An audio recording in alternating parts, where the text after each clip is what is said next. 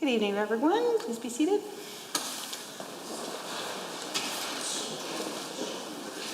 Under government bills and orders for second reading, Bill 25, Protecting Alberta Industry from Theft Act 2020. Honourable Mr. Schweitzer. The Honourable Minister of Justice and Solicitor General.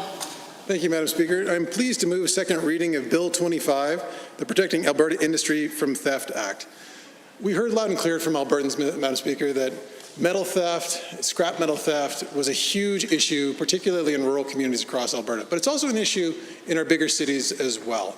This bill that we're proposing with these amendments, Madam Speaker, is going to strengthen the ability for us to make sure that we have compliance with our scrap metal dealers when they buy materials, Madam Speaker. It's going to make sure that we have the ability to scrutinize the details of those, to make sure that we have honest transactions. Because for too often and for too long, we've had the ability of those that were trying to monetize stolen property, Madam Speaker. They would try to do that through scrap metal yards, Madam Speaker. We have to make sure that we're there for law-abiding Albertans that are worried about the safety in their communities. We've heard horrifying stories of people that have been going in, creating unsafe work environments, Madam Speaker, where they've disrupted and pulled copper wire out from active well sites. We've had the ability, for people that are going to work in the morning, not knowing if they're going to have a safe working environment. This is meant to combat that. It's meant to make sure we have the strongest protections here in Alberta, to make sure we have safe communities from the north all the way to the south. But this is really designed, we heard this loud and clear in our rural town halls last year. I hope that all members of this House support this bill and support this amendment. It's needed to make sure we keep everybody safe, Madam Speaker. Any other members wishing to speak to the bill? The Honourable Member for Edmonton-Decour. Well, thank you, Madam Speaker. Appreciate the opportunity tonight to rise and speak to Bill 25, the Protecting Alberta Industry from Theft Act 2020. And so my understanding of this bill is, of course, I guess it's kind of a bit of and certainly the minister can correct me if I'm partially wrong on this, a bit of a bring forward from a private member's bill that was never actually proclaimed. And so there's been some amendments to it in order to, I guess, kind of bring it up to date. And so we're looking at how we can, I guess, better deal with scrap metal theft. I think one of the biggest things that we've seen as of late is theft of catalytic converters. I belong to a group on Facebook in the North End that I've seen that coming up from time to time, mostly from trucks, which of course worries me because I drive a truck. So I'm wondering if maybe mine's next, but hopefully that's not the case with this bill. We'll be able to look at that. But I guess more importantly, I want to maybe speak a little bit around the rural areas of Alberta and how we're going to be able to effectively deal with that. So I understand that some of the new police hires will be directed towards this effort. And so, and of course, I know we're only in second reading right now, so I'm not expecting the minister to jump up and try and answer all the questions here in a mere 5 minutes' time. So hopefully once we get to committee of the whole, we'll get the opportunity to have a little bit more fulsome back and forth on that. But I'm wondering what's going to be kind of expected around this unit. Are they going to be expected to potentially go to calls as they're happening, or is it after the fact? I'd be curious to see how that's going to come forward as this bill is implemented. We've also seen metal thieves that are simply entering property. You'd already addressed that in your opening remarks here in the second reading, active well sites and whatnot. So how are we going to be looking at this new unit, potentially, I guess, patrolling these sites? How are we going to address some of those things? I guess delving a little bit deeper into this, obviously there's going to be some requirements now from scrap metal dealers to check identification when purchasing or receiving scrap metal. I'm wondering if is that going to be an online approach? Is it going to be a paper model, and what kind of record retention language are we going to be looking at in terms of what dealers might have to retain for how long, things like that. They'll also be required to document the sales and other transactions of scrap metals. And so I guess being the red tape reduction critic, I have to ask what was the feedback from the red tape reduction minister around that. Were there any concerns that because we're going to be introducing these new requirements of dealers and whatnot, what do we need to take out because of that commitment of a one-in, one-out approach? This will also allow for investigations and fines. And so, again, I'm kind of wondering how those are going to be implemented and enforced. And then scrap metal dealers also required to report any potential stolen property that might happen to be in their possession at the time. And so is it going to be a case of does the dealer, through the identification process, will they be able to know right away that potentially that item has been stolen? Is there some kind of mechanism in place for them to report immediately? Will they potentially be stalling people while this unit maybe shows up that will be created? So just some questions around the implementation of that. I guess I haven't had a lot of time to sort of look through the language of the bill to see if there's any kind of conflicting clauses. I'm hoping to be able to get a chance to do that as we go through here in debate, and certainly if we do have any potential conflicts where we're saying one thing but then saying something else over here and they could work against each other, hopefully if those are identified during the course of debate, we'll get an opportunity to maybe suggest some amendments to clear that up. For the most part, it's certainly, I think, a bill that I can support. Again, I'm just curious around what some of those enforcement aspects are going to be about. What kind of costs are going to be associated with that. I'm a little concerned based on one of the bills here that we just passed recently around taking money from the victims of crime to fund police. Are we now going to be, taking that? Is that where that money is going to be coming from to fund this new group? And, you know, I've always wondered why we need to take it away from victims of crime in order to work to these things, and we couldn't find possibly some other avenues that could have financed that. So hopefully maybe we'll get a little bit of clarity around where that potential funding of these this new unit will be, and what kind of implications that could be maybe for things like the Victim of Crimes Fund, because that was what has been proposed to use some of those services around. But I think for the most part, like I said, I feel I can support this bill. I would like to see some clarity around some of my questions with that, and also hopefully we'll get a chance to look, I guess, at the red tape aspect of this, and whether bringing this in has created any undue pressure potentially on the Associate Minister of Red Tape to remove something else in order to keep up with what the Justice Minister is bringing in. So with that, at the moment, I will take my seat, Madam Speaker, and look forward to further debate.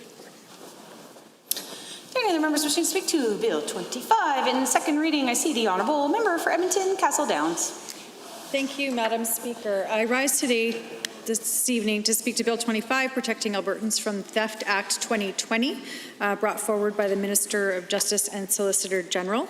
This is something that I think it makes sense when we're looking at enhancing what was done in the Private Members Bill, as well as the Scrap Metal Dealers and Recyclers Identification Act of 2012 that was proclaimed in 2019.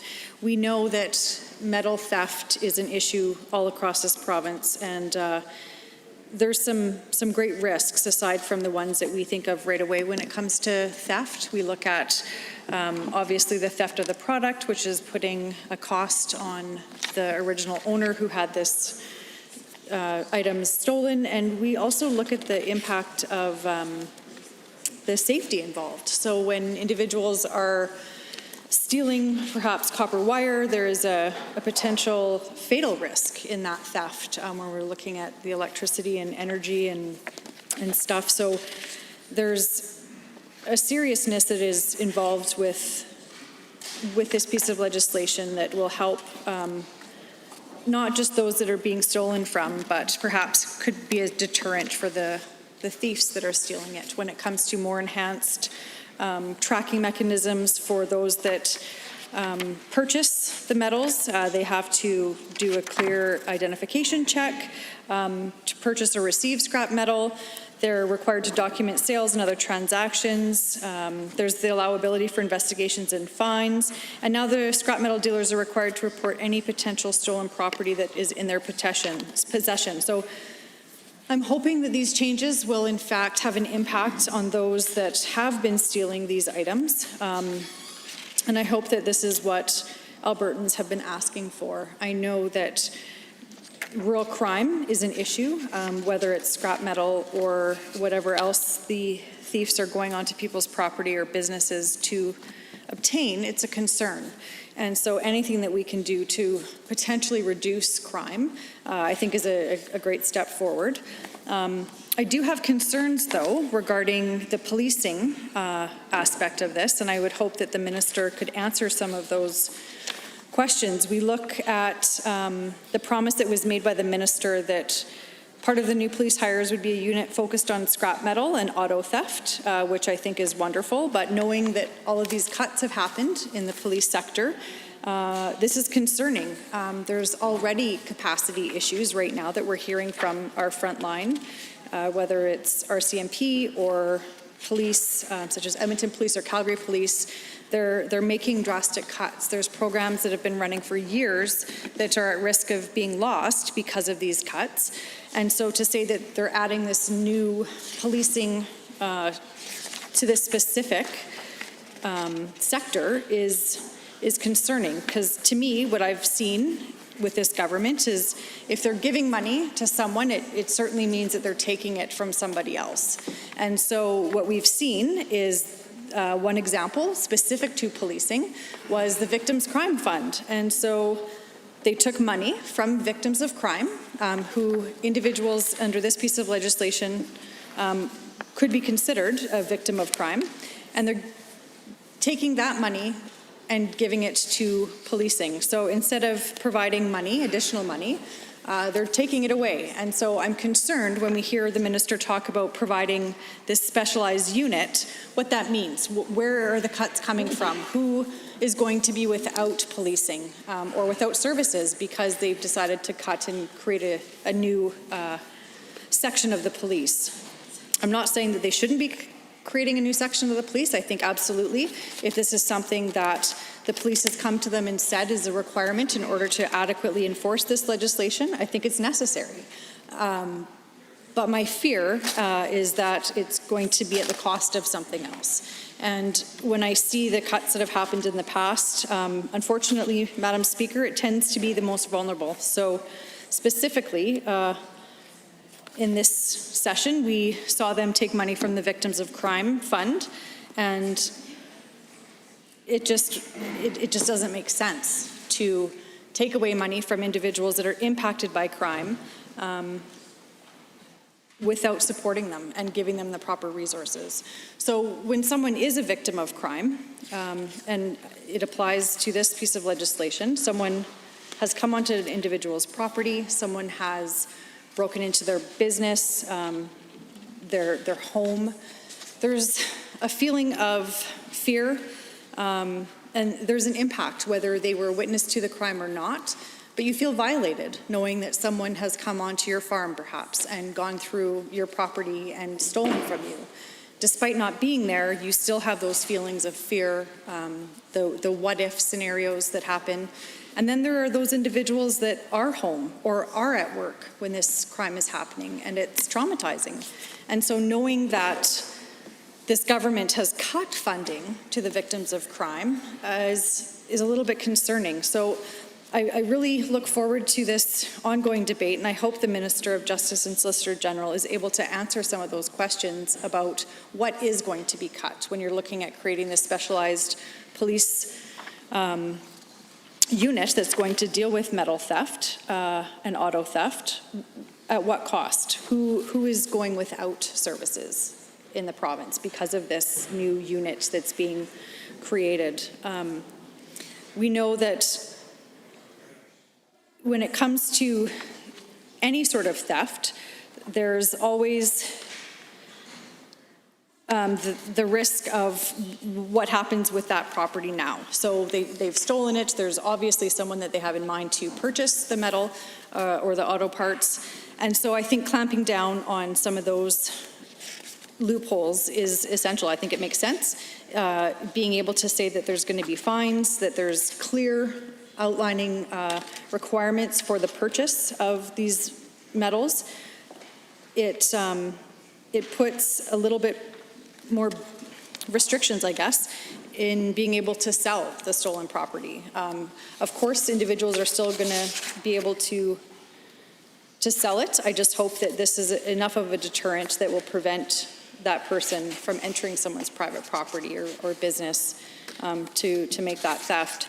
And I know that there's support from this from many across the province when it comes to having a strengthened piece of legislation that's protecting Albertans from theft. It's something that the title itself obviously is something that we can support, but there's unanswered questions about is this enough?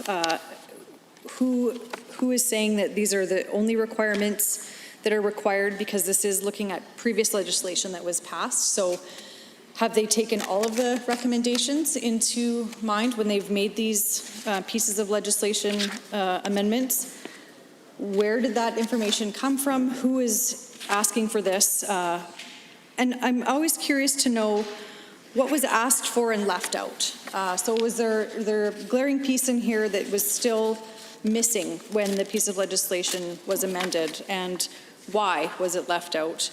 I think that there's a level of mistrust with this government, a lack of transparency, if you will, that I'm hearing from my constituents. And I think when it comes to legislation, we have a hard time understanding if this was the best piece of legislation that's brought forward, or could it be enhanced with amendments? And I know that this is the first time that we're debating this in the House, and I look forward to hearing some of the amendments that come forward and to some of the arguments that the minister has for making this legislation and these recommendations as laid out. But I'm very curious to know how this is going to be enforced effectively, what that team looks like, where they will be located, kind of the real details of this task force that will be tasked with doing this, and the monitoring of it, and what that cost is, and how it's going to be decided where their time is best spent. I think it sounds good when the minister can announce that there's going to be a specific unit, but I want to know the details. And I fear, Madam Speaker, that it's going to be in the regulations, that we're going to be told that that's something that will come after the legislation. And I think people that have been victims of this crime want to know those details. They want to know how this new police force is going to be supporting them and monitoring. Are they going to be looking at known offenders? Are they going to be looking at high areas of theft when it comes to copper wire or those types of scenarios? Do they have some concrete data on where they're going to be situating these officers? I don't know. I know that it's important that we have individuals that are tasked with looking after Albertans, especially when it comes to scrap metal and auto theft, as there's been a huge increase in this type of theft. But what that looks like, I'm not sure at this point.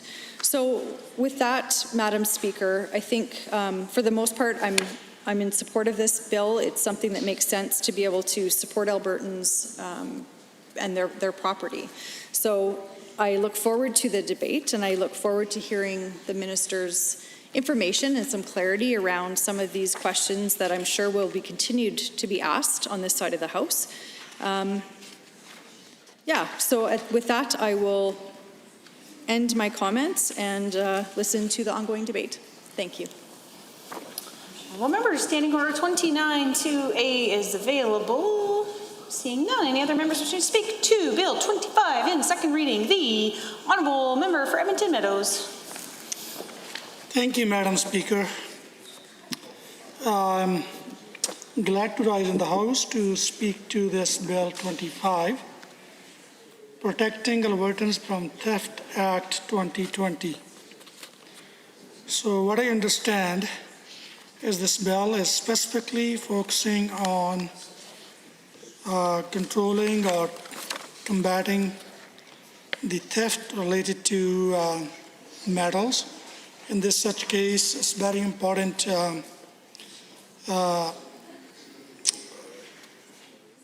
issue, I would say, related to thefts related to valuable auto parts. The one of the common actually, the part of the autos have been talked about is catalytic converters. And we also understand that this issue, the scrap metal theft, is an ongoing challenge across specifically rural Alberta, with major impacts on many rural businesses and industries. And similarly, the theft of copper, wire, and other metals from critical infrastructure, including the electricity sectors. So not only damaging, but also be very risky for both the people involved in this action, the thieves, and for the safety of the workers, communities, and Albertans. So this is the very reason I will speak and support this motion. Not only this, I personally did receive actually some calls from my constituents where one of the person actually experienced the loss of his catalytic converter twice in last year, and that was quite devastating for the family and for the individual. That he said he ended up spending about over $2,000 without any reason, and there is still no surety that he will not lose third time. And I have also got a call from other constituents really concerning about the theft of catalytic converters in my riding, and the people even did send me the pictures of their video camera where they see how those thieves actually entering the properties and stealing those valuable parts. So in that context, I'm happy to support this bill. So this bill tightened the rule that now there are certain changes to the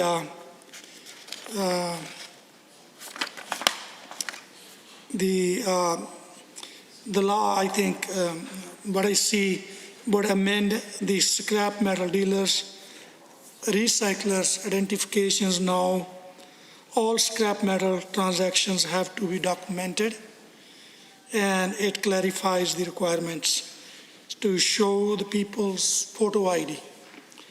So definitely there will be some pressure on the thieves and some surety or for the citizens that this change in the law would put a pressure on the people to less engage in this kind of activities.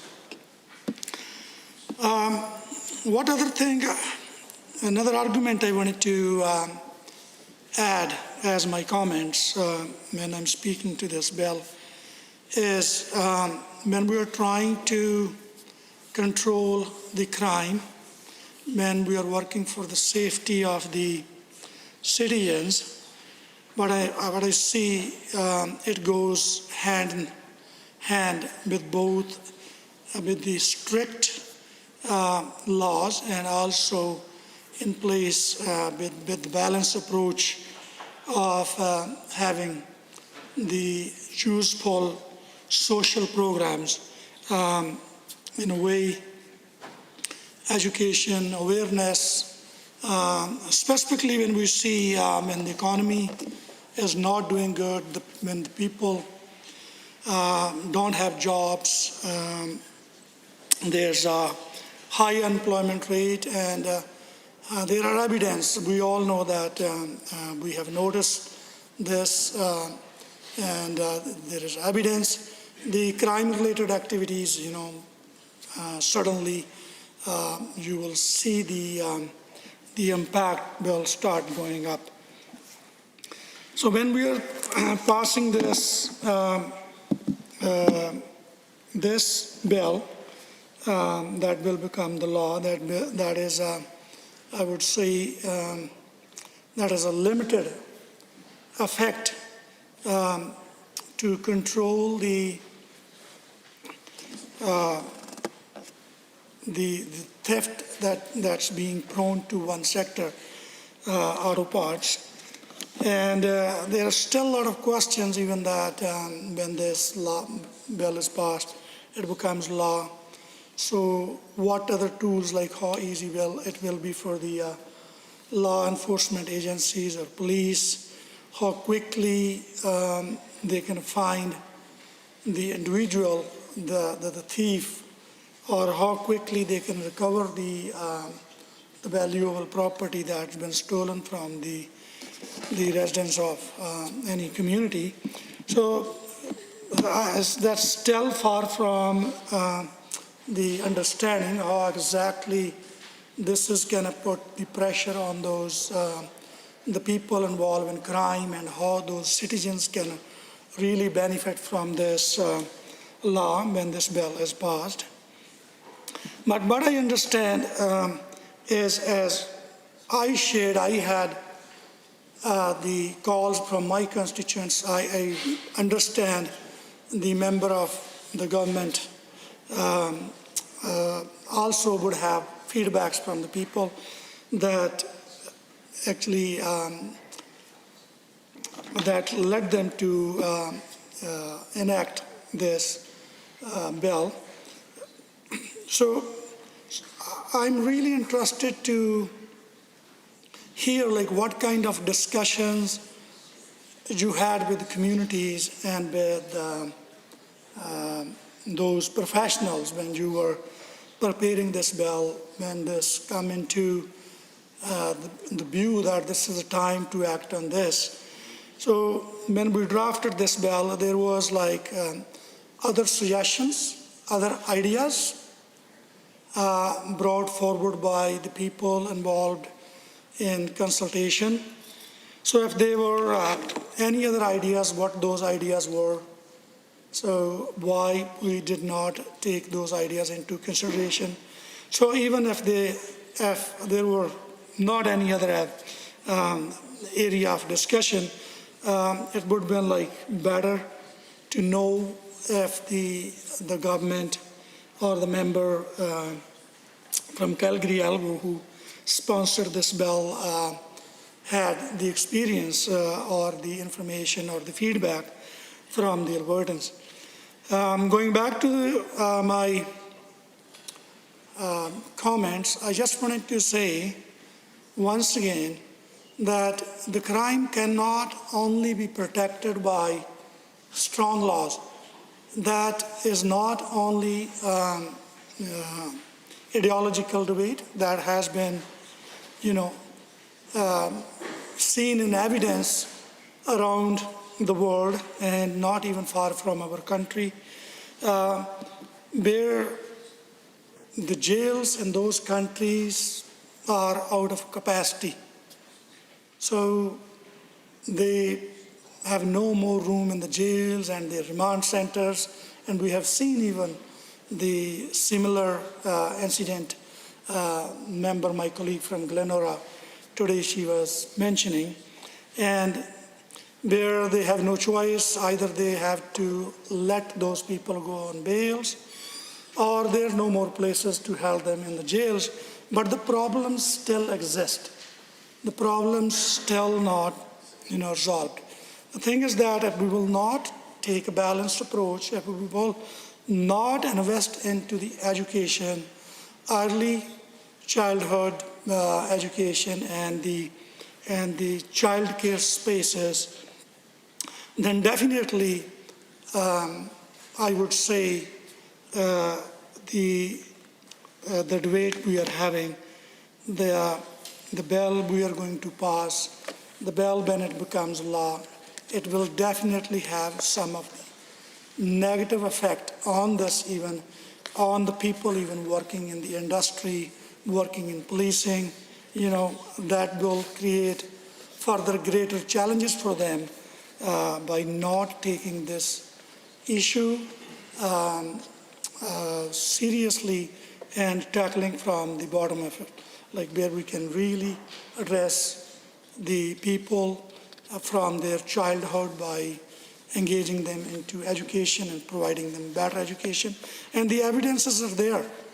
The better the education system is, the higher the education, I don't know how to put it, but the study has showed in some of the European countries where the average, the person in the society has better educated, the crime rate in those countries are much, much lower. So those are some of the comments I wanted to add speaking to this bill. And I will wrap up my comments by this message once again. When we are passing this bill, we need to look at the other approaches if we really wanted to, if we are really serious about tackling this issue. Thank you, Madam Speaker. Anyone wishing to speak under Standing Order 29-2A? Seeing none. Any other members wishing to speak to Bill 25 in second reading? The Honourable Member for Edmonton, Ellerslie. Thank you very much, Madam Speaker. So there's one thing that I want to make absolutely clear, and that is that regardless of how the government wants to paint us as the opposition, we really do care about rural communities when it comes to the issue of crime. And I know that, things when we're in the House here, they tend to get a little bit political and we get into rhetoric and things like that. And I understand that, sometimes people let the drama get away with, perhaps I'll rephrase that, become dramatic with the way that they're expressing the rhetoric inside of the House. But like I said, Madam Speaker, we're absolutely, unequivocally supportive of supporting rural communities when it comes to the issue of crime. And specifically with this bill, we are indeed in support. So want to thank the Minister for bringing forward this bill, of course. This is a bill that makes changes to the private members bill that was proclaimed in the fall of 2019. But of course, with all things, I mean, we have questions. And it's important that we ask these questions because, of course, that's what our role is in the House as legislators. It's not just to simply come in here and provide a check mark to the minister every time he presents a bill, but actually ask questions. And I hope that the minister will actually rise in the House and answer some of the questions that have already been put forward by my colleagues regarding the bill. But one of the things that I do want to applaud is on page 2 of the bill, with the adding the clause F under section 2,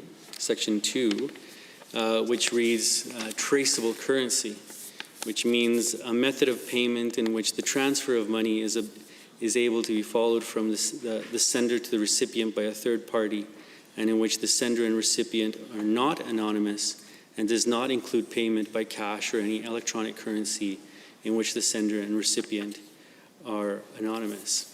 And I think that this will go a long way in order to really help out in this situation when it comes to the dealing of scrap metal. Because of course, and I'm sure that the minister will agree with me, is that people who want to break the law, people that want to break the law are always going to be 2 steps ahead. So whatever we can do in order to cut that out, well, it would tremendously benefit. So by actually introducing this section on traceable currency, I believe is a big positive in terms of the scrap metal dealings here in the province of Alberta. Any anonymity that we can take away from those wanting to commit crime is a plus. But of course, there's other parts of the bill that I'm just I'm interested in knowing how the minister plans on enforcing these particular aspects of the bill. So for example, section 3A, is going to be included 1.1, no scrap metal dealer or recycler shall purchase or receive scrap metal from a person who fails to provide proof that the person meets age eligibility requirements for engaging in scrap metal transactions as prescribed by the regulations. And here we have like a catch-22, because of course the dealer and the recycler are interested in moving their business forward and whatnot. So the question that I have for the minister is, how specifically is this going to be enforced? Like, he's talking about the introduction of a law enforcement agency that will particularly look at these matters. So then this particular subsection or clause of Section 3, how does he imagine that this will take place? And I imagine that this will be put in through regulation, but it would be nice to know what the minister has intended. Also, there's Section 6 or subsection 6 of that same section number 3, where it says, within 24 hours of purchasing or receiving restricted metal, as defined by the regulations, or purchasing or receiving scrap metal of a weight that is greater than a weight prescribed in the regulations, a scrap metal dealer or recycler shall provide the prescribed information collected under this section to a peace officer or a law enforcement agency in the manner and form prescribed by the regulations. So as you see, Madam Speaker, there's a lot that's going to be left to the regulations, and we don't actually see it before us within the bill. So it's with that intent that I hope that the minister doesn't mind us asking these questions of him, and hoping that he can shed a little bit more light on what the intention is and how he plans on this new law enforcement agency, and how they will be working directly with recyclers and scrap metal dealers here in the province in order to make sure that these that these laws are indeed upheld, right? The other thing that's and I understand that, you know, that this is coming from, this has a wide range of support from all over the province, so it's great that this is happening. I do know that, for example, Al Kamir, president of the Rural Municipalities of Alberta, is highly in favor of this, as well as Scott Yoss, the senior manager, security and contingency planning of Capital Power. We have a lot of support for this particular bill. It's good that all the transactions will have to be documented. But again, I ask the minister, how does he plan on making sure that this is followed through on? We understand that in particular, there's a lot of rural communities that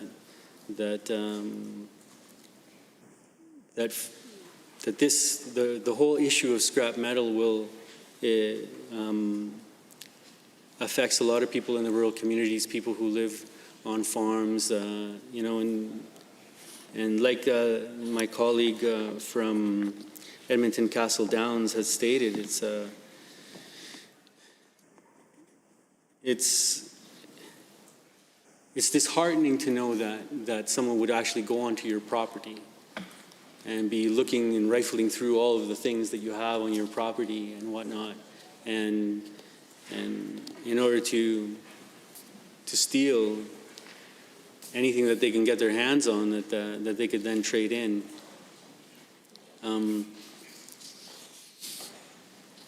And it's with that intent that I'm sure that, you know, we're highly supportive. We're highly supportive of this particular bill that's being brought forward by the minister. But as we've seen, we've had a number of bills come before this House regarding crime, and it's important for me to state that although we are highly supportive of it, it's also very important that we need to know where money is being taken from in order to support or do the work that is actually being prescribed within this particular bill. So the creation of a whole new law enforcement agency that would actually deal with scrap metal, it's important that, well, we know what are the plans, where is that money going to be taken from in order to support this, because of course we've seen that with other pieces of legislation that have come before this House, the minister and this cabinet have decided that they're going to take money out of the Victims of Crime Fund in order to put it into other avenues or other aspects of law enforcement within the province of Alberta. And I think that it's really important that there be a balance between all of these, and that for example, victims of crime, that they should not have to go without, that they should be able to have the supports that they need, at the same time that we're trying to strengthen how we deal with crime in the province of Alberta as a whole. So it's important that we support all aspects, and that we don't take away from the victims of crime when dealing with this particular issue. So with that, Madam Speaker, I'll take my seat, and I look forward to hearing from the Minister and answering the particular questions that I've put forward to him, and hopefully we'll get some answers as to how he sees this moving forward. Thank you very much.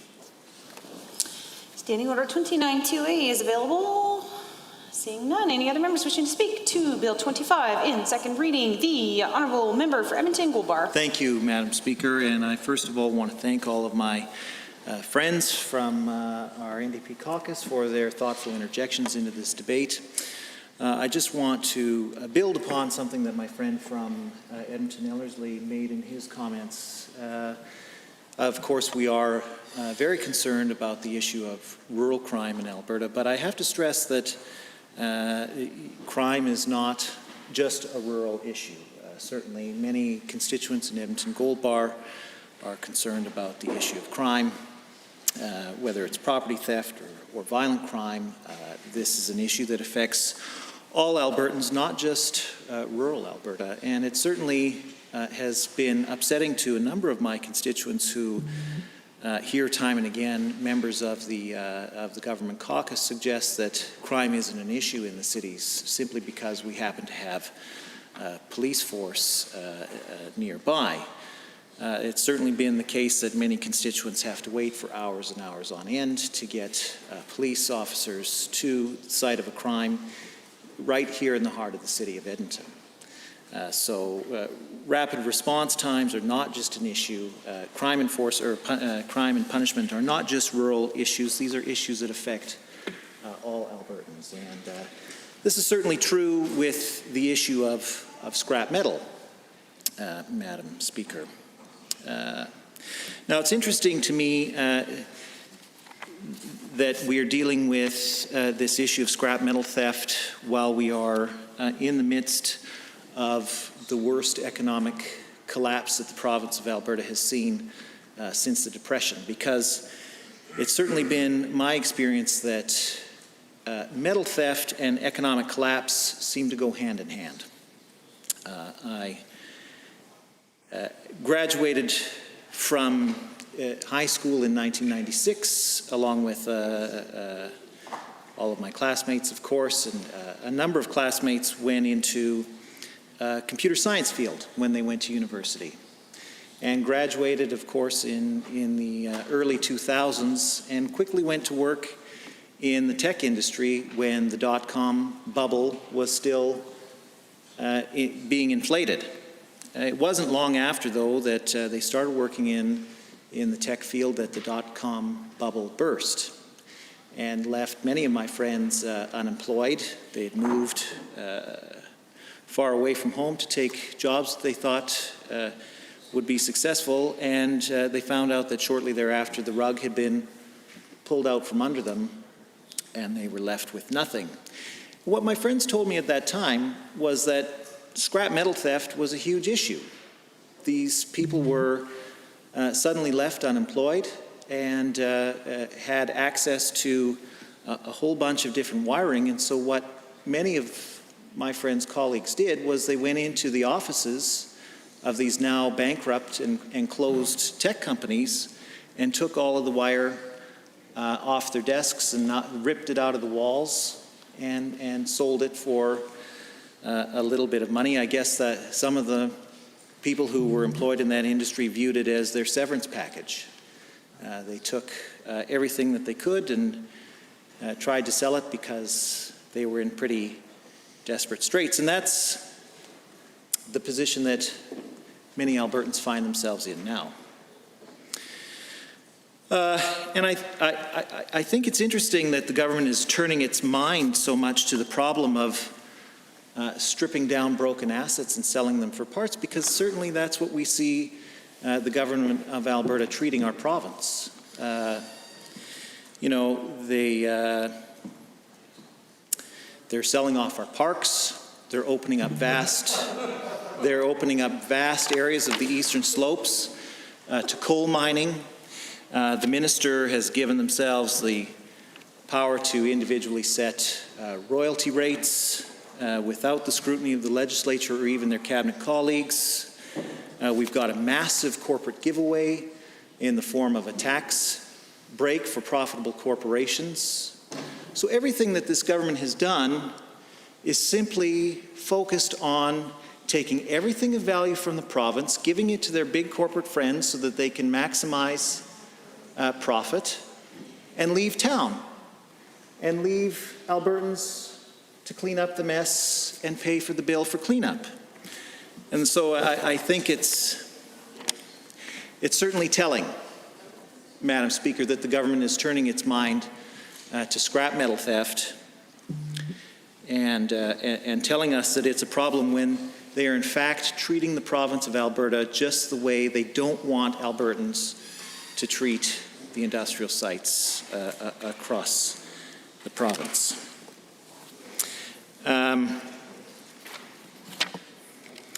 You know, my other colleagues here in the official opposition have raised a number of issues with the fact that this probably doesn't do enough to prevent the problem.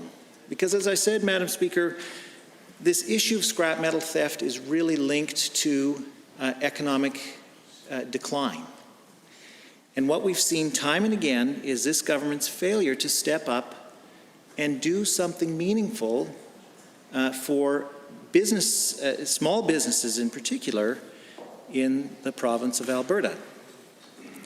You know, one of the most important things that the government can do to protect and restore Alberta's economy is to contain the COVID virus. And we've seen this government rush headlong into reopening Alberta before getting the appropriate health protections into place. And yes, headlong is a word, Lac St. Anne Parkland.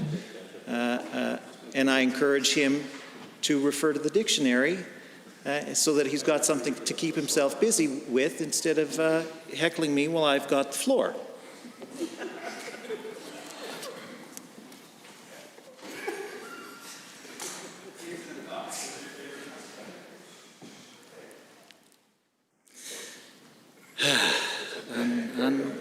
Unbelievable, Madam Speaker, that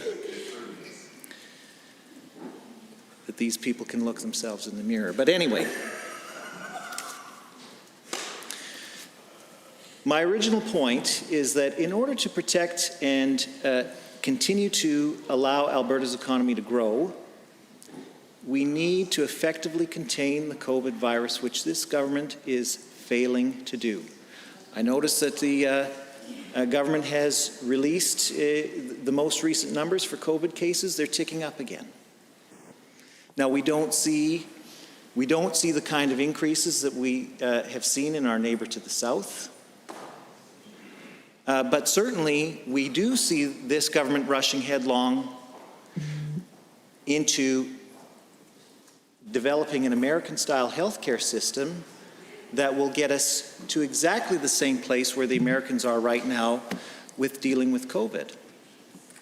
So I understand the government's desire to protect Alberta's industry from theft. But I would suggest to them that these half measures that are presented in this bill are far from enough, Madam Speaker. If the government is serious about protecting industry from theft, it will do everything it can to protect and encourage Alberta's economic growth, and they are failing to do what needs to be done to do that when it comes to tackling COVID. I am very concerned with the increase in COVID cases that we've seen over the last few days. And I'm increasingly concerned that we will lose our ability to maintain the proper protections and health care that Albertans rely on to keep this virus contained because of this government's headlong rush into Americanizing our healthcare system. I do want to make a final point about Section 7 of this bill, which amends Section 9 sub 1. It increases the fines for offenses from $5,000 to $10,000 for a first offense and from $15,000 to $50,000 for a subsequent offense for individuals, and then increases the fines from $15,000 to $25,000 for corporations, and for subsequent offenses from $50,000 to $200,000. And I think it's one thing, Madam Speaker, to have a rigorous system of penalties on the books. It's another thing entirely for those kinds of systems and penalties to be enforced, Madam Speaker. And certainly we have seen the government being, let's say, selective about following and enforcing laws. We know that the government has been busy hiding the report of the Heritage Trust Fund, which, according to law, should have been tabled at the end of the month, but we have yet to see that. We know that Alberta, on paper, has some of the strongest environmental regulations in the books, or in the world, but in actual practice, those are very rarely enforced. And so what confidence will Albertans have that a government that is so lackadaisical about enforcing the laws on its own books will give the kinds of resources necessary to make sure that these laws, that these penalties that they're increasing will actually be enforced? And my colleague from Edmonton Castle Downs, in her remarks, raised some of the concerns about the lack of support for victims of crime. Certainly, we know that crime is something that we can do a lot to prevent, but we can't prevent everything, and we need to have some systems of support in place for victims of crime when people fall victims, and certainly the government has stepped away from that responsibility to a large extent. And so I guess that's my question for any members of Executive Council. What kind of assurances can they give that these new penalties will be adequately enforced? Show us where we are going to see resources applied to making sure that these penalties are reasonably enforced, and whether or not they'll even be effective in preventing the issue, or in discouraging people from engaging in this theft of scrap metal. We've certainly seen similar kinds of regulations imposed upon pawn shops in various locations. Certainly the City of Edmonton has dealt with, or tried to deal with, the issue of buying and selling stolen goods through pawn shops through various means of bylaw enforcement. But that hasn't discouraged or prevented any property crime, as far as I'm aware, Madam Speaker. So how can we be sure that this is the right solution to the problem that we're discussing? Certainly, cracking down on pawn shops hasn't dealt with the issue of property theft and the buying and selling of stolen goods in the city of Edmonton. How is increasing the penalties for people engaged in the buying and selling of stolen scrap metal going to discourage people from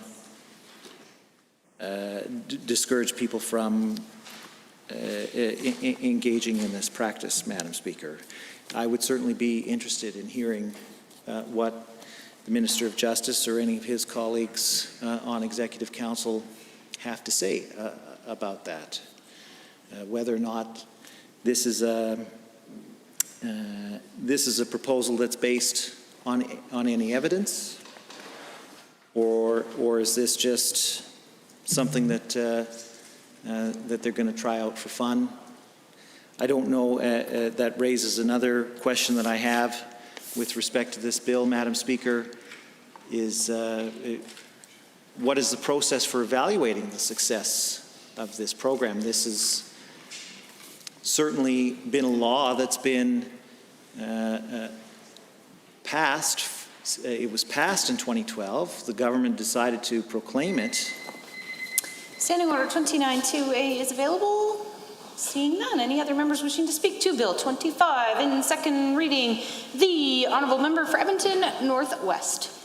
Well, thank you, Madam Speaker, and I appreciate the opportunity to say a few words in regards to Bill 25, Protecting Albertans from Theft Act. And I must say, Madam Speaker, it feels a bit like deja vu, because in fact I recall this bill coming forward quite a number of years ago, and it certainly was due, it was necessary, and I think at first read of the current version of it here this evening, I certainly can appreciate the need to strengthen the protections that this bill would afford in regards to metal theft generally, and being able to account for scrap metal that is being brought into various dealerships and so forth to be sold. I think it's important to step back a little bit just to remind everyone about the importance of recycling metals. Certainly, if you look at the total weight of recycled material in the province of Alberta in general, metals come out on top. And indeed, because of the energy that's required to build, to construct various alloys and metals in the first place, that recycling metal, especially copper and other materials like that, makes a lot of sense. And in fact, is profitable because, of course, you see scrap metal dealership has been a long-standing industry here in the province of Alberta, and will continue to be so, and should continue to function for all of the reasons that I just described. We know that being able to reuse a valuable commodity and to perhaps have it smelted down or whatever it's used for is a very basic idea, right, that people have been doing for thousands of years, really, and we don't want to interfere with that, certainly now or in the future. But we also do know that, as reasons described by several of my honourable colleagues here, that there is an illegal trade in recycled metals, and from various times, again, sort of corresponding with economic downturns, we will see quite often that people go after certain metals and sometimes steal them. It's as simple as that. And it's resulted in not just property theft loss, but also material damage to structures and to machines and so forth, and sometimes creating a sense of unease, and indeed creating a sense of insecurity too. I know that in one of my neighborhoods, for example, in Griesbach, in Edmonton Northwest. It, of course, has a theme, a military theme to the neighborhoods and to the streets, and there's lots of monuments and so forth and history as you walk through the neighborhood. It's very interesting. You can learn a lot about the history of the Canadian Armed Forces through various conflicts and peacekeeping and what have you, through the street names and through the monuments and so forth. And a lot of those monuments, of course, had what looked like brass or precious or something, copper plaques on them. And so someone, right, or a number of people went through and literally stole most of them over a period some years ago. It caused a lot of vexation for the people in the neighborhood.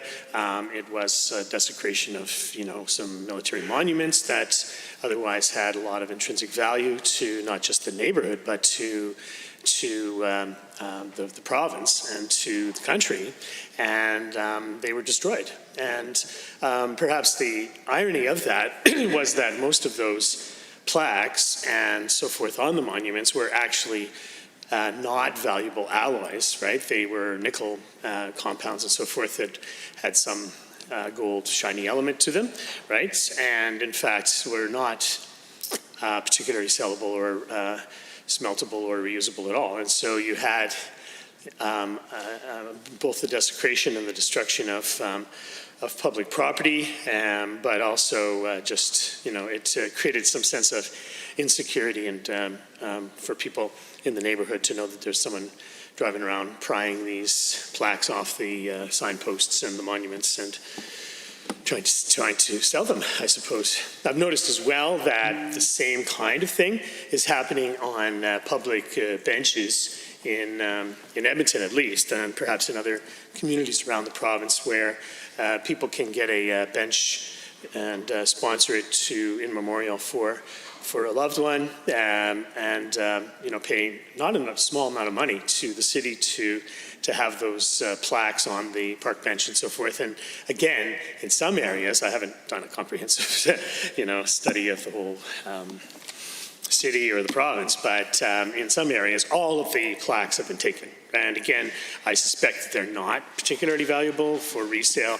at a scrap metal dealership, but the damage is done and so forth. And so the question always is, when you're dealing with people breaking the law, you have to think about, okay, number one, how do we deter people from doing that? Number two, why are people doing this in the first place? And perhaps number three, looking for a way by which we can change the market for scrap metals to make it more accountable. And so I think Bill 25 probably does the third thing reasonably well, because of course it's looking for ways by which we can track people selling scrap metal to recyclers and so forth, and having some more comprehensive ID that can go with that. The only issue I would suggest, Madam Speaker, is that at least some of the people who do steal metals and take it to recycle, may not be even having identification in the first place, right? And so, for that to be effective, right, you always have to make sure that you have places or a way by which you can actually administer a law, right? Any given law that we make here in this chamber generally, again, you can make all the laws you want, but if you don't have a mechanism by which you can enforce that law or educate people to deter them or to move them away from that or to try to curb the underlying reason why people might be engaging in illegal activity, then the law is only worth as much as the paper that perhaps it's printed on, and not much more, right? So again, back to the original point, and I heard other people mentioning it as well, is that, of course, when you have an economic downturn, people look for ways by which to make some money, And so I would suggest, humbly, Madam Speaker, that one of the first things we always need to look at is make sure that we are looking after our general population in the broadest sense, so that they are less likely to engage in illegal activity generally, and in the stealing of recyclable metals specifically. I would suggest it's an indication of a larger problem that we shouldn't cast a blind eye to, because, of course, again, like I say, there's a direct correlation between increased activity and people stealing metals for recycling and so forth, and catalytic converters, and taking copper wire, and all of these things, and general economic downturn that might drive people to do those kinds of things in the first place. And so yeah, I mean, I think that this bill seems reasonable in its scope, but again, I find it a little bit, you have to be when you're a constructive critic, right? You have to make sure that you are casting a constructive eye on a bill and what purpose does it serve in the more general sort of sense. And I know that the Minister of Justice has been promising more police hires generally in the province. We haven't seen a lot of that on the ground yet by any means, but, he also tagged in,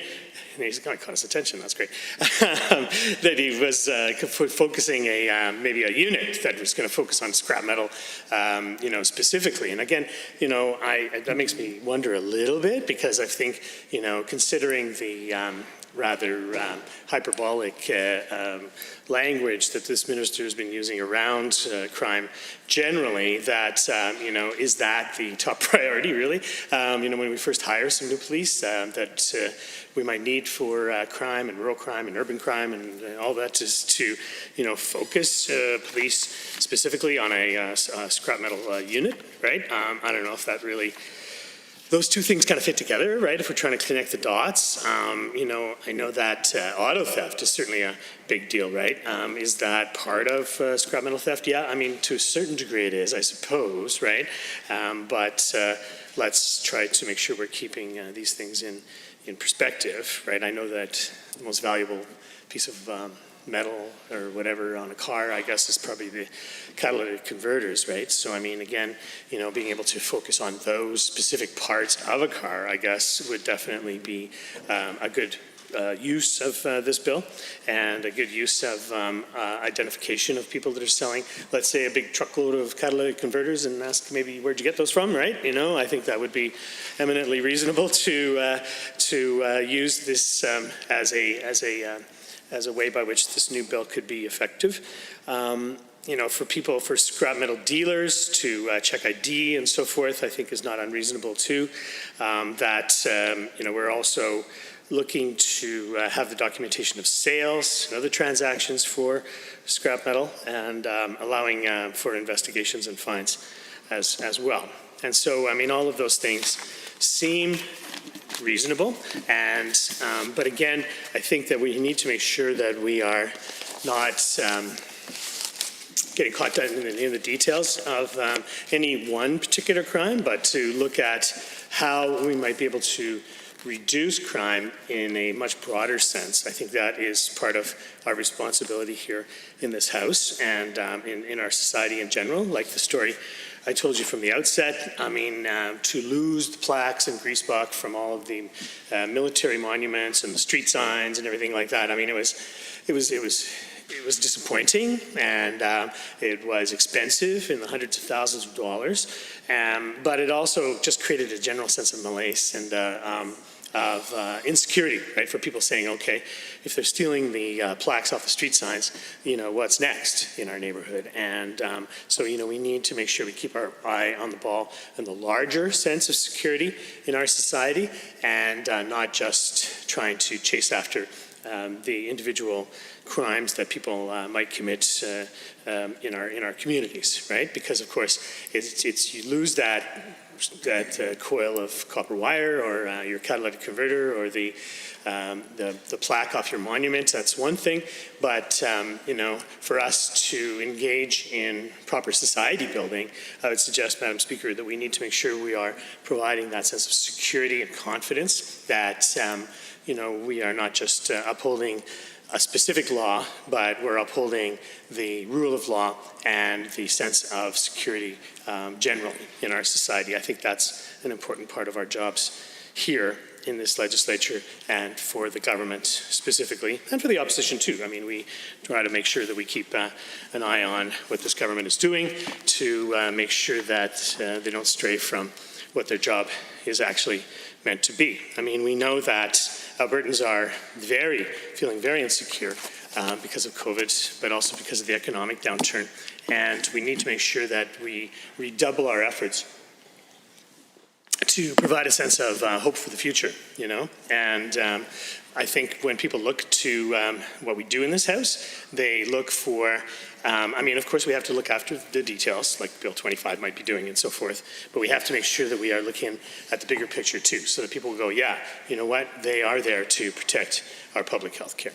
They are there to make sure that our pensions are intact, that the government is there to make sure that our families are safe, right? From medical emergencies, from crime, but also in a much more general way too. So my suggestion, always humbly, you can take it or leave it, probably is a good idea to take it, is for this UCP government to make sure that they keep their eye on creating a secure future for everybody in a much more general way as well. I mean, I was very disturbed, wasn't surprised, but very disturbed to see legislation being introduced here today in regards to more private health care. And we know that that is an electric third rail, not just in Alberta, but really across this country, that we are founded on the presumption of equality based on... Standing Order 29-2A is available. Are there any members wishing to speak?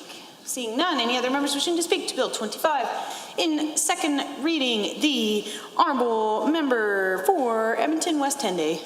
Well, thank you, Madam Speaker. It's an honor to rise this evening to speak to Bill 25, Protecting Albertans from Theft Act 2020. And I would also recognize, as a few members have already, that this is making changes to a private member's bill that was proclaimed in the fall of 2019. And in principle, I support, for the most part, what I'm seeing within Bill 25, at least at this moment.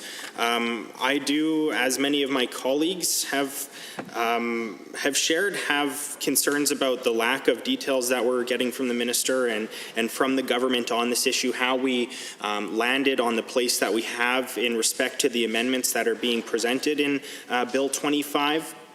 And of course, we need to do everything in our power to ensure that people are not stealing other people's property, whether it be residential, commercial, industrial, not only because of the work or person hours that it takes away from those organizations, and recognizing that the workers of those corporations and companies are also being affected by the theft of property from those companies, but also the dangers that are inherent in stealing scrap metal. And I think about back to my my job before becoming an MLA for my community. I was an electrician and spent quite a few years working on sleeping quarters that get sent to Fort McMurray for the workers that spend their many weeks there working in the oil sands. And there was a lot of times when our yard, which was in West Edmonton, in an industrial part of West Edmonton, would be looted by people. Often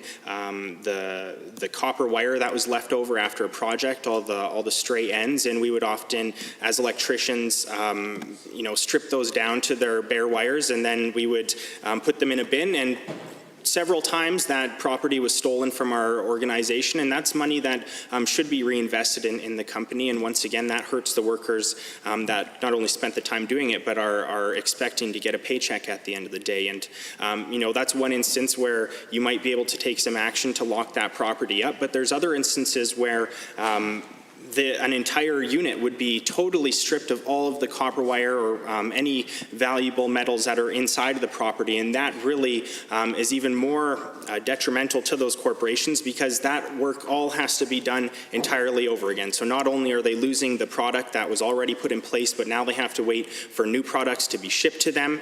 And I think especially right now, as corporations are struggling and they're looking for more support from their government, that it is even bigger of a risk because they are potentially spending the last bit of money that they have to get these products, and if a whole spool of wire is taken from their property, it could be several weeks before they're able to afford to get that again, especially if they're waiting for contract dollars to come through. And so once again, it's affecting not only the bottom line of the corporation, but also the ability of that company to pay their workers, which is very important, especially right now. I think about even before becoming an electrician and spent a little bit of time in the radio, television, broadcasting industry, and one of the first things that I was told driving by one of the TV stations here at Edmonton, and they have big towers to, of course, send out their signal for their television station, that there was several times when workers would come into the property and there would be people trying to steal materials from those massive and electrified towers, which is extremely dangerous. And there's even been instances, as far as I remember, of people passing away because of that extremely dangerous act that they were taking part in. And so that's very concerning, once again, not only for the property damage, but more importantly for the life that is potentially taken because of such acts. And, you know, we can only think of what would drive somebody to make that decision. Probably knowing that there is dangers in doing so, yet still feeling that they are to a point where there is no one else that they can turn to where they make that decision to carry out that dangerous act. And that is very concerning.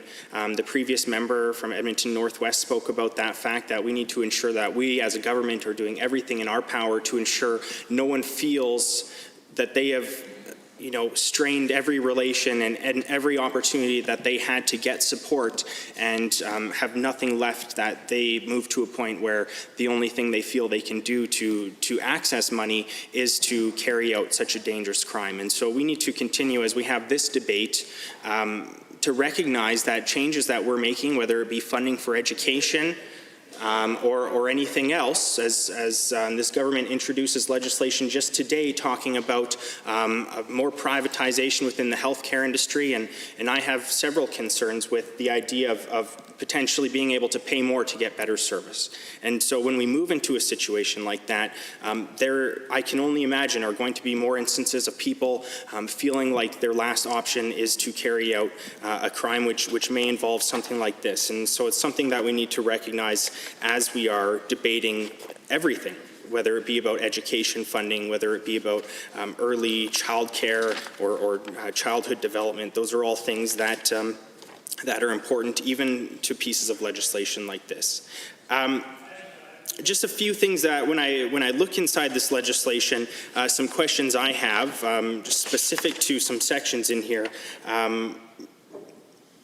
Just looking at page 2 in the legislation, under section 6, which is a small amendment, it adds on relatively similar to what was in there before, but it goes on to talk about the greater weight prescribed in the regulations. And so that was in there before to some extent, but I'd be interested to find out what that weight is going to be, and if it's already in place, if that weight calculation has been working, and how that decision was made to a certain amount of weight being prescribed, that an organization or a scrap metal company would actually have to come forward and share that they've received this much because of a certain amount of weight. I would be interested to hear from the minister about if that's working in the state that it's in now. And then looking further, as Section 3 presently reads, or Section 4, I guess, it says mandatory use of traceable currency. And we see some amendments to that in 3.1. If the total value of transaction is more than the value specified in the regulations, a scrap metal dealer or recycler must use traceable currency to purchase scrap metal. And so that seems like a relatively minor change, but I would be interested to find out, once again, why the government is amending that piece, which was in there earlier as just the importance of a mandatory use of traceable currency, to now moving to if the total value of a transaction is more than X amount of dollars. And so why did that change come in? Does this government feel that if it's under $100 or whatever it might be, it's not necessary to use traceable currency? And, you know, maybe I'm misreading that, and I would appreciate if the Minister of Justice would rise and speak to why that change was made from what it presently read in the Act. Just looking further down at line 5, section 4 is amended by renumbering section 4 as section 4.1, but that section goes on to explain if a scrap metal dealer or recycler has reasonable grounds to believe that metal in the possession of scrap metal dealer or recycler is stolen property, the scrap metal dealer or recycler shall immediately report the matter to a law enforcement agency. And I would be interested to find out, first of all, why a scrap metal dealer or recycler, or how they come to that conclusion with reasonable grounds, as is listed in the legislation, that it might be the case that this was stolen property. And I can appreciate if somebody comes in and is not willing to provide ID or identification and the other things prescribed in this legislation, that might be the case. But in that situation, the scrap metal dealer probably shouldn't have accepted that material in the first place. And so I'd be interested to find out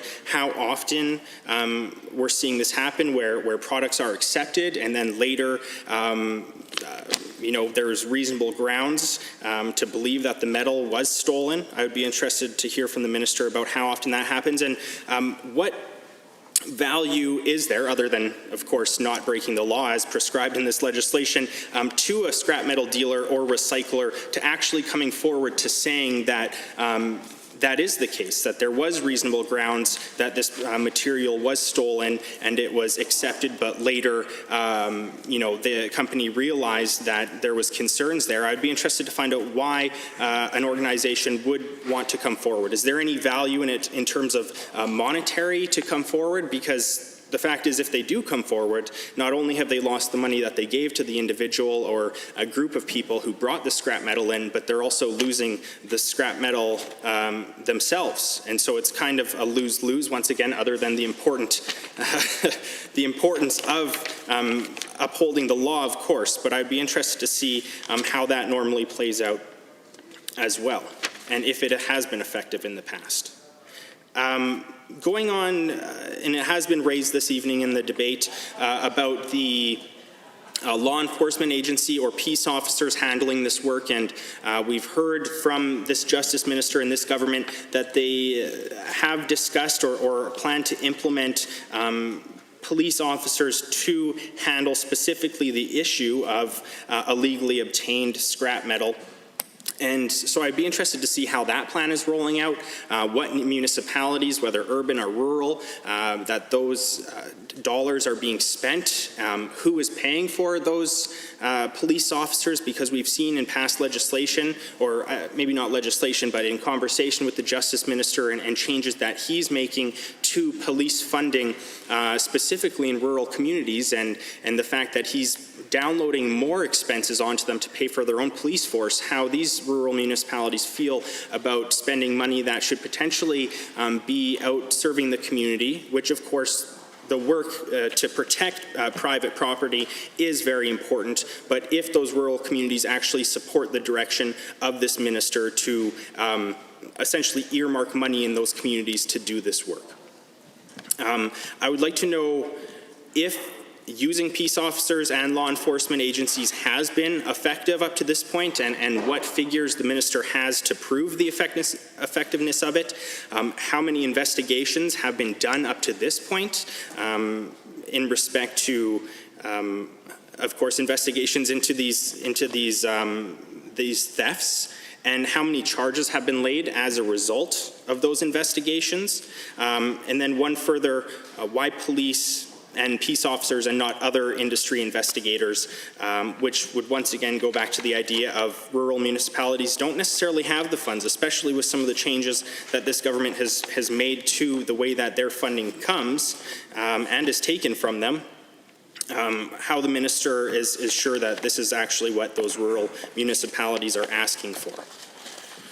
And there is no doubt that this is an issue, once again, not only in urban centers like my own community, but in rural municipalities, and especially if these criminals know that the response time from rural communities, it's going to take longer for police to get to those properties, they're potentially even more likely to strike those kinds of communities. And Though this is an issue that is very prevalent in rural communities, there's no doubt that even in my own community of West Henday, we have industrial park, or commercial industrial park, Winterburn Industrial, and they have had several issues with this over the years. And in my time working in that community as an electrician and ongoing, that there's several facilities out there who have issues on a week-to-week basis, whether it's vehicles being stolen, whether it's catalytic converters from those vehicles being stolen, whether it's scrap metal or entire spools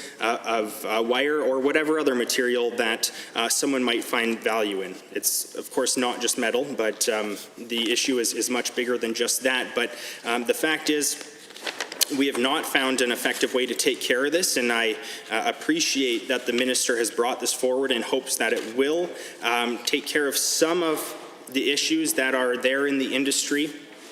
And I hope that it does do just that. But once again, I would go on to say that while we look at this piece of legislation and recognize that fines may be a deterrent to some extent, that we have to look at the systemic issues that have turned people to feel that the last thing that they can do before completely giving up is steal somebody else's property to take care of their own family. And whether it be poverty, whether it be mental health issues, no matter what it might be, the fact is we need to do better as a government and as a province and as a community to support people who have gotten to this point. Because at the end of the day, if crimes like this are happening, I would say that we are not doing a good enough job as a society to support individuals in our community, that they could get to a point where the only thing that they feel they can do is steal from another person. And so with that being said, I appreciate the minister once again for bringing this forward. I think that as far as I can tell, the industry supports this. I guess I would wrap up by saying, I look at this and see, legislation that is valuable, but I also see that it's going to take some work from the industry to put these things in place, the further regulations that might come up. And I would be interested to hear from the Associate Minister of Red Tape Reduction. Honourable Member, Standing Order 29-2A is available if anyone has a brief question or a comment for the Honourable Member from Edmonton West Henday. Seeing none. Is there anyone else wishing to join in the debate this evening? The Honourable Member for Calgary-McCall has risen. And thank you, Mr. Speaker, and I rise to speak to Bill 25, Protecting Albertans from Theft Act. I think it's a piece of legislation that we will be supporting, and it's one of the fundamental responsibility of the government to take steps needed and necessary to protect citizens from crime, to protect their property. And essentially, this issue is a subset of theft and sale of stolen property, broadly speaking, that particularly relates to rural Alberta. We have heard many issues relating to rural communities, rural crime, and that certainly falls within that. And glad to see government taking some steps.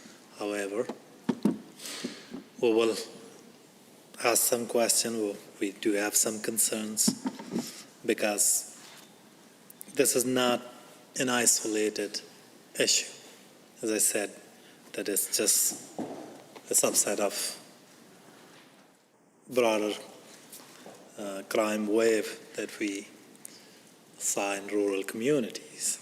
And when we were in government, we did take steps by investing in rural crime, by investing in more police officers, by investing in resources for our judicial system, by investing in prosecutors and things like that. However, what we are seeing here, generally we have seen a reduction in those investments from this government. Policing budget law enforcement budget have been cut. That's certainly a concern. Crime is a concern anywhere. That certainly is a concern in Calgary as well, where almost $13 million was cut from Calgary police funding. And we have seen a rise in crime in our communities. And I think this issue and crime in general is a concern for those who are directly impacted by it. It's an issue for police, it's an issue for businesses, communities at large. It costs them in many different ways. Like sometimes those things maybe that are stolen may be part of some infrastructure, and there will be repair costs associated with it. There will be replacement costs associated with it. And sometimes those things may get damaged. And again, that will cause inconvenience and economic losses for those who are the victim of those crimes. So in short, it is a cause for concern for rural communities. It's an additional cost for them, and it also impacts their sense of security. That's one of the fundamental responsibility of a government, to ensure that their citizens can feel safe in their communities. They can be assured that their property will be safe, and certainly when those things are happening, that impacts communities, that impacts individuals in many different ways. And there can be many reasons for these incidents, for these crimes.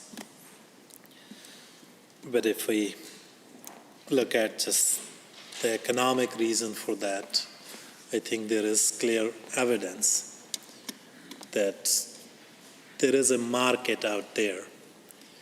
There is a demand out there for these stolen goods. There is a buyer out there.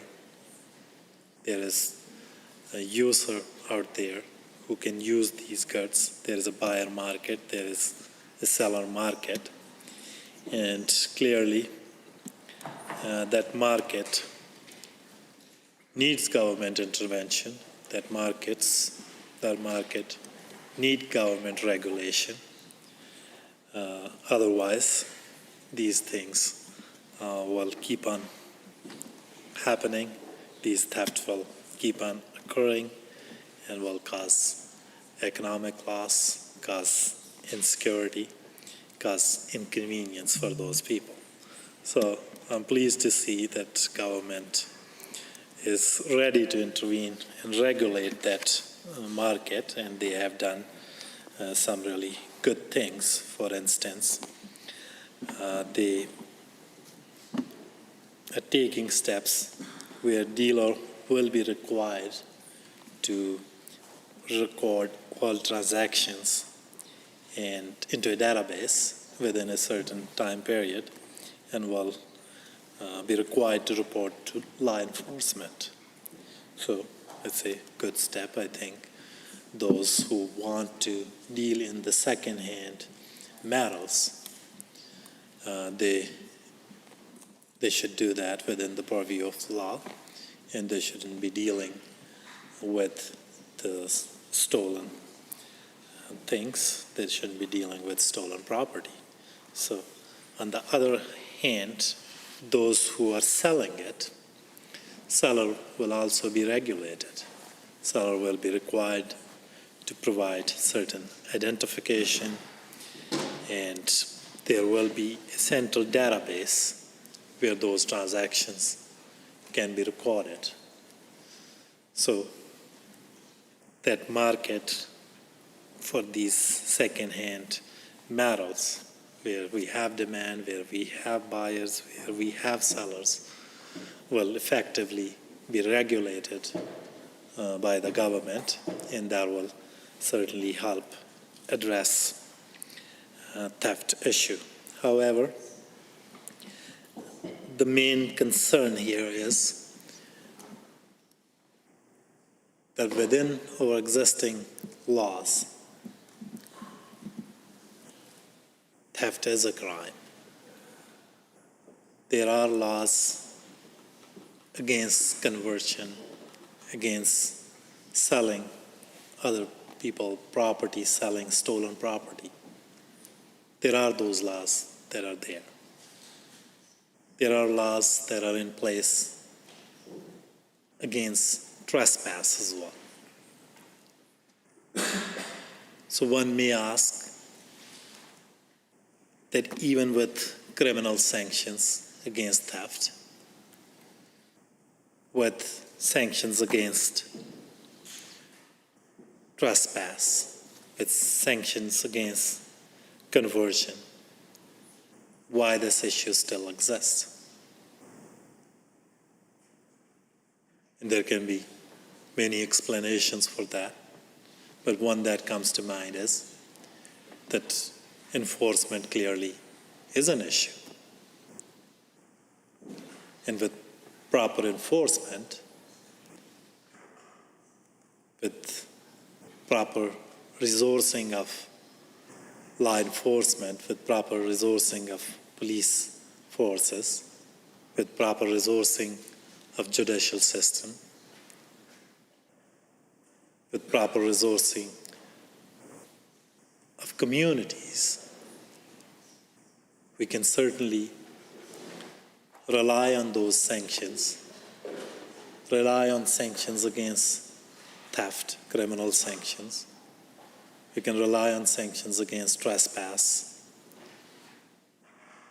We can rely on sanctions against conversion and selling of stolen property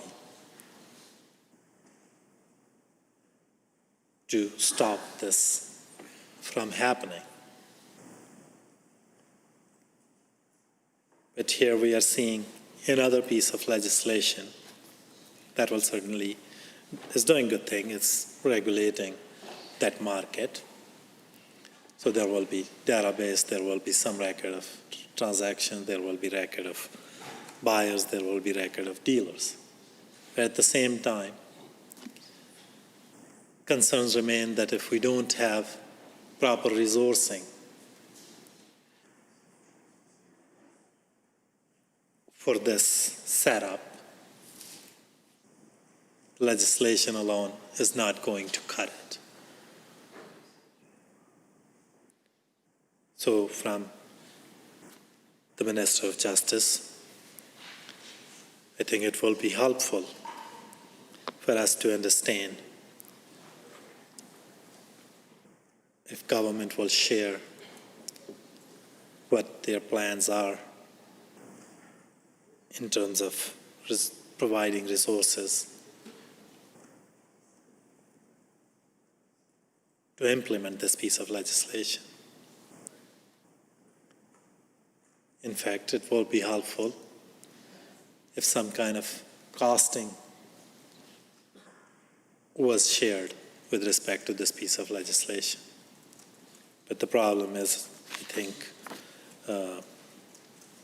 would have been same for this piece of legislation as well, that before we used to get technical briefings with respect to any piece of legislation that was introduced, and that technical briefing was certainly helpful to discuss these issues and ask these questions and be better informed, be better prepared to participate in the debate here, be able to assess the impacts of this or any piece of legislation. But unfortunately, the government has decided not to proceed with those technical briefings. And here we are, left with those questions, left with, I guess, this opportunity to ask those questions from the minister.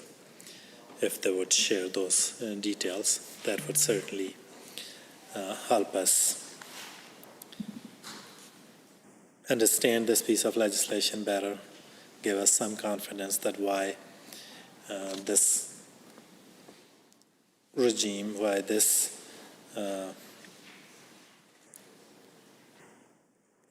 will work as a solution where all other things have failed, because this problem exists, notwithstanding that there are criminal sanctions in place against theft, criminal sanctions in place against trespass and conversion, but the problem still exists. So we need to know that who was consulted on these issues, why this was a better solution, what other competing solutions were out there that government may have considered and not proceeded with. So these are all those questions that I think we could have asked in technical briefings, but since there are no more, those briefings are given. So we have to ask these basic questions here in the legislature to better understand these things. Other thing is that I note that there are hefty fines, and rightfully so. I'm not particularly opposed to that, but what I'm seeing is that government is bringing forward a piece of legislation, putting in hefty fines. I think may be good for government messaging purposes that they are going tough on crimes and this will solve their theft problem in rural Alberta. But what we are seeing is that they are cutting from police, they are cutting from victims of crime funds, and that's not going to help in the long run to address crime in rural or urban areas. Standing Order 29-2A is available if anyone has a brief question or comment for the Honourable Member for Calgary-McCall. And I see the Honourable Member for Edmonton-Ellerslie is rising. Yes, thank you very much, Mr. Speaker. I believe that the member from Calgary-McCall was about to go into describing the negative impacts that this government has implemented with its changes to funding of particular programs when it comes to addressing crime, and I was hoping that he could highlight those for us to give us a good reminder. Thank you very much. The Honourable Member for Calgary-McCall. Thank you, Member, for the question and for giving me the opportunity to talk about other programs that I was going to mention. I think what I was saying is this, that government wants to come across as a government that's tough on crime. They brought this piece of legislation on a very pertinent issue. They put in place really hefty fines. So in terms of messaging, that may be a good bill. But what's missing is that in the absence of any technical briefing on the bill, we don't know the cost of this bill. How much will it cost to implement this piece of legislation? For instance, there will be a central database. How will that be managed? How many employees we are looking at? There will be record of every transaction. What groundwork has been done? How are we going to trace those transactions? Like oftentimes these transactions are done under the table. how are we going to identify who is dealing in that and how much time it will cost, how much money it will cost, how much more resources it will need. Same thing, there is a lot of things that they have left for regulations. Will there be any consultation on those regulations? I do understand that organizations representing rural municipalities, they are in favor of that. Will they be consulted on it? So what I was saying, that this piece of legislation is just one piece in dealing with overall crime in rural and urban areas, and two things that government has done will negatively impact the government's ability to deal with the crime. And first thing is that they have cut funding for law enforcement and police forces. They have not fully resourced our judicial system. And now they are cutting from victims of crime fund, really critical and important services for the victims, and paying for their cuts. So those things are certainly cause for concern. And every time we have asked any questions relating to rural crime in question period and the legislature, the answer we get is usually an invite to come to Rocky Mountain House and deal it with ministers there. So I think that's not helpful. So we need to know that how cutting from law enforcement, cutting from victim of crime funds, all those things will impact government ability to implement this piece of legislation, how they are related, correlated, and how government plans to fund this piece of legislation. Money will be coming from general revenue, money will be coming from victim of crime fund. Like, we need to know those details. So thank you, Mr. Speaker. Honorable members, we are on Bill 25. Is there anyone else wishing to join in the debate? The honorable member for Edmonton South. Thank you, Mr. Speaker. It's always a pleasure to rise in this place and speak to any bill before the Assembly, but tonight we're speaking to Bill 25, the Protecting Albertans from Theft Act 2020. Now, Mr. Speaker, I think this is actually a fairly straightforward bill, right? It makes some changes to a private member's bill that was proclaimed in the fall of last year. And indeed, it makes some of those changes and obligations under that act more clear and provides some clarity. And we know that people entering property or accessing property that is in public areas and stealing metals is, of course, something that I think every member of this Assembly agree, and I believe the majority, if not all Albertans, would agree is something we do not wish to see. Excuse me, Mr. Speaker. Now, if the government really wanted to support this, though, Mr. Speaker, I think it's important to understand that we must address this as a wraparound issue, right? We must address this issue as not just one of that there is this issue of theft. And I think it's important that when we look at how this bill amends the Scrap Metal Dealers Recyclers Identification Act and how it addresses things like requiring photo ID and increases the fines and looks at different documentation requirements and how it asks the purchasers of scrap metal to have this increased obligation in terms of their reporting and whatnot, Mr. Speaker. I think that's all fine. I think it's all fine. I mean, it obviously is increasing the regulatory burden on some of these businesses. It obviously is asking businesses to do more to try and ensure that we have a clean and legal trade here. And I think that's all fine, Mr. Speaker.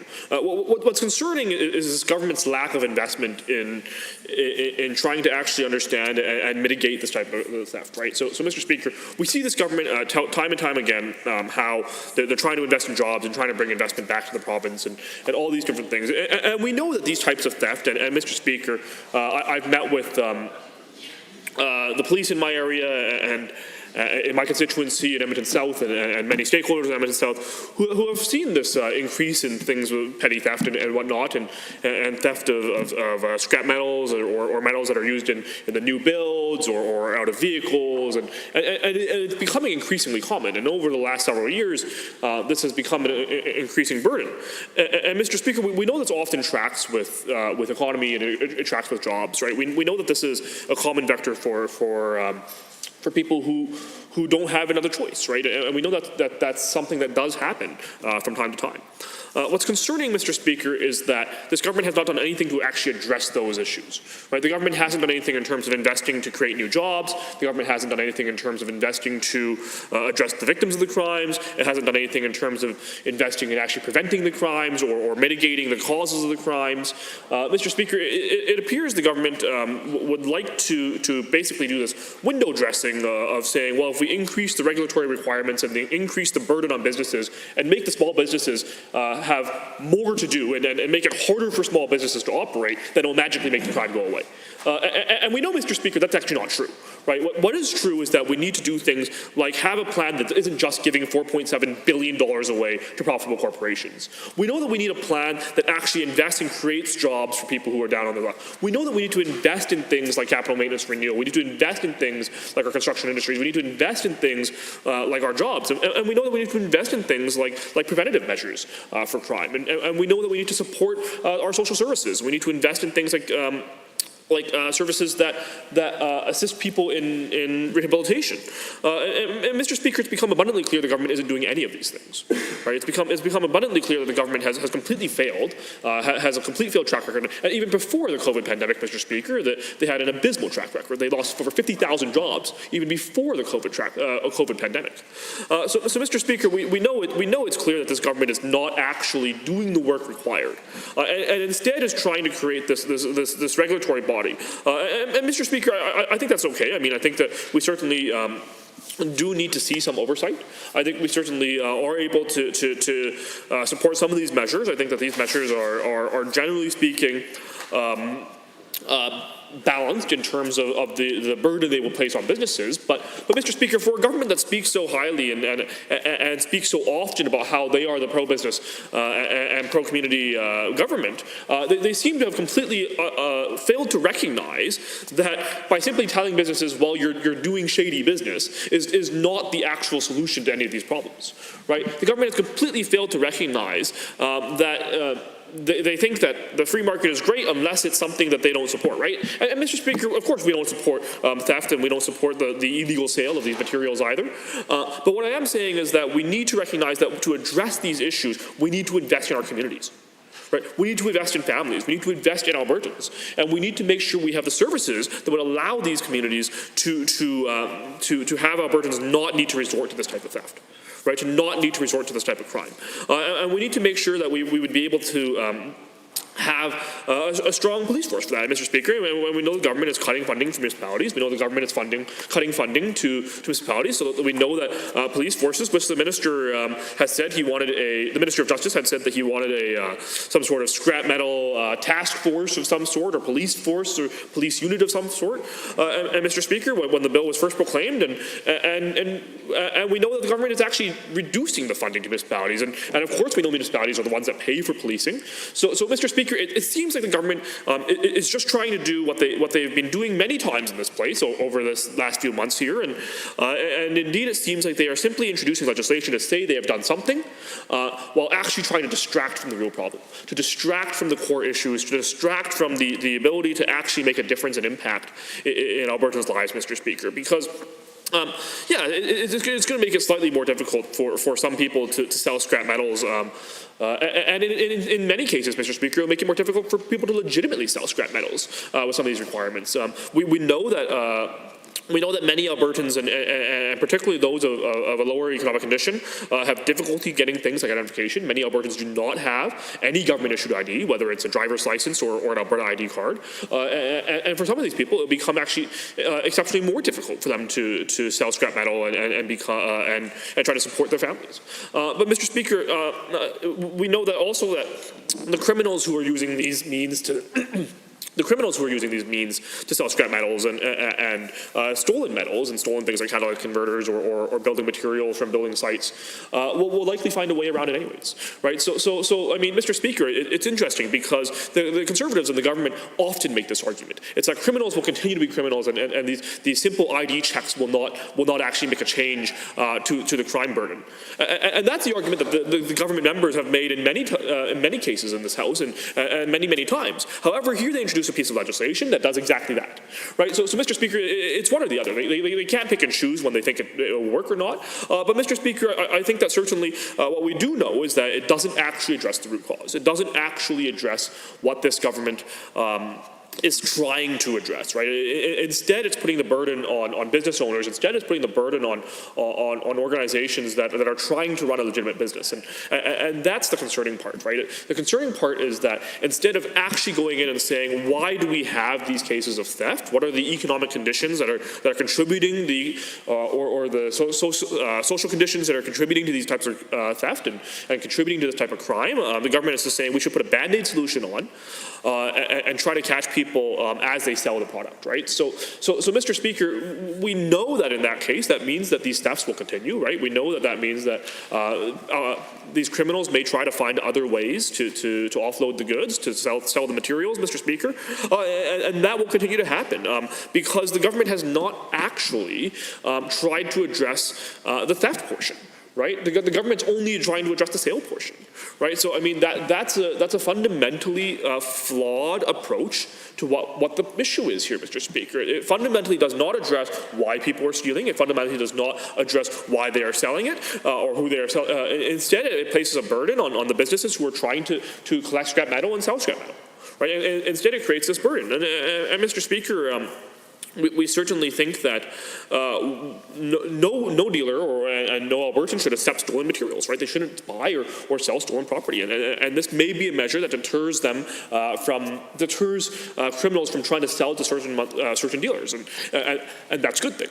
It's a good thing to try to deter these sales. But Mr. Speaker, we know that the majority of criminals will not see this as an onerous burden for them to try and continue with the sale. So Mr. Speaker, I think it's particularly concerning that this government does things like cut the Victims of Crime Fund and raid the Victims of Crime Fund, reduce police funding through municipal sustainability initiatives and municipal funding, reduce all those programming, and then actually fail to address the root issues, and actually fail to understand why there may be ongoing issues around things like scrap metal theft and metal theft. And Mr. Speaker, again, I mean, I know we've heard members from the government side and opposition side speak at some length about how this can be a rural issue, and I know a couple of my colleagues have mentioned, but I'd like to reiterate, it certainly is an urban and definitely a suburban issue as well. I mean, in suburban Edmonton, and any police officer who's worked in suburban Edmonton will tell you that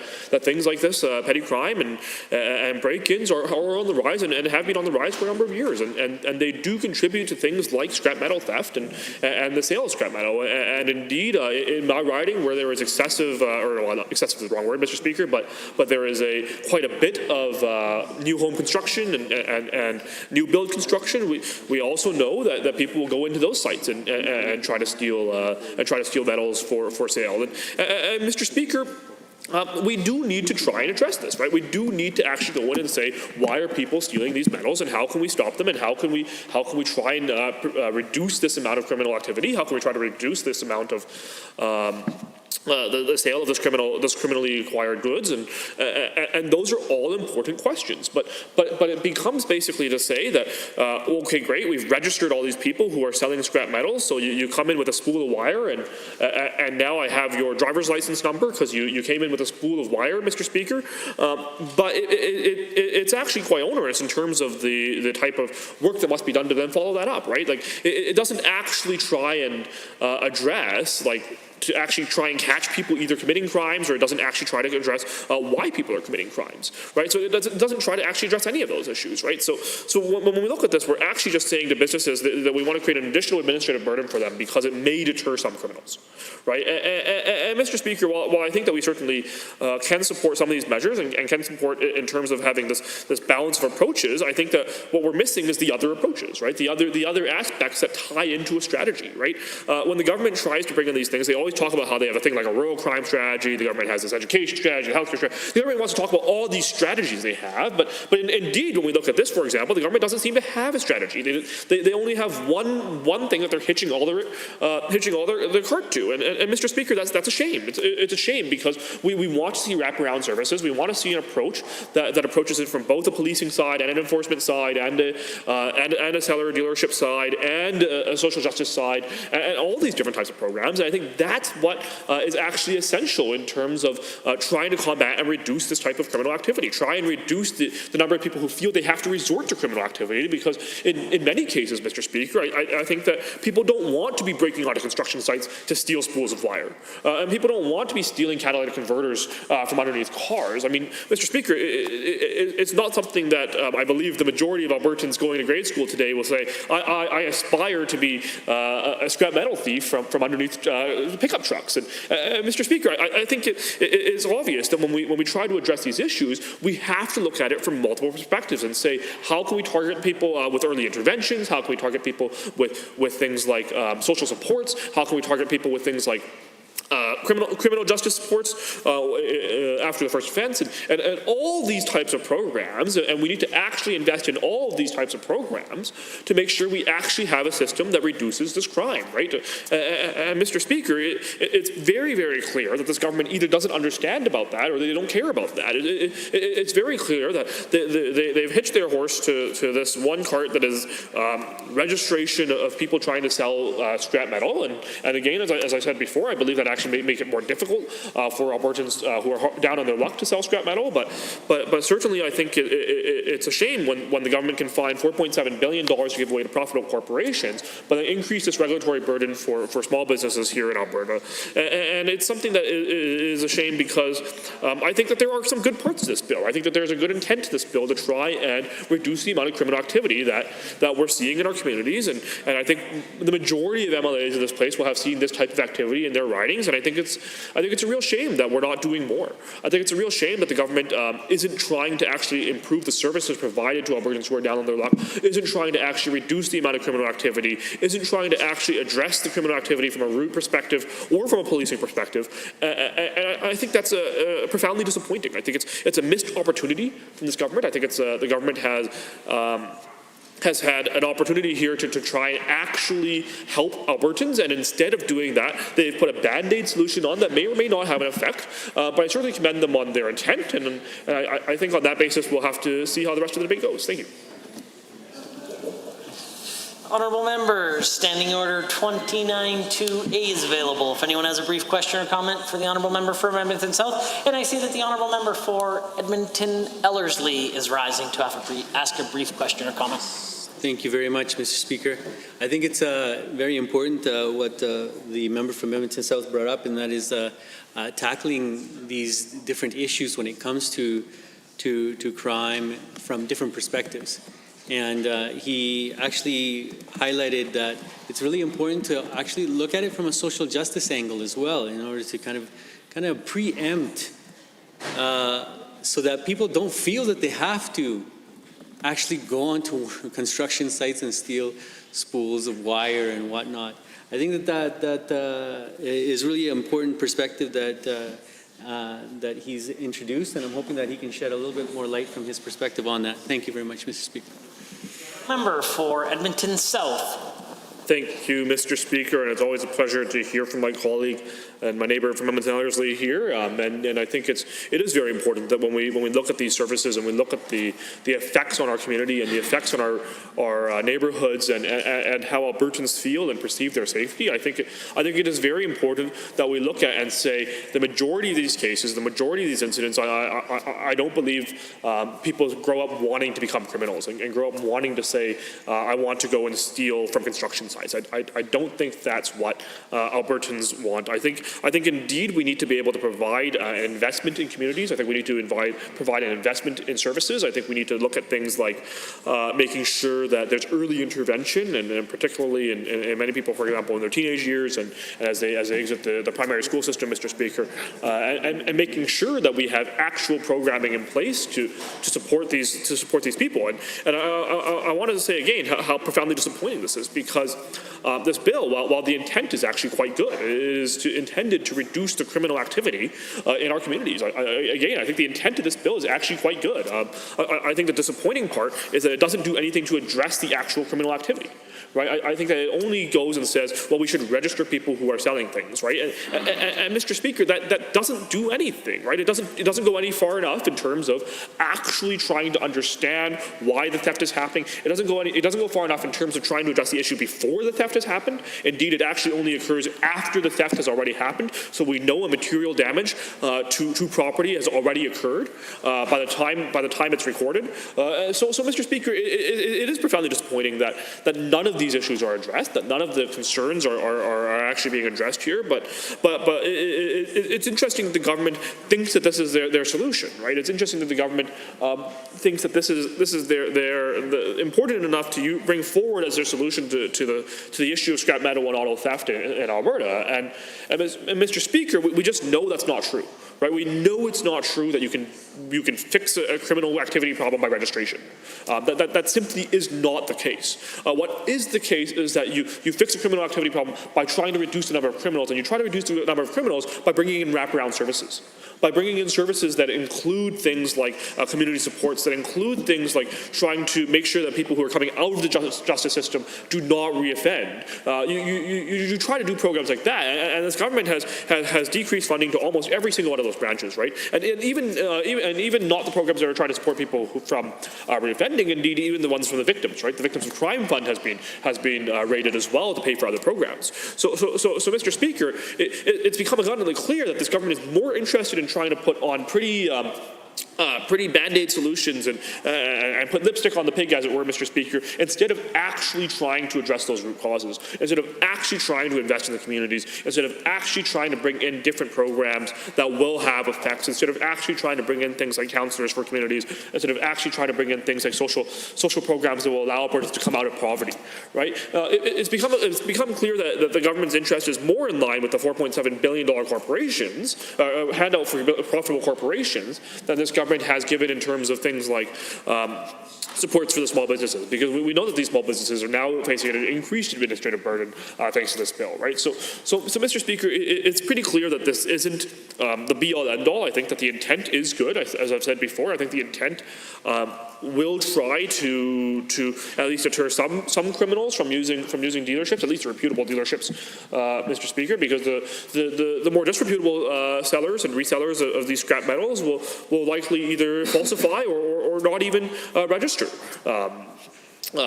these the disreputable thefts and the criminals. So Mr. Speaker, I think it's pretty concerning. I think it's concerning the government isn't actually going in and taking the issue seriously. I think they're only taking the issue as a band-aid, but I think certainly we can support the intent. Honourable members, is there anyone else wishing to join in the debate this evening? The Honourable Member for Edmonton Rutherford has the call.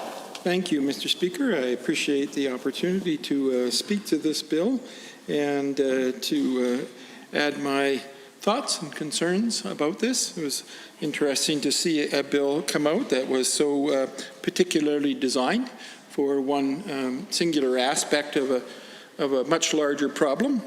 I'm not sure I quite understand, the thinking of taking such a very narrow point of view. But I certainly appreciate that this is an important topic. I think that theft is a serious issue in our society, and I think it's problematic not simply because of the loss of property, but the nature of theft is that it's not only a violation of your property and your physical goods, but it's clearly a violation of your sense of safety and sort of the integrity of your home, which most people would view as, an important place for them to feel secure in.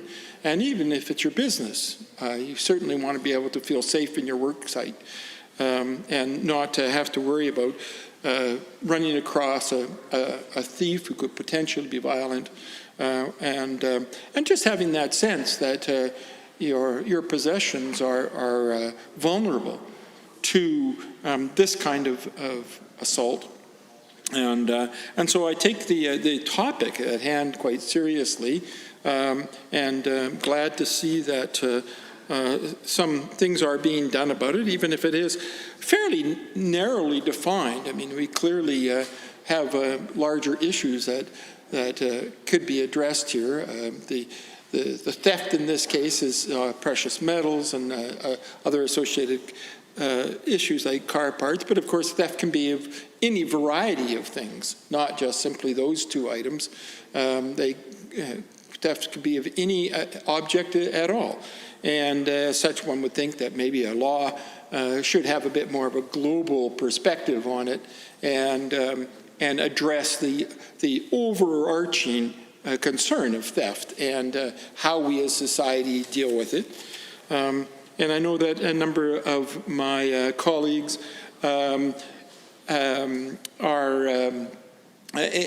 already addressed the concerns about actually getting to some of the root causes of theft and the concerns that are out there, not simply trying to address the end result of an actual theft.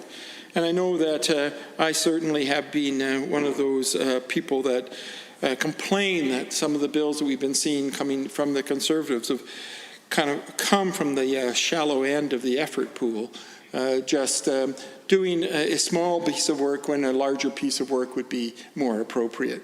One of the things I always look at when I look at a bill is I'm trying to look for some theoretical consistency in the bill, that it demonstrates some knowledge of our understanding of the problem at hand and our understanding of the appropriate interventions in that problem. And I'm a bit mixed on this particular bill because I certainly have pieces of it which I would absolutely support, and other pieces of it that, I just really feel like are more symbolic than they are actually effective interventions in the problem at hand here. And let me explain what it is that I would see as the dividing line here. Because there is, of course, quite a body of research done on criminality, and has been done for many years in Canada and throughout the world, and understanding aspects of not only what's the origin of criminality, but what are the methods or techniques that we can use to actually decrease the likelihood of criminality. And we know, in fact, that while we are very concerned about issues like theft being on the rise in our communities, that in fact Western society has seen a decrease in such behaviors over the last 100 years overall. So we certainly have learned some things, and we have been successful in doing that.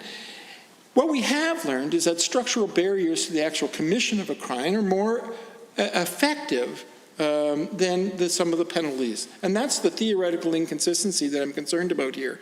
So some of the structural barriers that you're putting in, I can absolutely support.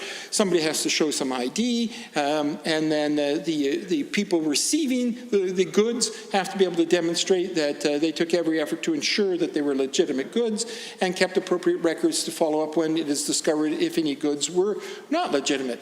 All structural barriers, they don't actually address the thief or the theft act themselves, but they become barriers to a thief engaging in the behavior. And we know from research that those kind of structural barriers are indeed successful in reducing crime overall in society.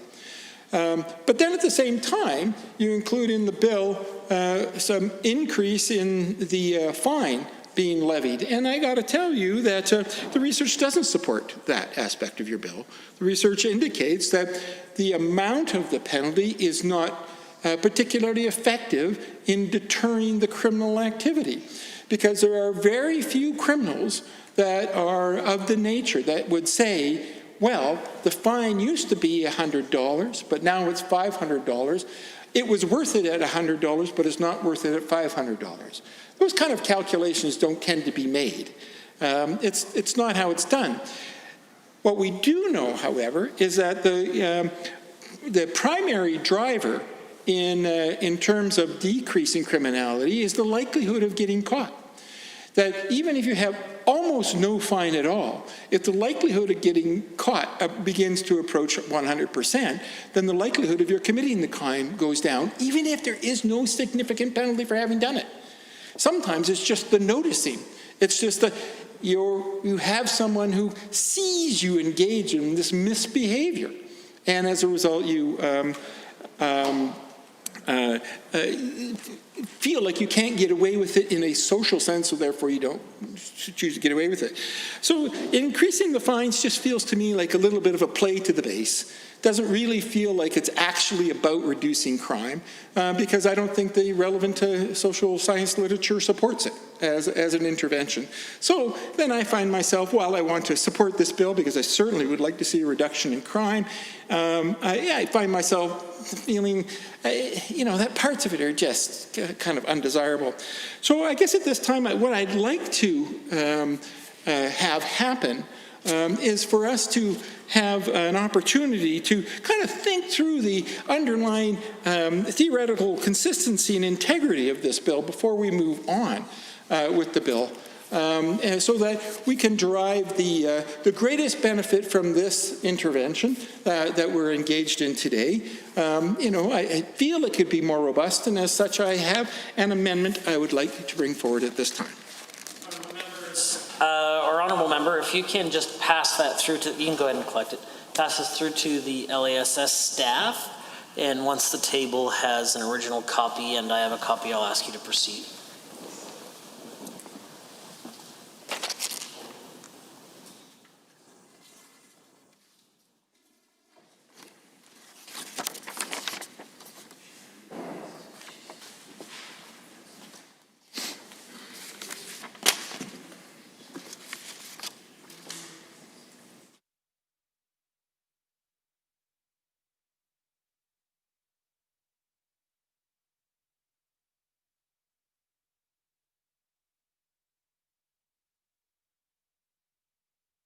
This will be referred to as REF1.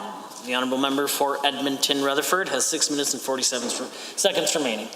Thank you, Mr. Speaker. I appreciate this opportunity. But I will read the bill into the record now. To move that the motion for second reading of Bill 25, Protecting Alberta Industry from Theft Act 2020, be amended by deleting all of the words after that and substituting the following.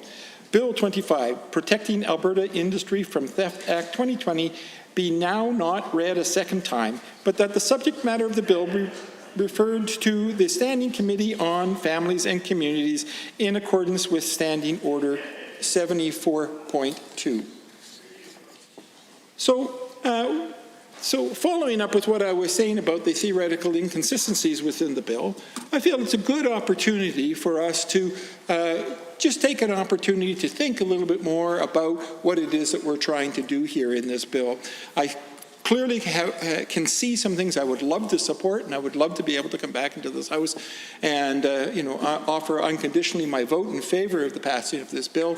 But I would like it to be a more robust bill. I would like more to be done in this bill than is presently being done. I feel like sometimes the bills come into this House, there's a quick one-off, but when you're opening up an act, it's a great time to actually think with more depth about what it is that you're doing, and referring this to committee would give us an opportunity to do exactly that, to have a little bit more of a conversation.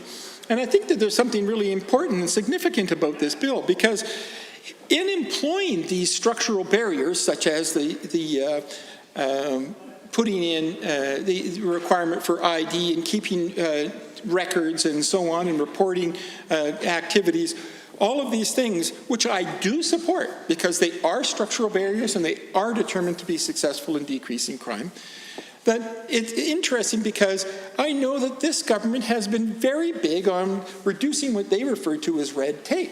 And yet here they are putting in a bunch of things in order to be able to reduce crime. And I would like the government to stop and think about that from a philosophical point of view. Here we have a situation where you can quite clearly see that regulations are really not very often indeed red tape, but rather they are structural barriers that are put into our acts in order to provide an outcome such as, in this case, safety for property and persons in the province. And I think philosophically it's interesting that the government would, in this particular case, choose to go against their own philosophical idea that there's too much red tape.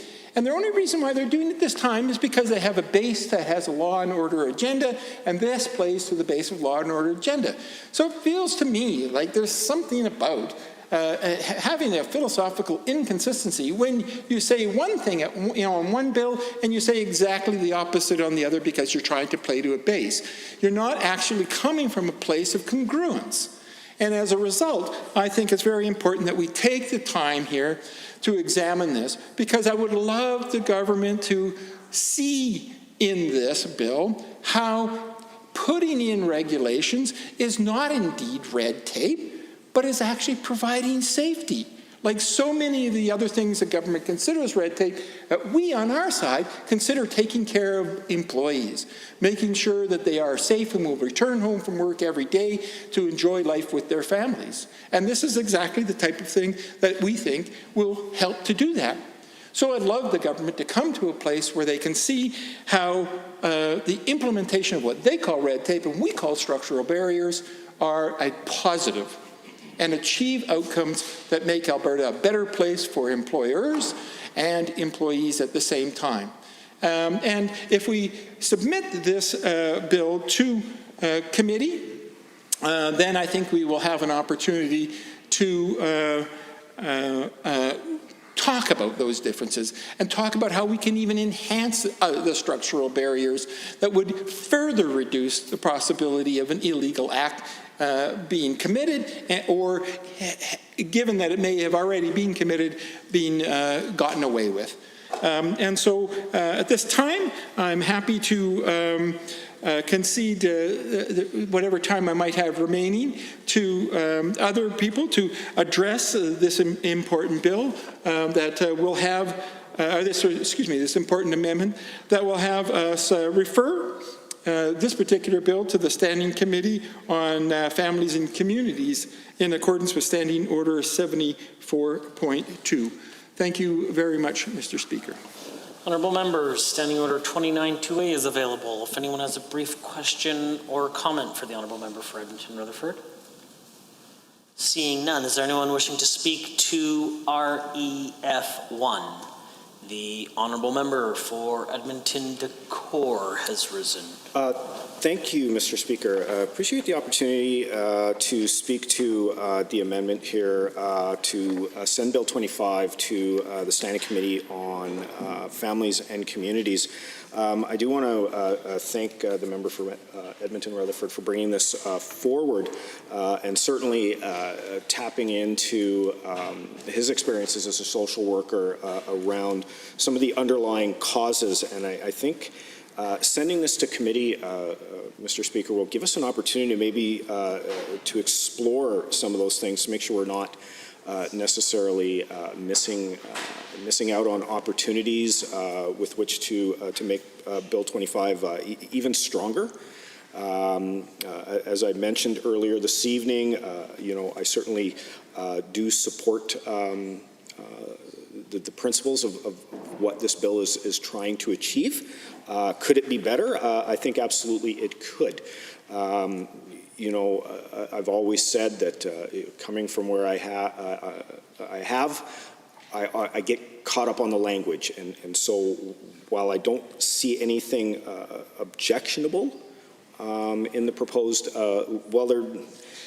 there's probably a couple of concerns here now since listening to the debate.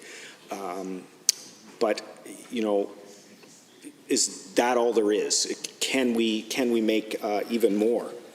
So I know some of my colleagues this evening have talked about some of those systemic problems that we have that might be pushing people to take these not so great decisions to commit these crimes.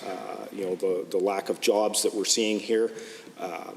You know, the reality is it was very clearly communicated by the government that by giving a large corporate tax break, it was going to create jobs. And before the pandemic started, we saw a loss of 50,000 jobs. And the money that those corporations got, I mean, one even packed up and headed south of the 49th. And so with an expectation of these jobs coming and then not happening, people are up in the air going, well, now what? How do I pay my bills? How do I feed my family?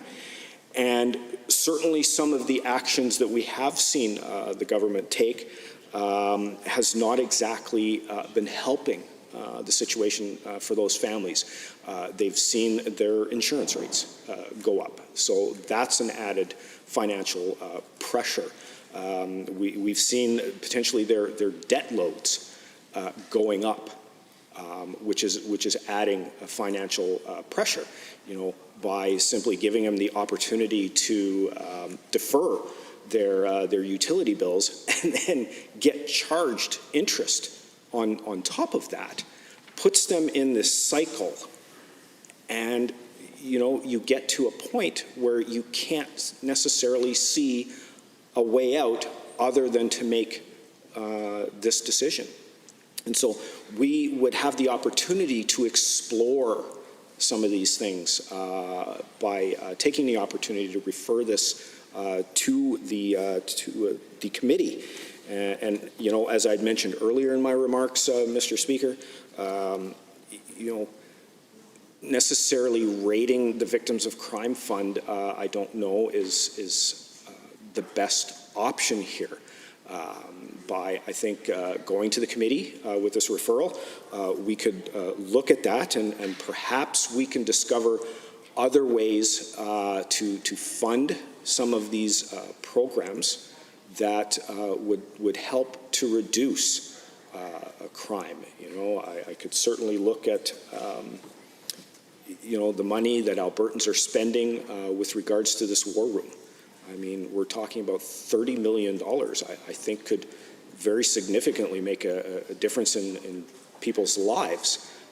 I mean, when we can't even get a logo right, then perhaps maybe there's an opportunity to spend that money a little bit better. One of the other things I do want to explore here a little bit, now that I have had the opportunity with which to look a little further within the bill, and I think, again, grabbing that opportunity to refer this to the committee through the amendment will give us a chance to look at this. You know, Mr. Speaker, my wife has always been very, very concerned when it comes to her personal information and keeping that private. And so when I've been looking at the bill here on page 5, under section 10, or sorry, section 11.1, collection of personal information by the minister. The minister may collect, use, and disclose personal information as defined in the Freedom of Information and Protection of Privacy Act in accordance with the regulations. And so, obviously, we have a new piece of legislation here that was based off a private member's bill, formed in, looking back now in 2012, but not, of course, acclaimed until just recently here in the fall of 2019. So, I have to ask, you know, these questions, Mr. Speaker, because if I don't, I think I'll probably go home tonight and be asked why I didn't ask all of these questions this evening. So, first off, would be what's the purpose of this? Why are we? Why is the minister collecting this information? And why is it the minister? Why are we not having potentially the police collect this information in terms of helping their investigation. And so I'm wondering what the minister will ultimately be doing with this information. How long will this information be retained? Also, how will the information itself be retained? How long? What kind of mechanisms are going to be in place? We might have the opportunity, by referring to this to committee through the amendment, to get a good basis for why this is in the interests of Albertans. Who might have access to this information besides the minister? We've certainly seen through news releases and stuff, we've different organizations that have had privacy breaches and information that have gotten out when they clearly shouldn't have. And so what kind of protections do we have in place for that? Again, we do have a bit of a newer piece of legislation here, and so does what we have in place right now cover that? I think taking that opportunity to send this to committee will give us the opportunity to put any potential concerns that Albertans might have to rest if that is the case. The big question, of course, is what is this information going to be used for? Is it simply going to be used for police to be able to find criminals that engage in this activity of illegally selling metals, or potentially businesses that are illegally purchasing this information, these metals? Again, who will be using this information?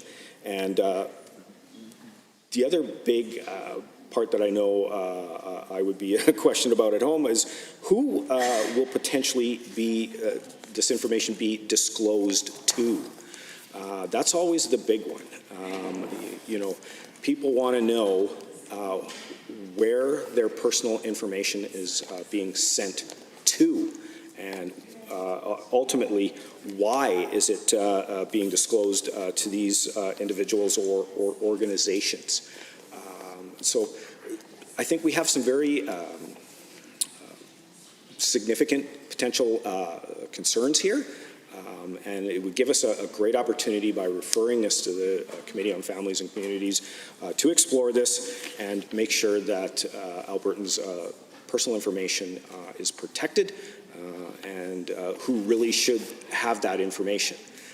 I certainly know that any time in the past, government's time, members of the government benches and members of the government caucus would constantly be upset with any new kind of powers given directly to a minister, and yet here we have this. So here's our opportunity to waylay any potential concerns that Albertans might have.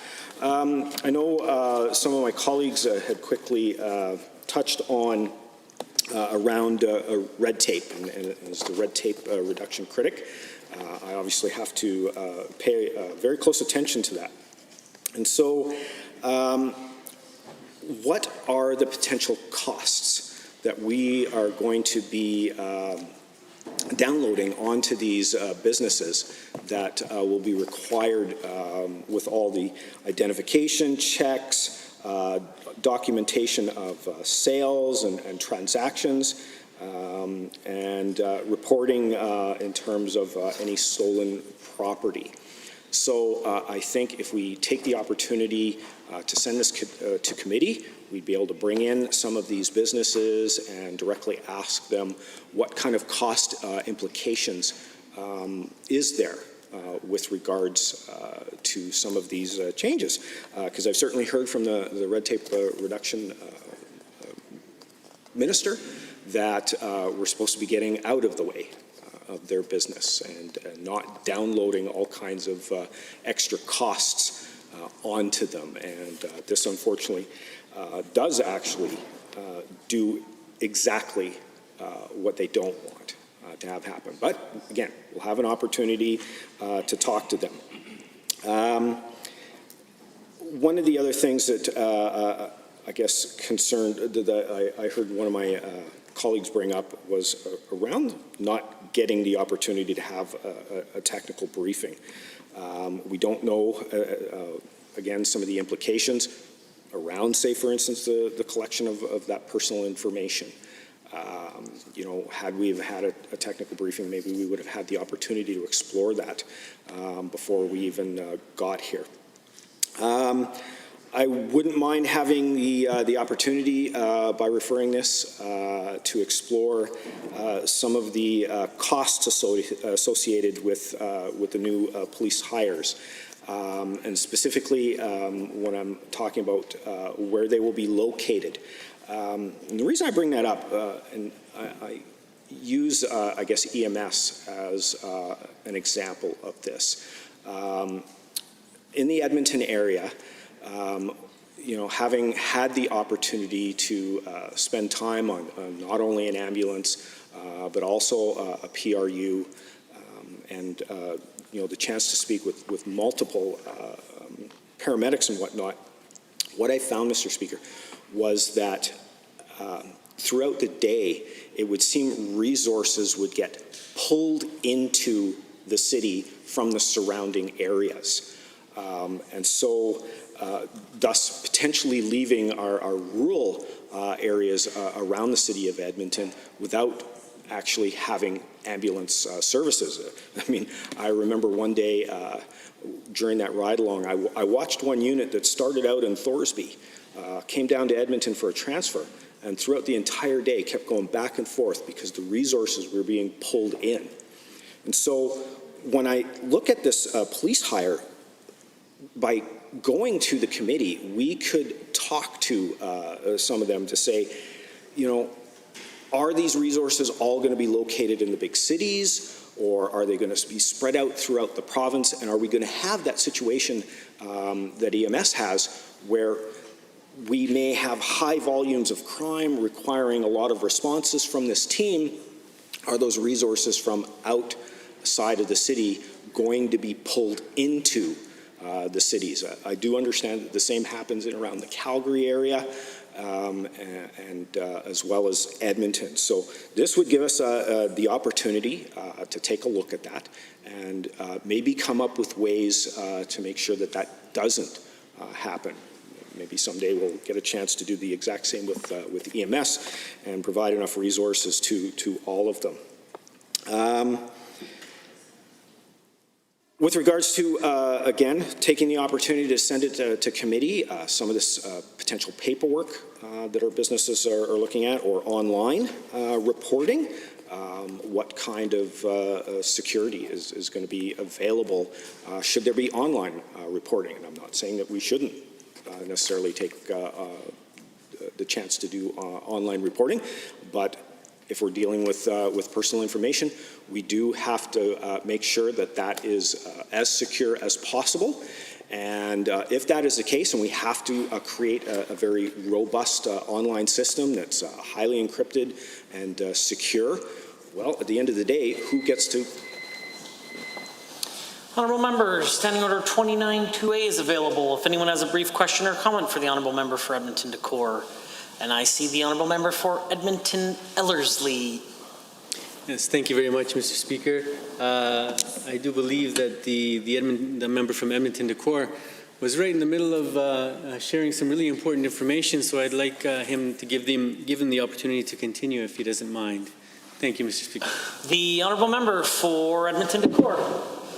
I appreciate the member from Edmonton Ellerslie allowing me to finish some of those thoughts because they're very important. If we're going to have to build a very robust online system, the bottom line is that is going to cost money, and who gets to foot the bill on that? Will that be footed by the government, or will that be yet another cost that's downloaded potentially onto these businesses, these small businesses?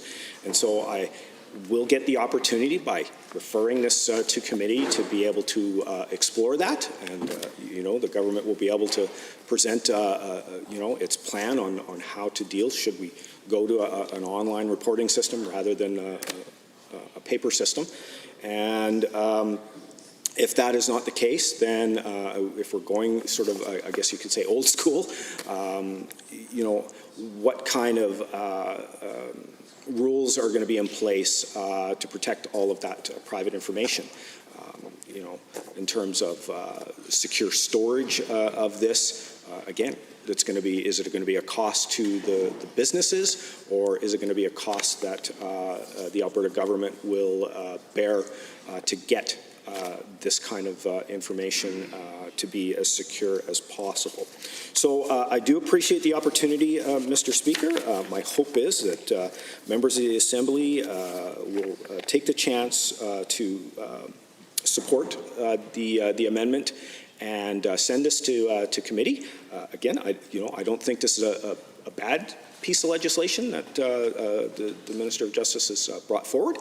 I think we have an opportunity to make it even stronger so that Albertans will see a very solid piece of legislation that they can depend on, that they can be sure is secure with their information, and we get the opportunity to pass a very good, robust piece of legislation after quickly sending that through the committee. Thanks very much, Mr. Speaker. Honourable members, is there anyone else wishing to join in the debate today? In fact, correction, there is a couple of minutes left on 29.2A if anyone has a brief question or a comment for the honourable member. Seeing none, is there anyone else wishing to join in the debate on REF 1? Seeing none, I am prepared to call the question on the amendment. Honourable members, having heard the motion as moved by the honourable member for Edmonton Rutherford, all those in favour of the motion, please say aye. Aye. Any opposed, please say no. No. In my opinion, the noes have it. That motion is defeated.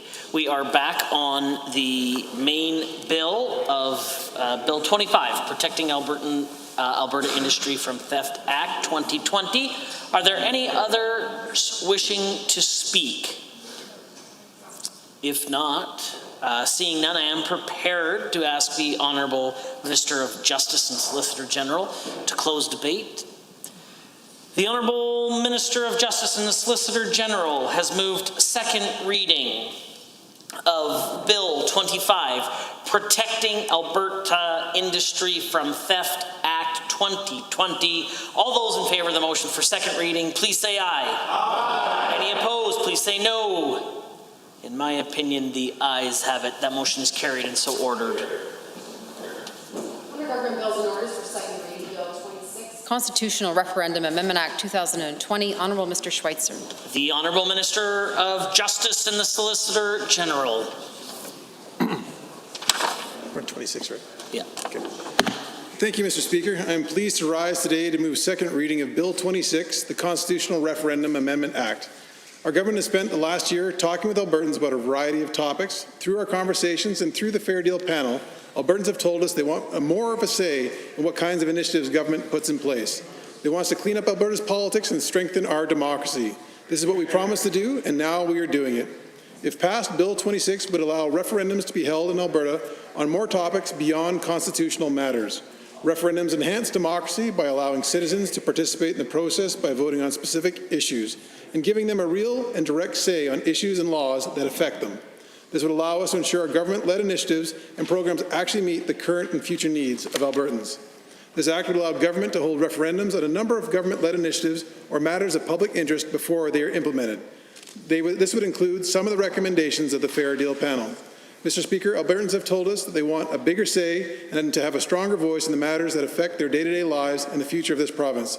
This bill does just that. I request that we move second reading of Bill 26, the Constitutional Referendum Amendment Act. Thank you. Members, the Honourable Minister of Justice and Solicitor General has moved second reading of Bill 26, the Constitutional Referendum Amendment Act 2020. Is there anyone else who would like to provide comments or join the debate? The Honourable Member for Edmonton Rutherford has the call. Thank you, Mr. Speaker. I appreciate having an opportunity to address yet another bill here in the House. In this case, the Bill 26, the Constitutional Referendum Amendment Act. which is a kind of a disappointing act to be brought into the House. And I'm going to take some time to explain why, because I know that in previous conversations or question period, the Minister of Justice has mischaracterized the NDP point of view on this as somehow being anti-democratic, that we don't want to have people to vote on things, which of course is a completely incorrect interpretation of the concerns one has with this type of bill. We certainly believe in democracy, and we would have been happy to have seen democracy if it weren't so awfully perverted here in this bill. There are, of course, reasons why people don't always support referenda in terms of decision-making in society, because we have, as a society, already made the decision that people will have an opportunity to vote people to act on their behalf. Each one of us here has been selected by the constituents in our riding to act on their behalf. There is a contract inherent in that process of electing someone and sending them off to the Alberta legislature to speak for you. And that is that they know that there is no way an average person in society could possibly have the wherewithal to fully understand and deal with every possible bill that comes forward. For example, we have approximately 30 bills already in the House this spring, and the average person simply could not be able to take the time to fully investigate the nature of each of those bills and the implications of those bills on their own lives. And as such, they have asked us to dedicate ourselves to that task on their behalf, knowing the general philosophical orientation that we come from in this House. And so the question is, if you have already decided, as we have in all Western democracies, to establish a contract with people to act on your behalf, to address questions in the House, why would you then take away the power from them to, in fact, do that? It makes no sense. There's an illogic to it all if you do that. And as such, people don't expect to be able to have a personal direct vote on every single issue that comes up. So we don't tend to have referenda here in Canada particularly because of that. Now, that doesn't mean that you wouldn't want to have one sometimes. Sometimes the issue is big enough that you say, look, we understand that we have given this authority to individual members of the legislature to act on our behalf, because they can take the time to do the research. They have research staff to help them do that. And as such, we commend our vote to those members of the legislature. But sometimes you say, you know what, it feels like I need to participate in this one, and I understand that that's the motivation behind a referendum. For example, the obviously very significant referendum that took place in Quebec regarding separation was one in which everybody felt they wanted to have a voice because it was so defining of their experience, and it would be so defining of their future, that they certainly wanted to make sure that they were involved. And so there was a situation where they could have a one-off, not something that's done all the time, but something that's done for an issue that is particular in its design, and as such, one that is an exception to the rule, and I accept that. We're not against democracy. We celebrate democracy because we believe that we have a role to fulfill to act on behalf of the constituents in our community. And as such, we're always a bit hesitant about the amendment here that's presented here. Now, let me go into the reasons why we feel that this bill is problematic. It's not the vote piece. I've already described how I understand that while we have an overall contract, there are probably reasons why occasionally there is a need for an exception. What we are concerned about is the nature of this bill. Because if you are moving toward saying that there is something exceptional happening here, and that it requires that people do not act on behalf of citizens, but rather citizens themselves should all be engaged in this process, then you shouldn't design the bill such that you are actually undermining citizens' participation in that referenda. And that is happening in numerous ways in this particular bill.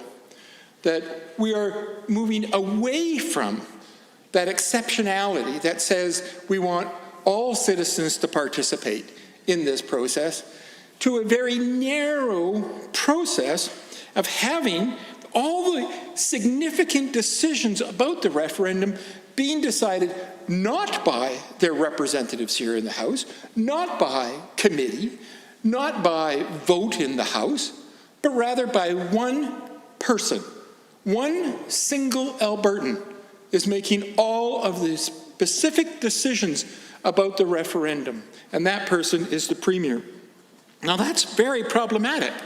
We suddenly have moved from what was supposed to be a democratic impulse involving the citizens of this province in their governance on an issue that is of particular importance and therefore an exception from the general rule, to a process of the citizens not being involved through their representatives here in the House, but instead having to live with narrowly defined decisions by a very narrow mechanism, in fact, indeed, a single individual.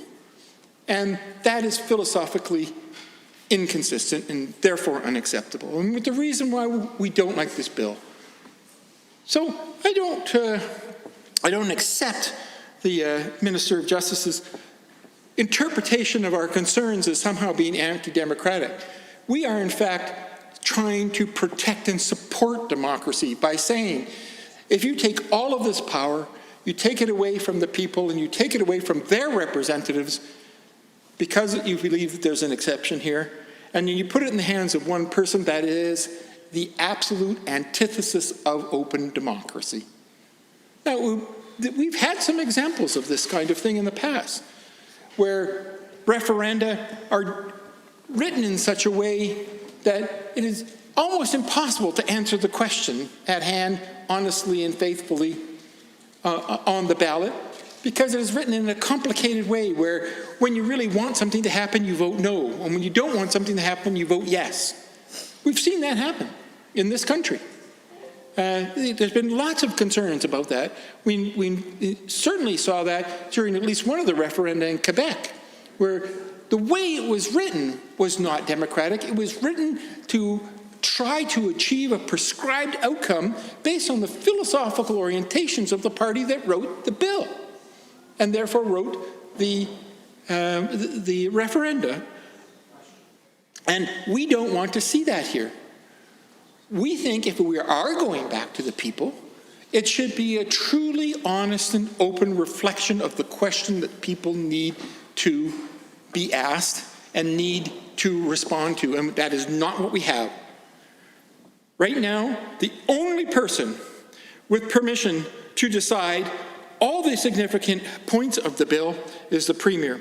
The only person to decide what is the wording of the referenda. How will people vote on the referenda? What result coming out of the referenda will result in a particular outcome? All of that's now in the hand of one person who has a narrow political agenda, just by nature, because they belong to one party and not all parties. And that's what we object to. We object to that centralizing of power in a single human hand, a completely unacceptable reality in a democracy that we would do that. We believe that if you are going to have a referenda, you cannot make it such that any government, whether it happened to be the Conservative government this time or perhaps in the next election it will be an NDP government, we don't want them to have that kind of singular power because that is inconsistent with the underlying notions of democracy that we have in our society. In this case, the Premier gets to write the rules. He gets to determine what's being voted on, who votes, where they vote, when they vote, and how they will vote. And he's done that not only in terms of the decision-making, but also the influencing. And that's another thing that is ultimately concerning in this bill.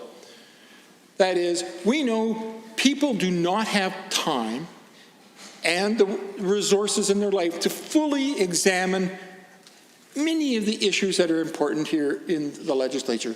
And as such, they frequently have to rely on other people to do the research for them.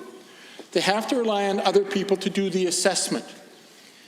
Now, that would be fine if there was a balance in terms of the resources on both sides of the question to bring forward the research, the evidence, the concerns, and the logical outcomes of a decision heading in either the yay or nay direction, so that people could look at that balance of information and make decisions that would be best for themselves and for the province of Alberta.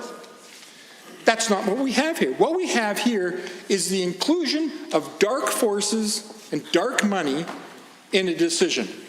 That is, we are actually opening the door for people to secretly influence a vote without any accountability at all. Now, I think that Conservatives of any group should understand that there is power in influence, power in advertising. Certainly, we hear often enough that they tell us in this House that they are supporters of the capitalist orientation to governance, and the nature of business is more inherent in their philosophy, they say. I don't agree, but that is what they say.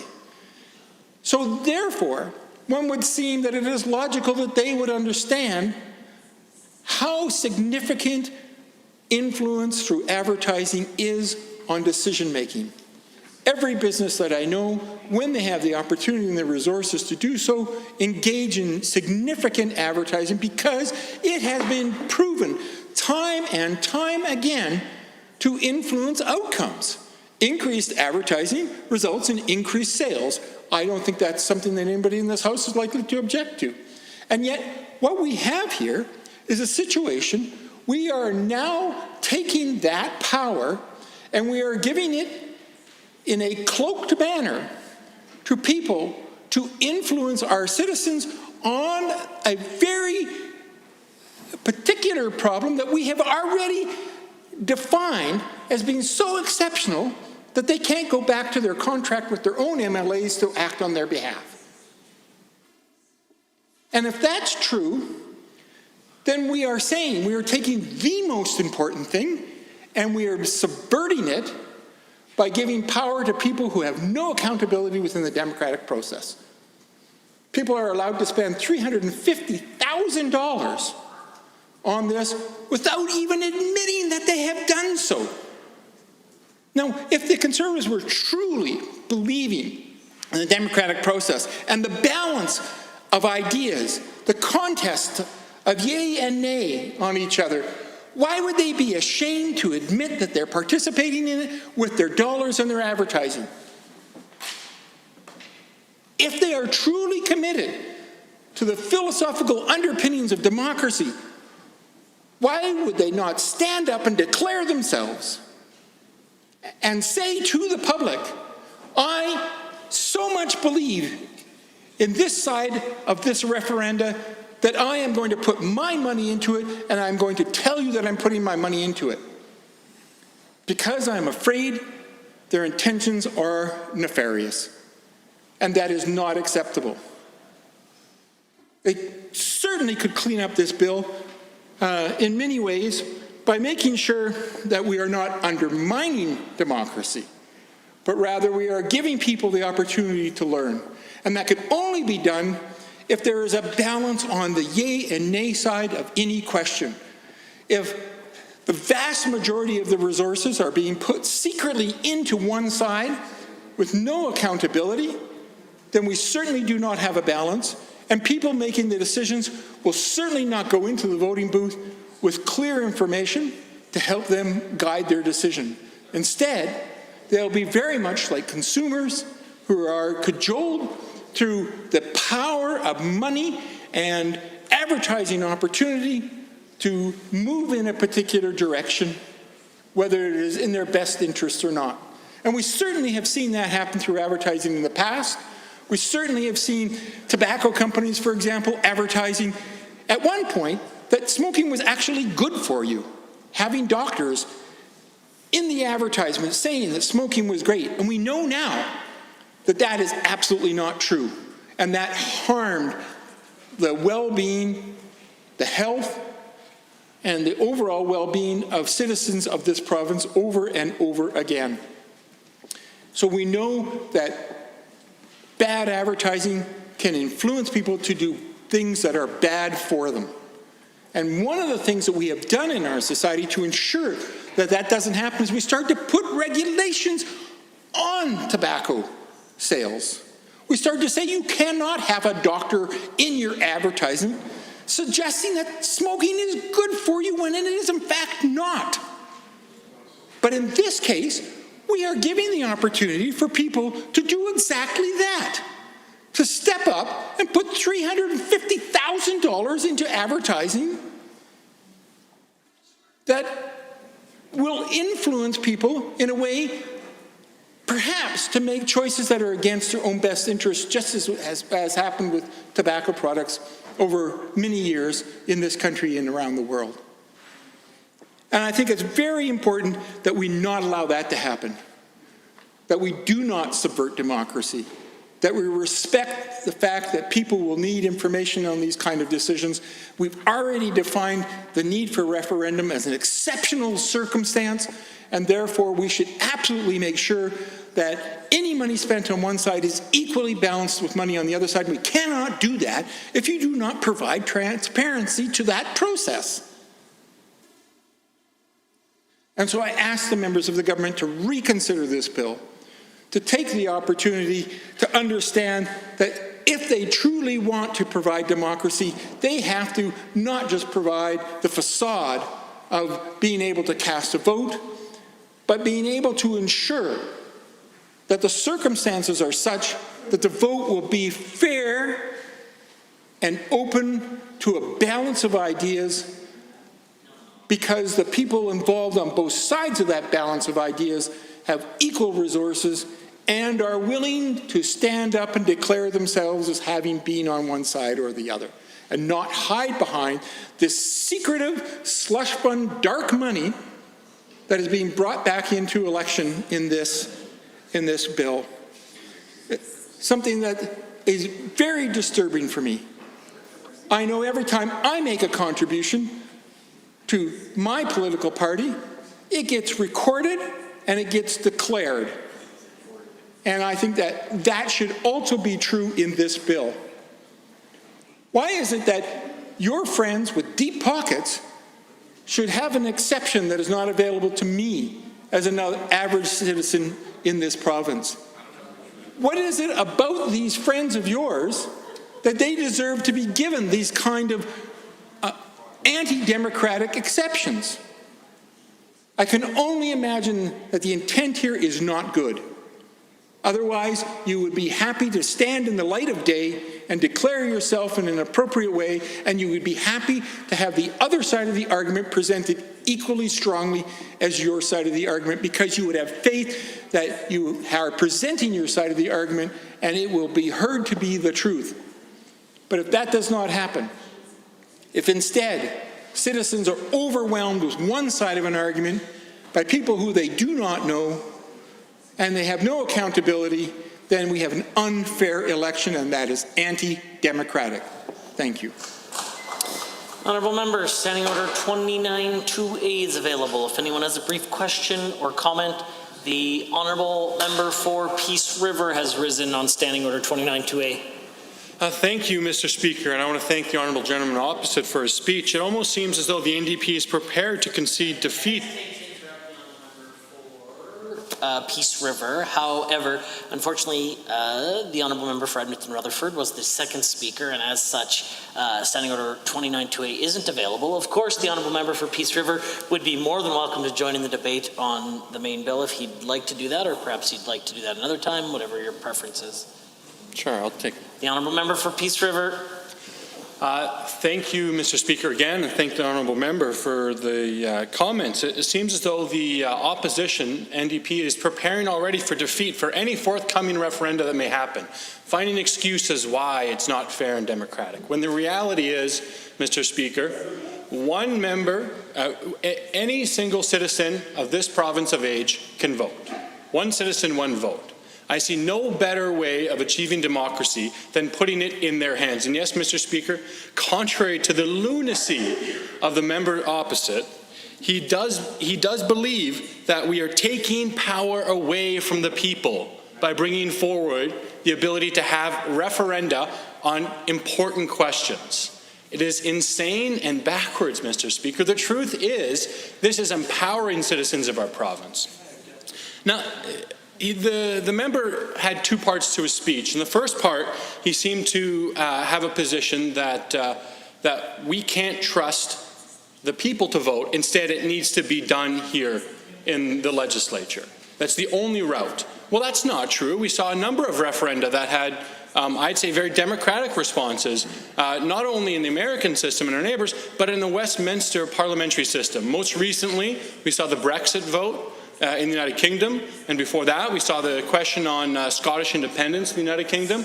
There are numerous examples across the Western democratic system where we see democracy in action, where on important questions we do take the power away from this body.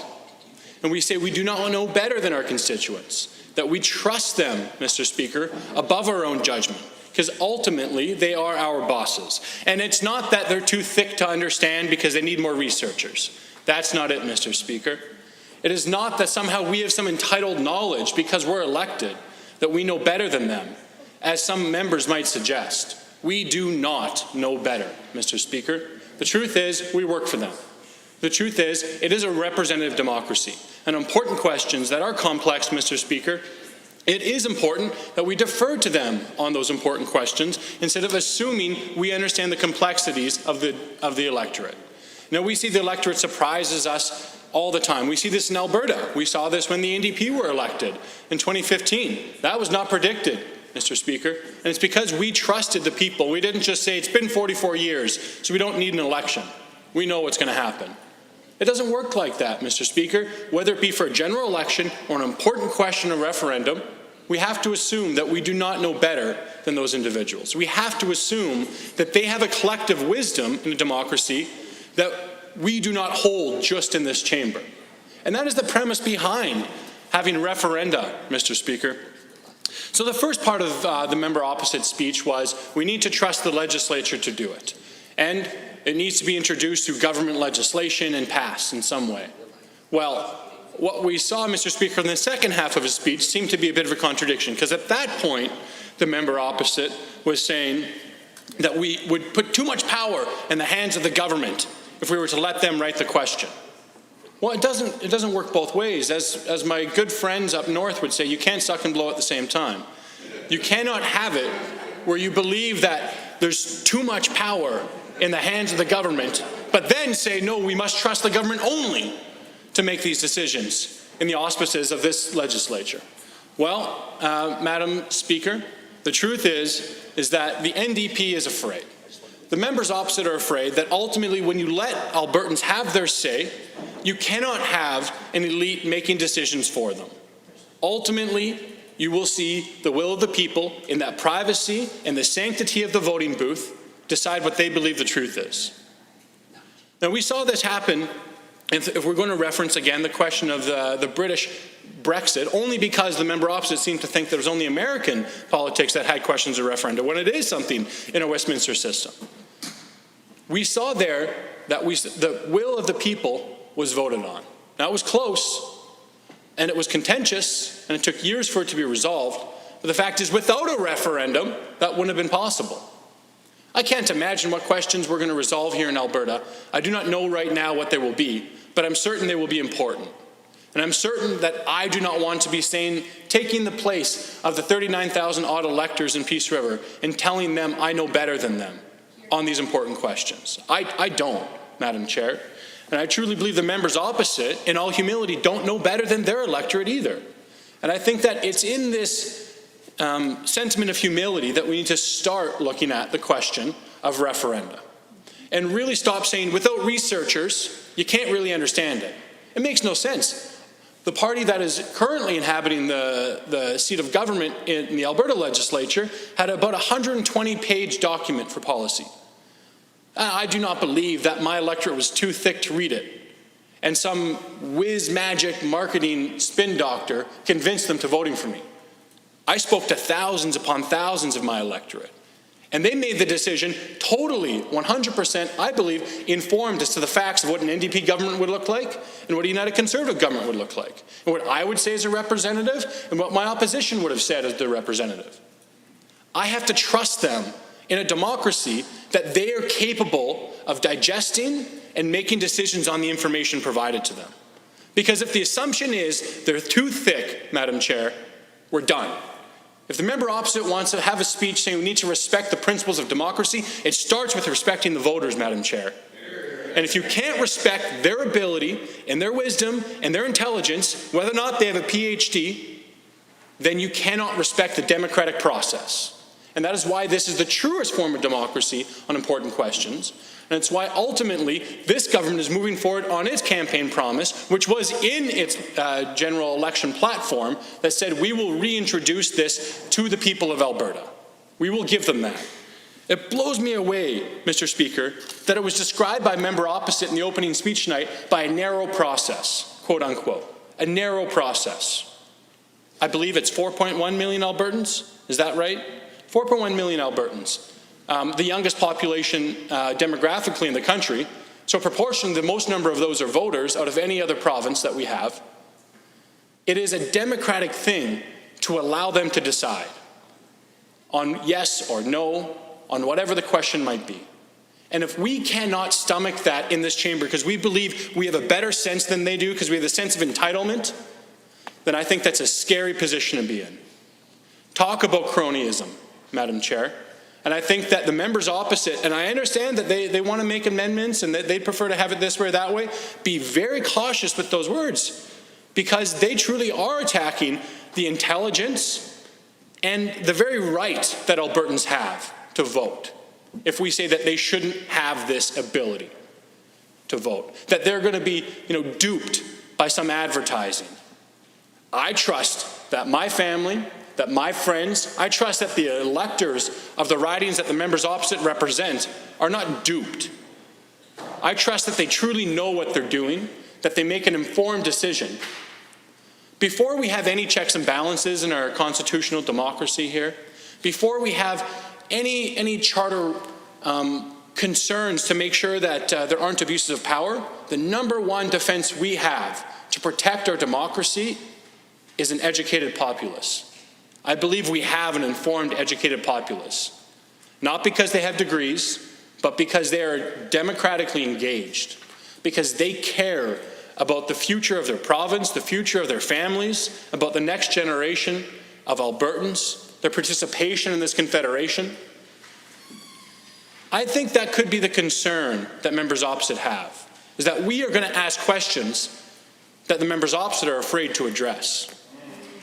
We're going to ask questions of the general electorate point blank, and we're going to say, how do you feel about the fair deal that we're trying to get?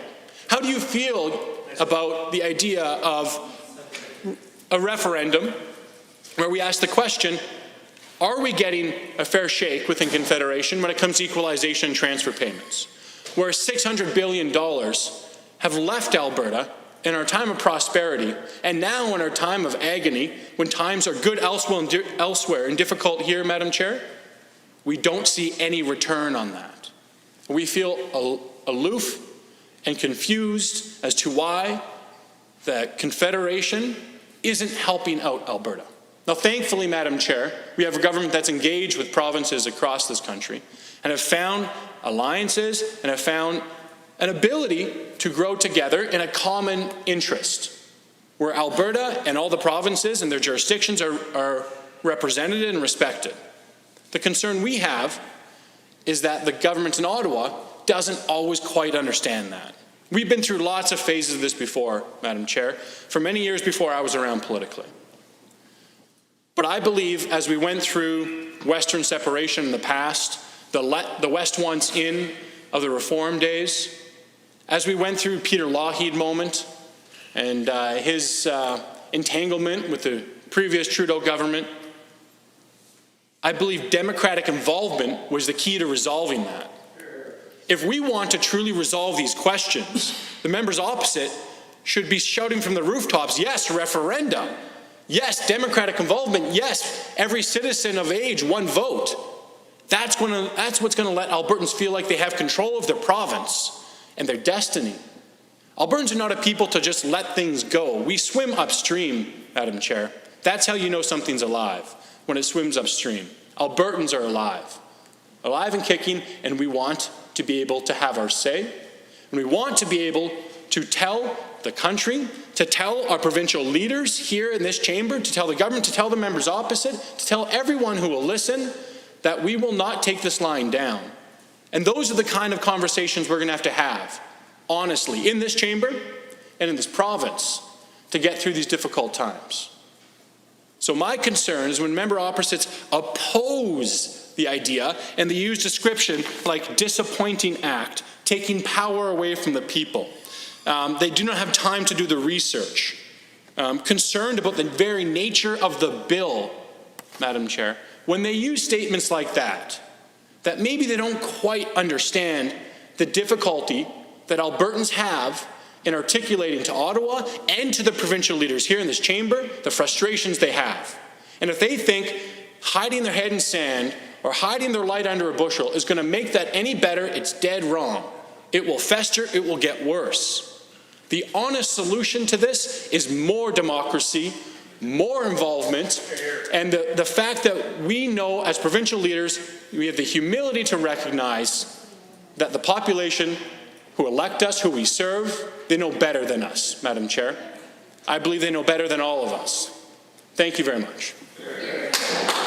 Standing Order 29-2A is available. The Honourable Member for Cardston-Siksika.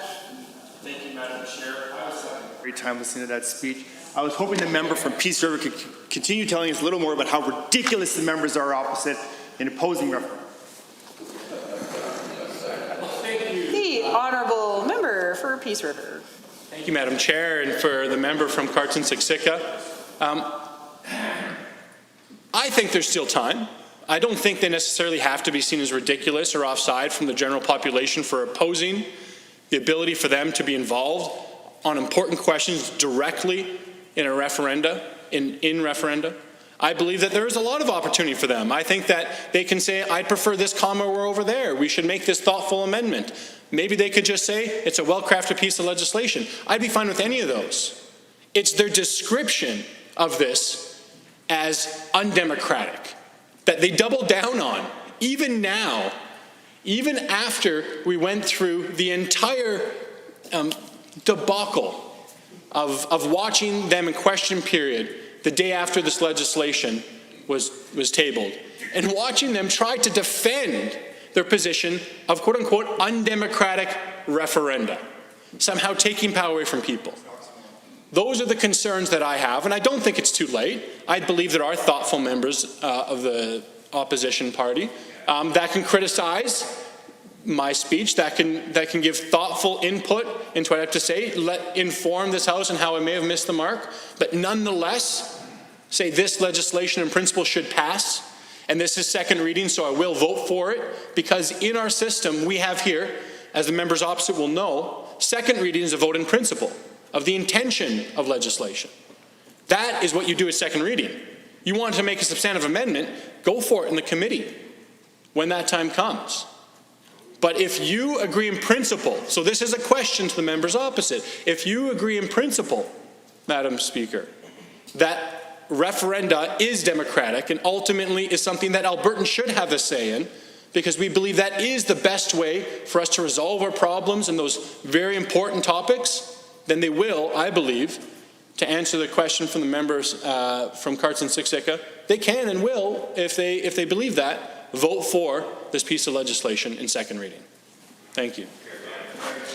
Any other members wishing to speak under Standing Order 29-2A? Any other members wishing to speak to the bill? The Honourable Member for Calgary-McCall. And thank you, Madam Speaker. Pleasure to rise and speak to this bill.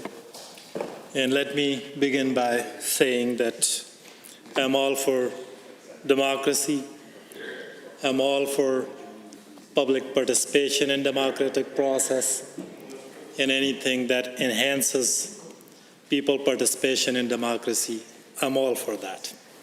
And I do agree with my colleague from Peace River that democracy starts by respecting the electorate. Earlier today, there was a bill before a private member bill before a committee where 35,000 Albertans voted, weighed in favor of a debate, and that side of the House shot it down. So much respect for democracy earlier today, just today. And then they're saying that we are preparing for defeat, that we are scared of this, and all those things. And Madam Speaker, yes, we do get scared when this side of the House, led by Premier, gets near any elections. Just 2 years ago, 3 years ago, they had their leadership race. They couldn't hold a leadership race without getting RCMP involved. They couldn't do that. How can public trust them with democratic process? And 7 members of the front bench were either reached out or interviewed by RCMP in relation to voter fraud in 2017 leadership race of this premier. So yes, we do get scared. And then the very person who was investigating that voter fraud, that was also let go by this government. The Honourable Member for Cardston-Siksika. McCall just waiting for that. Obviously, 23B(I) speaks to matters other than the question under discussion. What the member opposite is talking about is neither regarding this legislation nor anything germane to this House. It's talking about a leadership race. So I would ask that the member direct his comments to this bill and not make not talk more about a leadership race that is, it's irrelevant, Madam Speaker. The Honourable Member for Cardston-Siksika to respond? Or, my apologies, Calgary-McCall to respond? Thank you, Madam Speaker. I don't think it's a point of order. I was, I guess, lectured by the member from Peace River about democracy and how they are getting public participation in the process and all those things. So the things I said were pretty much relevant to the debate because they were saying we are afraid of defeat, we are afraid of people participating in it. So I was just sharing my fears, actual fears, that I'm not afraid of people participation, electorate participation. What I was afraid of, that their record in handling democracy, in handling democratic process. So there can be a difference of opinion, not even opinion, I was stating the facts, but it's not a point of order in any way, shape, or manner. Honourable members, this does appear to be a matter of debate. There could be a point in which a member needlessly persists in a matter not of debate. However, I don't feel like we're at that point. At this point in time, I will caution the member, if you get into that area, there will be a point of order. I rule no point of order, and I will ask the honourable member for Calgary-McCall to continue with debate. Thank you, Madam Speaker. I will talk about the bill and the concerns we have with the bill. I think first and foremost, what this bill does, it gives government unfettered discretion to decide what matter will be the subject of referendum. It gives them the ability to determine its timing, gives them the ability to determine areas of the province where referendum could be held, and whether or not it could be done like mail-in ballots, like their leadership race. So these are all very critical matters that will be in the hands of Premier, Cabinet. These are cause for this unfettered discretion, and this power grab is a cause for concern. And we can talk about whether referendum are a good tool of governing, all those things. But in this particular case, it's just the government deciding whether or not something merits a referendum. And they were saying it was in their platform, general platform. In their general platform, when they talked about referendum, there was something citizen-led. That if citizens want to have a referendum on something, there will be some process for them, for Albertans, to convince their government to have a referendum on something important to them. This is exactly the opposite of what this government campaigned on during their promise. Exactly opposite. Instead of citizen-driven referendum, it's premier-driven referendum. Instead of Albertans among those 4.1 million population deciding, it's just one person deciding that whether or not some question merits a referendum. So I think they shouldn't be talking about their platform, that it was somehow in their platform, because it was not. It's the complete opposite what was in their platform. And on referendums, it's not always easy to have cut and dry questions. If we take the example of Brexit, the question was fairly simple, whether you want to stay in European Union or you want to be separate. But there were many considerations from trade, from currency, from other sectors of the economy that were at the play. And again, in this case, government is giving itself power to state the question without any input from the legislature, without any debate whatsoever in this legislature.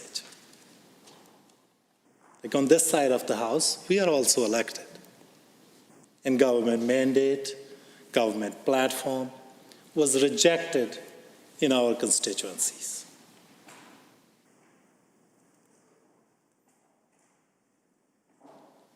And government is shutting out the duly elected representatives of Albertans from the entire process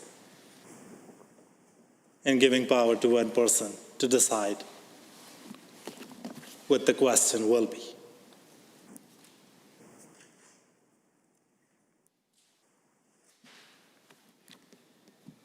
With respect to timing, it's the same thing. Government is giving itself ability to decide it whether they want to have it just a standalone referendum, whether they want to have it with provincial election, whether they want to have it with municipal election. And again, without any input, without any consultation whatsoever from anybody out of 4.1 million Albertans. Just one person deciding.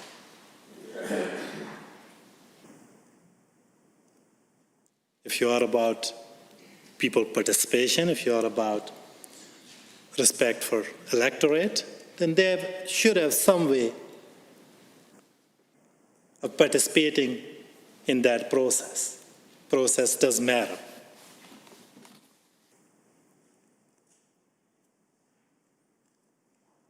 And many municipal leaders, they have talked about this idea, and I don't think they buy in the government approach.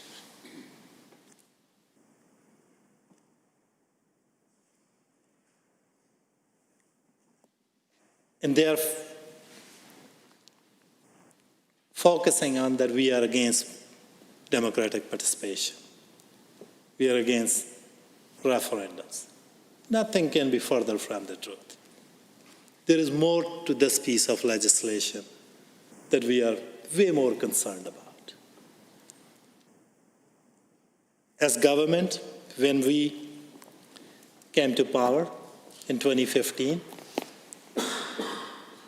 our first act was to take dark money out of the politics.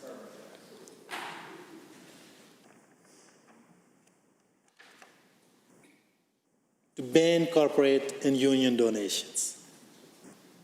And we brought it down to $4,000 from $30,000. Before 2015, in an election year, a candidate, provincial candidate, was able to pay $30,000 towards his or her election. That was the state of affairs.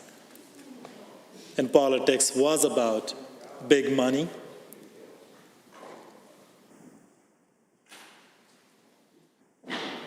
and their rich donors and insiders. That's why we banned corporate donations. That's why we banned union donations. And we brought democracy back to people of Alberta where it belongs. An election should never be about big money. They should be about ideas. They should be about public interest. And what we are seeing here, and I invite any member to talk about it, that why they think that it's the right thing to do to allow third parties to raise up till $500,000 without even letting Albertans know who those donors are. If it's below $250,000, without even putting an obligation for them to disclose those names. Just like previous leadership campaign, where those 250 and less were never disclosed. It's the same model. And up till $350,000, they can spend without telling Albertan how they're spending that money. So we are not against referendum, we are against this dark money. We are against this big money coming into our politics, plaguing our democracy without any accountability whatsoever to Albertans.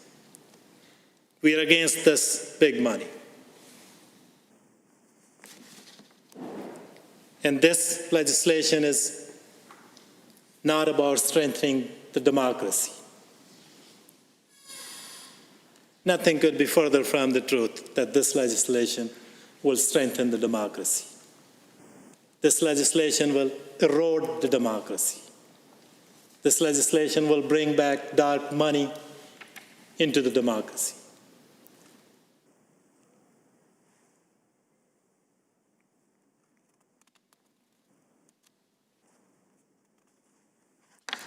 And this will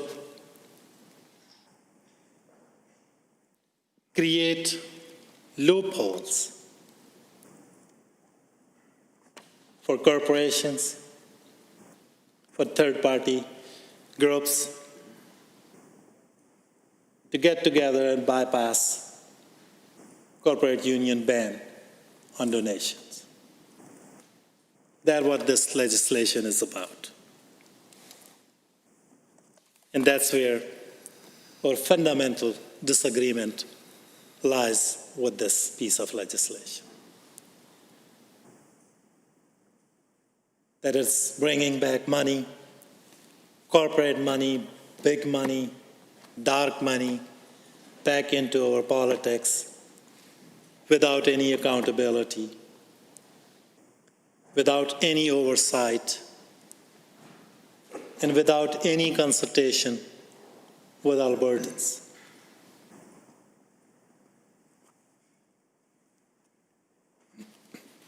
And I don't think that anywhere in UCP platform it was written that they will facilitate this dark money back into the politics.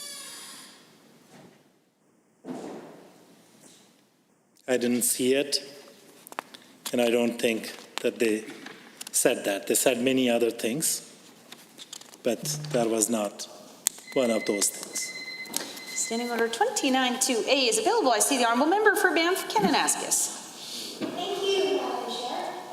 We are losing our voice a little bit today, but I just really felt the need to stand up and address a few of the claims that were made by the member opposite in that last speech. And I respect that in the latter half of his speech, he began claiming that the NDP caucus now does support referendums, but it would appear as though the first half of that speech, and frankly everything we've heard out of their caucus for the last 2 weeks, would starkly contradict that. So I just wanted to, I guess, address some of the things that were said by the member opposite. So one of the things he mentioned was that this legislation, quote unquote, is shutting out the duly elected officials in the democratic process. And it almost breaks my heart a little bit to think that our democracy has gotten to a point where us elected politicians are so entitled and that we think of ourselves as so mighty and so important that we are the only voice who can speak on behalf of Albertans. And Lord forbid if Albertans were to speak on behalf of themselves, it would be shutting us out, as if we are just so incredibly important that Albertans need to come to us because we have the almighty power.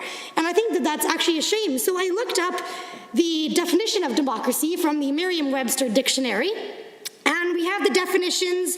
There's A and there's B. So the first definition of A is a government by the people, and definition B is, quote, a government in which the supreme power is vested in the people and exercised by them directly. And Madam Speaker, if that is not the definition of both democracy from a dictionary, but also what we are trying to do through this referendum legislation, then I'm not sure what is. And I feel as though perhaps the member opposite, who I respect, has now walked out of the chamber, perhaps doesn't quite, oh, sorry, Madam Chair, I suppose I cannot mention who is in the chamber, can I? I'll ask you to apologize and withdraw. I will apologize and withdraw. But Madam Speaker, I think if we look at the literal dictionary definition, that is precisely what we are trying to do with this legislation, is put the supreme power back in the hands of the people to exercise it. And, you know, I mean, there was another comment I really wanted to address, was that he stated that he doesn't trust our United Conservative caucus with handling democracy. And that's fine. He doesn't need to necessarily. It's great that Albertans did. Actually, the largest number of Albertans in Albertan history did. But I respect if he chooses not to respect our handling of democracy. But then if the NDP caucus doesn't respect our handling of democracy, why not throw that democracy back in the hands of the people? Because if we're not trusted to do it, then we better give it back to the people, who are the only ones who can handle it better than we can, frankly. So, I mean, if we're not trusted with it, we might as well put it right back in the hands of the very people and give them a specific vote on every single thing they want, because they can do a heck of a better job of it than we can. Or you would think that's what he thinks. But at the same time, we're hearing that the NDP caucus doesn't trust us to handle democracy, the duly elected government, but they're also saying that they don't trust Albertans to handle democracy. So I'm not sure if that implies that just the single member who is speaking is the only one entrusted with democracy. Maybe we should just have a dictatorship. I'm not totally sure. But given the options of the people can't vote and the politicians can't vote, I'm not exactly sure what we are left with besides an authoritarian regime, if those are our only options. So, Madam Speaker, I guess I'm just a little bit confused by what the members opposite are claiming. I think they're a little bit confused as to what a democracy actually is, as per the literal dictionary definition. And I just encourage the members opposite that if they really believe that our government is not competent enough to handle democracy, they should vote for this legislation and let Albertans do it themselves. Members wishing to speak under Standing Order 29-2A, the Honourable. Seeing none. Any other members wishing to speak to the bill? The Honourable Member for Cardston-Siksika. Thank you, Madam Chair. Had a robust discussion on this bill, and I move that we adjourn debate. To adjourn debate. All those in favor, please say aye. Aye. Any opposed, please say no. So carried. 27? 27. Under Government Bills and Orders for second reading, Bill 27, Alberta Senate Election Amendment Act 2020, Honourable Mr. Schweitzer. The Honourable Minister of Justice and Solicitor General.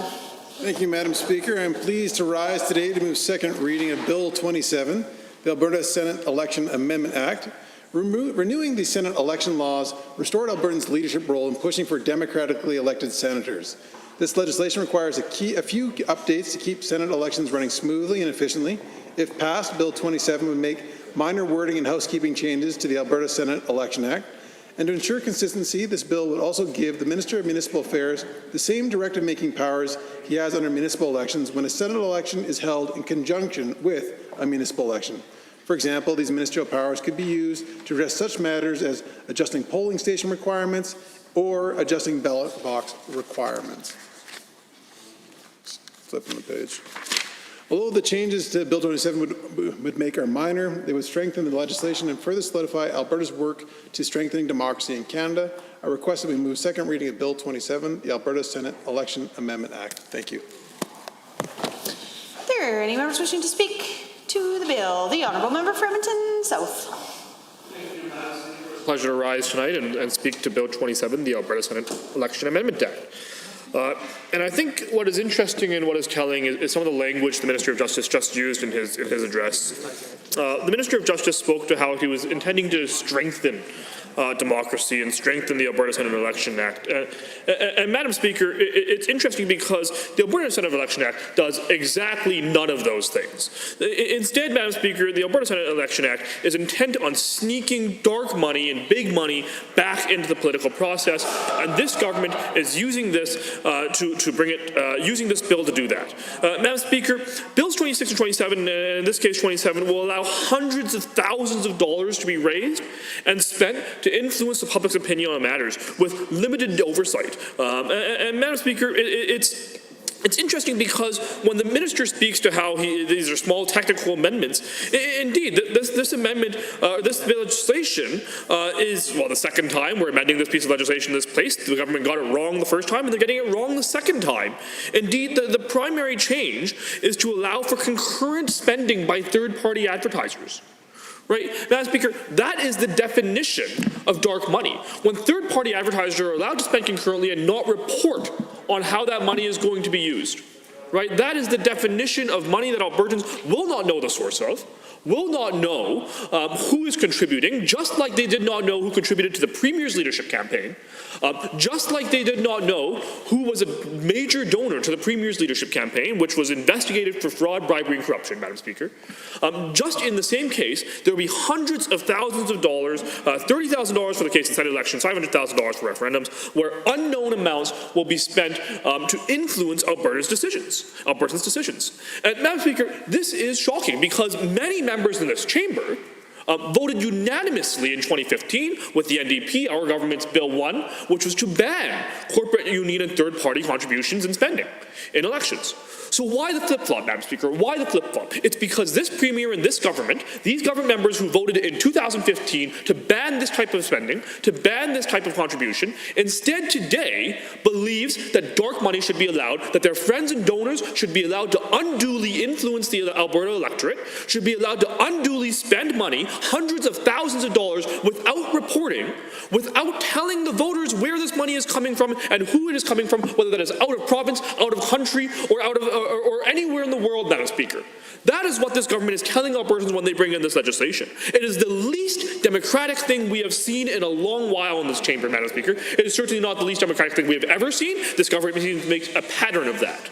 Now, Madam Speaker, it is very clear that this government is at the whim of these big donors, their friends and donors, Madam Speaker. It is very clear that they are intent on bringing in this type of legislation so that this money can be spent without the knowledge of the Alberta public, without the knowledge of being able to see who the source of this money is, without the knowledge of being able to make rational decisions because of it. So, Madam Speaker, when the Justice Minister gets up in this place and says this is a technical amendment to strengthen democracy in the province, to strengthen the ability for Albertans to have say in democracy, Madam Speaker, that is basically a joke of this place. That is basically making a joke of this place because, in all honesty, it is incredibly clear that there is no transparency, there is no oversight, and instead this government is intent on ramming through this legislation, pushing it through in the middle of the night so that we can have third-party advertising, third-party spending in tens of thousands and hundreds of thousands of dollars.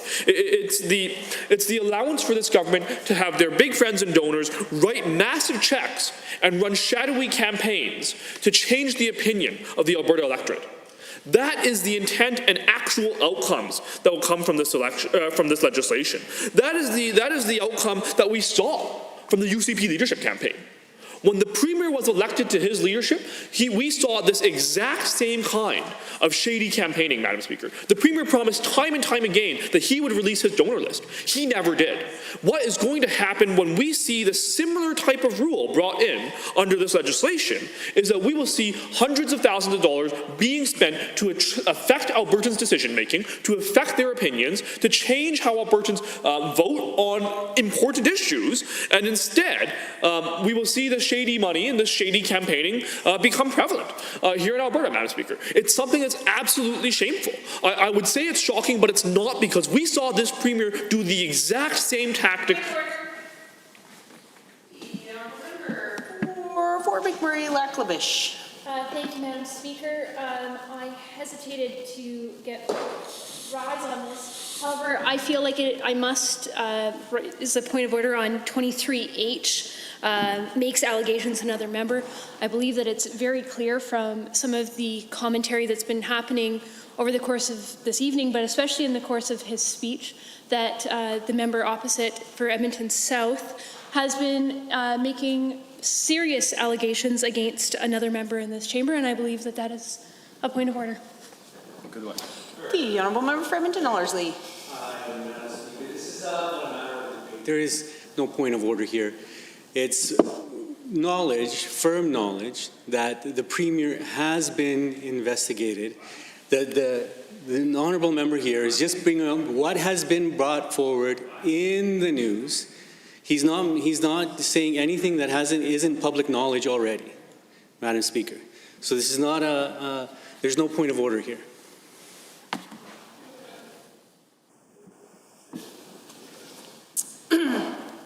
Honorable members, there's been much discussion tonight, some about very similar issues on very different bills. I think that I will seriously express some caution to members when speaking about matters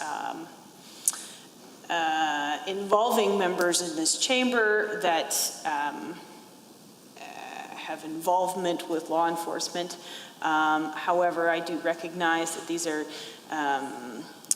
public facts in the news, but I will seriously caution that these are matters in which are under investigation or have already concluded. And if that is not to be made clear on very specific issues, on the very specific things that you are discussing, it is best to avoid these topics altogether and stick to the bills and stick to the issue at hand, which is Bill 27, the Alberta Senate Election Amendment Act 2020. I do not find a point of order, but I hope my cautions are noted, and I will ask the honourable member for Edmonton South to continue with debate. Thank you, Madam Speaker, and I certainly take that under advisement. I think it's very clear where this government stands and where this Premier stands when it comes to addressing big money in politics. It is very clear that this government has made a pattern of utilizing big money in politics, and it's very clear that today they're introducing legislation we are debating legislation that allows this government to continue to use big money in politics, that their friends and donors can spend tens of thousands and hundreds of thousands of dollars influencing referenda, influencing the Senate elections, influencing the electorate in Alberta with no oversight. And that is clearly the intent of this legislation. It clearly is something that they have thought up recently, Madam Speaker, because we have already amended this legislation once. And indeed, they decided it did not go far enough, and indeed, they decided to open the door so that more dark money could be brought into Alberta politics, Madam Speaker. And it's something that, again, is not shocking, but it is certainly shameful. And when we look at this, we know that this is in line, again, with the government's pattern of behavior, right? Madam Speaker, the Premier, again, had done a very similar thing with not disclosing the donations in his leadership campaign. And that is what this legislation does, the exact same thing for third-party advertisers. It permits third-party advertisers to not disclose the source of the donations. It permits third-party advertisers to not disclose the origin of who is deciding to influence Alberta's electorate. It allows them to accept donations and contributions from out of province, out of country, across the world, and it could be anybody, Madam Speaker. But Albertans will never know. That is basically the point, that Albertans will never have the opportunity to know because this government is bringing dark money back into politics. This government is allowing their friends and donors, the one they just gave $4.7 billion away in corporate handouts to, they're now allowing them to use those corporate handouts to influence Alberta voters, to influence the decisions that Albertans will be making at the polls, and to influence the types of decisions that Albertans should be responsible for. And Madam Speaker, it is completely unclear why the government is bringing this forward, because again, the technical change here is largely that they'll be allowed to be concurrent third-party spending. Madam Speaker, it's shocking because, and the question is really because the government appears to have not done any consultation. They appear to have pulled this out of the hat, Madam Speaker, and it appears that it appears that this bill is basically allowing third-party corporations and third-party donors to spend money without any oversight, without any transparency, without any advertising rules. And that's what's absolutely shocking, Madam Speaker. It's shocking because the Justice Minister is introducing legislation here today. The Justice Minister is introducing legislation that he himself spoke against when he was running for the leadership of the UCP. He spoke against things such as not being able to disclose donors. He spoke against things such as some of the activities that were involved in the leadership campaign, Madam Speaker. But instead, today we see the Justice Minister introducing legislation that enables those same things, that enables those same types of activities to be done in all future elections and in all future Senate elections. And that's particularly concerning. It's particularly concerning that this Justice Minister does not see the contradiction, that this Justice Minister is so blinded by his ideology and perhaps his attraction to the front bench, Madam Speaker, that the Minister is willing to bring forward this legislation that he clearly understands would not be a good thing and would allow undue influence to be brought upon the Alberta electorate, would allow undue influence to change the opinions of the Alberta electorate. And Madam Speaker, this opposition absolutely supports fulsome debate. That's why we're here at 11:30 at night, Madam Speaker, my apologies. That's why we're here at 11:30 at night debating bills like this. That's why we're in this chamber every single day debating bills like this. We unreservedly support the Albertans to have the ability to debate issues of importance. Now, what that does not address, Madam Speaker, is that Albertans should not be attacked by third-party donors. They should not be allowed to have their opinions unduly changed by third-party advertisers, and that's what this Justice Minister is bringing in. That's what the UCP government is bringing in. That's what UCP backbenchers are laughing about as they bring in, Madam Speaker, because they know that being able to spend tens of thousands of dollars or hundreds of thousands of dollars without disclosing where those funds are coming from, without actually talking about where those funds are coming from, lends itself to enabling shady elections. Right? That's the type of activity we're talking about. Dark money enables dark elections. That's the type of activity that we're seeing about, Madam Speaker. When you don't disclose your donor list, when you don't disclose who is contributing the funds, when you don't disclose the origin of the funds, then you don't disclose who actually paid for the elections. You don't disclose who is actually unduly influencing the election. And we see that time and time again, Madam Speaker. You can just look here in the history of Alberta. You can just look in the last 5 years of the history of Alberta, Madam Speaker, and you can see that very same thing being done here. So that's what's surprising. I mean, perhaps, Madam Speaker, it is wise for some government members not to interfere in some of the shady money, because perhaps the shady money was involved in their own party, Madam Speaker. But we won't speculate on that. It certainly is something that we need to look into when we pass legislation like this. What is the actual intent? Why are we allowing, and what justification do we have to allow this dark money and concurrent spending into Alberta politics? And the Justice Minister has provided none of that justification. The Justice Minister has not done his homework.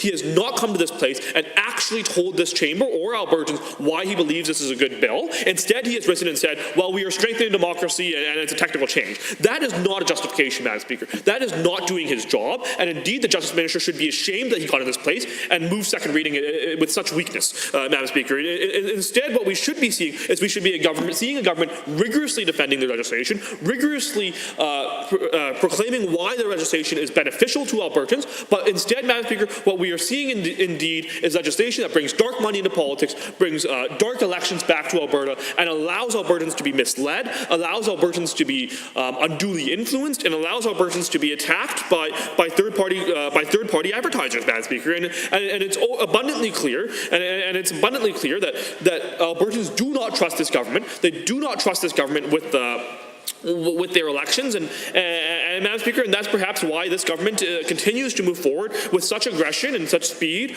on this type of legislation, to allow their friends and donors, the ones who have unduly affected elections in the past, or may have unduly affected elections in the past, Madam Speaker, to continue to do that moving forward, and this legislation enables that. It enables the affection of elections, and it enables the advertising in elections. And Madam Speaker, this Justice Minister should be ashamed from doing that. This Justice Minister should be ashamed to come to this place and allow Albertans to have tens of thousands of dollars spent to change their opinion without telling them where it came from. Because, Madam Speaker, if the NDP government had brought this type of change in, if the NDP government had come here and said, we will allow international agents to spend third-party advertising in Alberta, if the NDP government had done that, these UCP members would have been up in arms.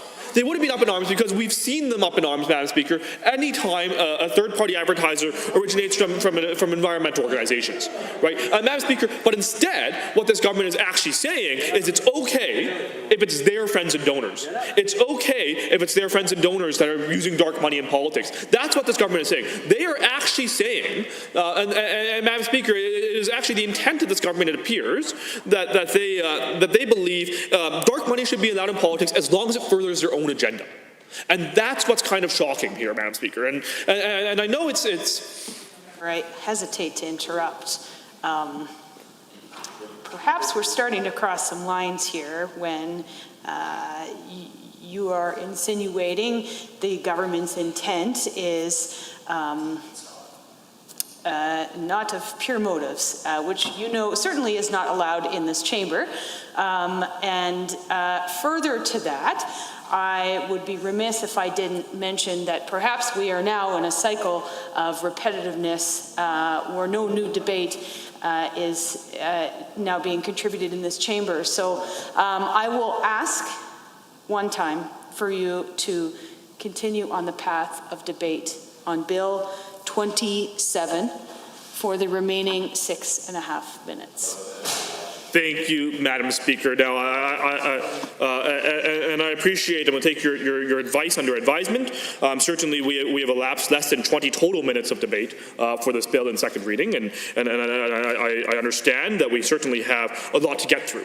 Madam Speaker, it is certainly interesting when we look at how third-party advertising is brought in, that this bill does concurrent spending, right? So what this bill is actually bringing in is the allowing for advertisers to advertise on multiple fronts, right? To attack Albertans on multiple fronts and to change Albertans' opinion on multiple fronts. And it's interesting because this piece of legislation neither had a news release nor a technical briefing, not for the media, not for the opposition, not for any Albertan that we are aware of, Madam Speaker. This government is actually so ashamed of this bill, Madam Speaker, that they actually would not even put out a press release on it. So, Madam Speaker, I guess the question is, what is the government hiding? Why is the government so intent on not allowing to see not only that they are going to have tens of thousands, hundreds of thousands of dollars spent against and changing their opinion and unduly affecting the elections, but why would they not even tell Albertans they're bringing it in? Right, Madam Speaker, that's the question. The question is really, if the government indeed feels that this is the right move for Albertans, that this will enable a strengthening of democracy, in the Justice Minister's own words, if this would actually allow our democratic process to be stronger and would allow elections to have a stronger viewpoint of opinions and a broader perspective of opinions, why would the government not tell Albertans about it? Why would the government not even issue a press release? It's one click of a send all, Madam Speaker. I'm sure there's an email list out there. Madam Speaker, it's extremely telling when this government does not wish to actually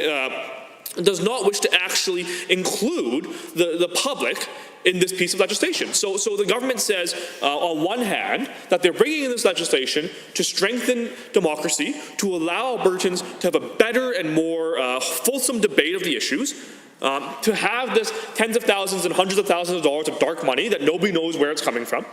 That's what this government is saying on one hand. And on the other, they say, well, it's not important enough to actually tell anybody about.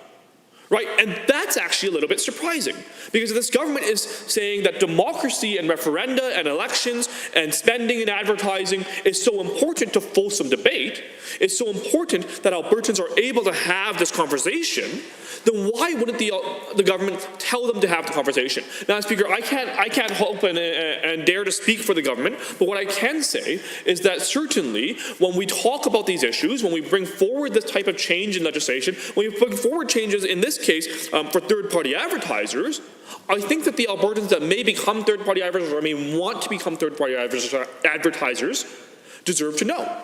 Right? And in this case, the government decided that wasn't the case. It wasn't the case that the government thought it was important that the public knew about this piece of legislation.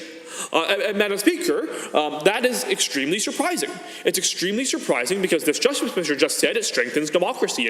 And clearly, if that is the case, you would think the Justice Minister would be proud enough to post this in the news. It seems that clearly is not the case. So Madam Speaker, it's interesting because how many more times will we end up amending these election acts? Because this is the second time we've come here to this place. And Madam Speaker, they clearly got it wrong the first time. I think they're still getting it wrong here the second time. But clearly we are addressing the wrong things. We shouldn't be addressing how much third-party advertisers should be allowed to spend. We shouldn't be addressing how much and to what extent we should allow people who are out of this province, who are not from here, to actually affect Alberta voters. We should be talking about why Alberta voters deserve to have their say. And Madam Speaker, that is not what's happening. What's happening instead is we are forced to talk about dark money in politics. We are forced to talk about the ability of third-party advertisers to not disclose their financing, to not disclose the origin of their monies, to not disclose who is trying to register a vote. And Madam Speaker, unlike in other provinces, third-party advertisers in Alberta will not be required to even register for or against issues. Right? So we may not even know who these third-party advertisers are lobbying for. In this case, in Senate elections, we will not know even who their preferred candidate is or the preferred issues. And Madam Speaker, that's because by the nature of dark money, it creates shady elections. It creates dark elections, right? And that's the type of advertiser that this Justice Minister and this UCP government seems to be wanting to support. Seems to be introducing legislation that enables, seems to be allowing to unduly affect Albertans' interests. And that's very concerning. It's very concerning because we know that when we look at these issues and we look at the types of issues being brought forward in Bill 27, that they are of, in many cases, high public importance, right? The people we send to Ottawa is an issue of high public importance. The ability of the upper house to make decisions on behalf of the people of Canada and the people here of Alberta is an important issue, Madam Speaker. And we think that having a strong, robust system for debate is important. But a strong, robust system for debate includes disclosure of who is trying to further an interest. When I donate to the NDP here in Alberta, my name is registered on the list. Madam Speaker, when any member of this House donates to any political party in this province, their name is registered on a list. And that spending is then audited and disclosed. What we are going to see instead is a complete lack of that registration. We're going to see a complete lack of that type of information. And we're going to see less transparency for the average Albertan. We're going to see less transparency for the public, and it basically means that Albertans are going to be less able to make confident decisions. And then I think that's disappointing. I think it's something that's that we will be voting against, or I will be voting against anyways, and I think that certainly Albertans should expect better from this government. Thank you. Any other members wishing to join debate? The Honourable Member for Peace River. Thank you, Speaker, pardon me, and thank you to the member from Edmonton South for his opening speech. It strikes me, Madam Speaker, that I much prefer the Democratic Party or the old Democratic Party to the new Democratic Party. There doesn't seem to be a lot of democracy in the new Democratic Party. Whatever they used to be, it might be a better go than what they have now. Whether it be the current question that we're debating, Bill 27, the Senate election, or we're talking about direct democracy through referenda, or a number of other questions where effectively we let the people decide. It seems they're just not happy with democracy, Madam Speaker. It seems to be socialist logic, as best I can tell, that allowing people to vote on who their senator is and people to campaign according to that is somehow undemocratic. I think it's important we note, Madam Speaker, that the NDP legislation that they brought in 2015, they so proudly tout, allowed the NDP affiliates in the last general election in 2019 to spend $1.8 million as third-party advertisers. What's the concern with third-party advertisers all of a sudden, Madam Speaker? Ironically, even more than that, Madam Speaker, the majority of that $1.8 million in third-party advertising from these unions is actually constitutionally a part of the NDP. It's a wing according to their own constitution. So it's not just they have their own party $2 million limit that they brought in. They expanded that effectively with their $1.8 million in excess, which is constitutionally a part of their own governance, spending twice. Now, I heard so many references to dark money and shady money and shaded money and all sorts of different, shades and colors of money that they're concerned with. I think the real concern is on the members opposite. In the way that dark money, it's very concerning that they seem to be selective, Madam Speaker, in how they're criticizing third-party spending. The fact is, in a free democracy, we should have third-party spending to allow people, citizens, whether or not they're a part of an official party or candidate, to be able to advocate and campaign. That's reasonable. That's thoughtful. That's a free expression. We should have rules regulating it.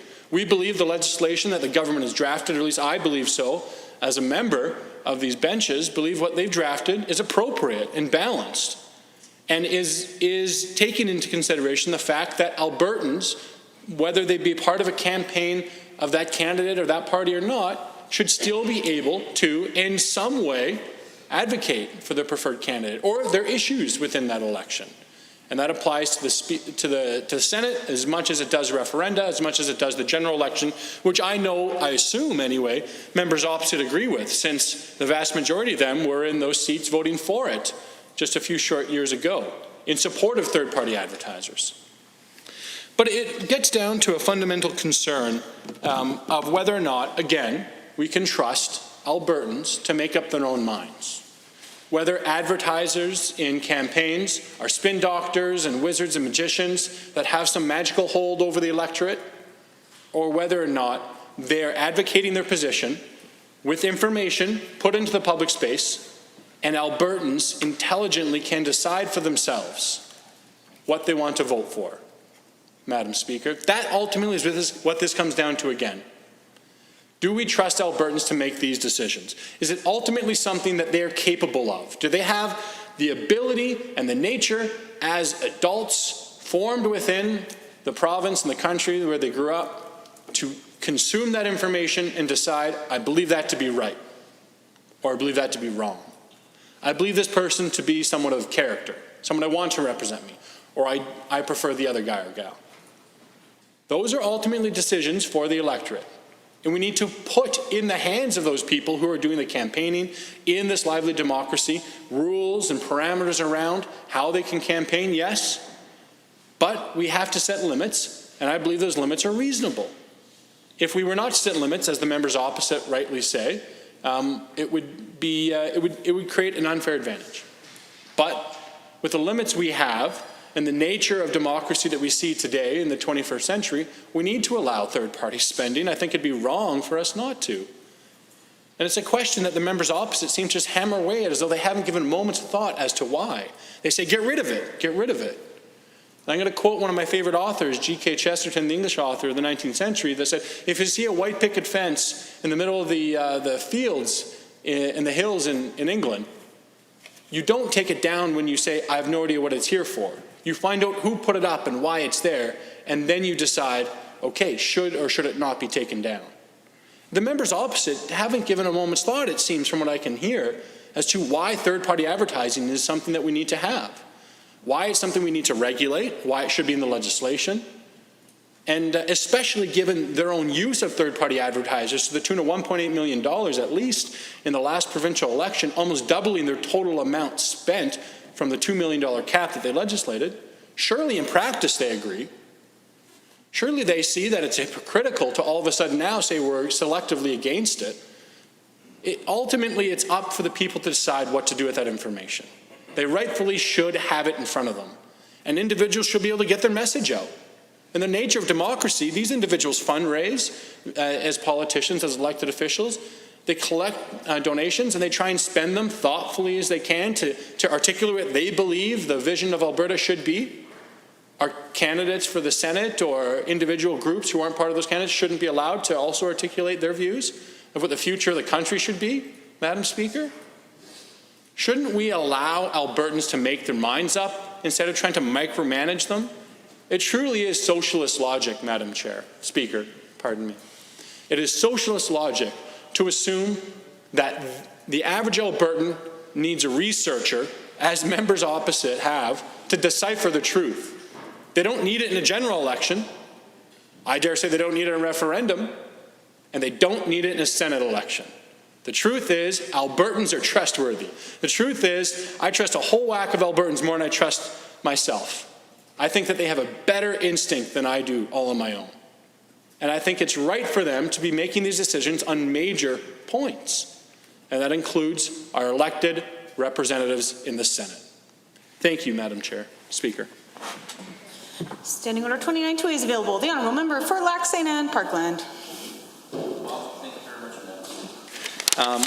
The member from Peace River, I mean, this gentleman, he's younger than I am. He's sporting a beautiful mustache. I thought it was interesting that our Minister of Transportation lost it and he found it. And I love the fact that he can quote all the previous authors that have talked about it, because this man is passionate about democracy. And there is no question that he's articulate for Peace River and the folks up there of voting for their candidate that became their voice here are getting their money's worth, Madam Speaker. Now, it is interesting for me, as well as being the new person in politics. I was one of those just average Albertans, I guess, watching what was out on the news and trying to form my own opinions of it. And it's not through academic snobbery that somebody else had to articulate to me what my opinions were. It wasn't through that type of messaging that I had to form my own opinion. It was by me doing my research, listening to the information out there. I never once went through a list to see who was actually donating to each one of these ad campaigns. See, when you see it pop up in the CBC or XYZ or whatever other broadcasting corporation that's spewing this stuff out there, you're kind of mass consumption. And if you don't like the message, you change the channel. But given all that information, the electorate have made their decisions. When it comes down to the Senate, I think that's something that we want to make sure that we have the best candidates that we can put forward. I believe, and the member from Peace River might correct me, but I think it went away for a bit, and it was only a 4-year period that it kind of went away, and I think there was a resurgence that we wanted the Senate to come back, that we could actually pick our own senator, and that was something the electorate had wanted again as well, and that's why a lot of us are here representing our constituents. The interesting part that I find, if I'm following some of the members' opposite logic, there's this dark money stuff. Apparently, I'm not sure if it's a Star Wars euphemism or where they're getting this from, the dark side and the light side. I'm not sure how that works. But if I was to follow the logic, the way it was before, there was dark money. And then they got elected. But they got elected during the dark money period. And then all of a sudden, now that they're elected, they changed it. And then during the clean money period, or whatever they're referring it to as, they got unelected. So how does that work? So now we're going back to the dark period where they got, if anyone was talking strategy, if I was them, I'd be doubling down going, you bet, bring on that dark money, because the last time that we got elected, we were there. So I just cannot follow the logic. But when it comes to the senatorial election, I'm looking through Bill 27, I'm not seeing the same things jump off the page that the members opposite are having problems with. And I think a lot of this comes down to the way their party functions and the way they see things. There's this old euphemism, if you want to catch a thief, you got to think like a thief. They're seeing things from a different perspective. And when I got that first insight was one of their former members, a private member, had sent out an email message to us new guys saying how bad it was to be a backbencher, as they called it. Our side, we call them private members. But to be a backbencher and be bullied and not have an expression or opinion. So if that's part of how they're seeing the lens, that's how they see democracy, I know why I picked the UCP to run for. And I know why that our government is bringing forth legislation like this to bolster the democratic process, because people do have a voice, and we know that we don't know everything. We're only elected representatives. And when there's the critical items that we want to put out there, it goes to the referendum, it goes to the vote. So thank you, Minister, for bringing this forward. And to the member from Peace River, I'll secede any other time if you can please articulate anything more on these items, and please tell me what this dark money stuff is, because I'm thinking it's a Star Wars episode, Madam Speaker. The Honourable Member for Peace River. Thank you, Madam Speaker, and thank you to the member from Lac St. Anne Parkland for the question and comments. The truth is, you can't follow the logic, my honourable colleague, because it's socialist logic. It just doesn't make a lot of sense. They can't seem to, stick to one idea. They're for third-party spending when they legislate. They're against it now. The fact is that the reasoning behind their current position is not as important as the consequences of their current position and the conclusions that Albertans will draw from it. even their own electors. There are a number of electors in Edmonton who care a lot about who the senator is. Now, we did have an appointment of Paula Simons to the non-liberal Liberal caucus of the Senate, and far be it from me to criticize her august body of work as a journalist, criticizing conservative governments across the country over and over again. But I do think it is fair to say that Albertans want to be able to choose who the senator is, and they want to be able to do it in a way where they can understand. Any other members wishing to speak to the bill in second reading? The Honourable Member for Calgary-McCall. Thank you, Madam Speaker. I rise to speak to Bill 27, Alberta Senate's Election Amendment Act. And we are seeing this piece of legislation, I guess, second time in 6 months. And this bill, Bill 29, Bill 26, 26, 27, and 29. All these pieces of legislation have absolutely nothing to do with the democracy. There is one theme in these three pieces of legislation, and that's that they are allowing dark money, they are allowing big money back into the politics. And with this particular piece of legislation, there was no media briefing. There was no news release put out by the government. I believe there was no technical bill briefing. And in the absence of all those things, where we be able to hear from the government front bench about the intention of the legislation, about why they think having third-party advertisement is important, then we are left to speculate. We're left to speculate based on the previous position taken by members of the front bench. In this case, for instance, Justice Minister, not long ago, that's, I guess, on a video where he was debating alongside Premier and former leader of the official opposition, Brian Jean, where he said something to the effect that dark money shouldn't be part of politics, shouldn't be part of democracy, and all those good things. And now we are seeing a bill from the same member which does essentially the same thing that a couple of years ago or 3 years ago, member was speaking against. And this bill has nothing to do with democracy. We know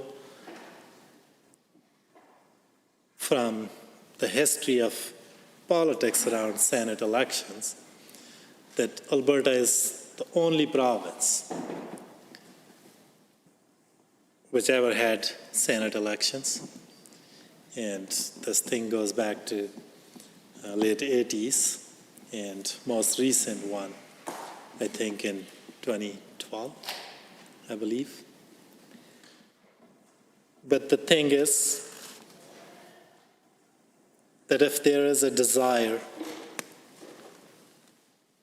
to reform the Senate, to make it democratic, I would agree with the government. That's a laudable goal. That's something I agree with them that, sure, Senate need to be reformed. If there is some way that we can, with public accountability, we can come up with some kind of election process for the Senate, it's a good thing. But unless and until we do that, and Minister of Justice for sure knows that Senate is a constitutional institution. And Constitution of Canada dictates how senators will be elected. It sets out the regional composition of Senate. It sets out age restriction. It sets out who can be a senator, their net worth, their qualification. Like all those things are set out in the Constitution. And end of the day, it's the Governor General who appoints senators on the advice of Prime Minister. And that's the process that's in Constitution, that's in our supreme law.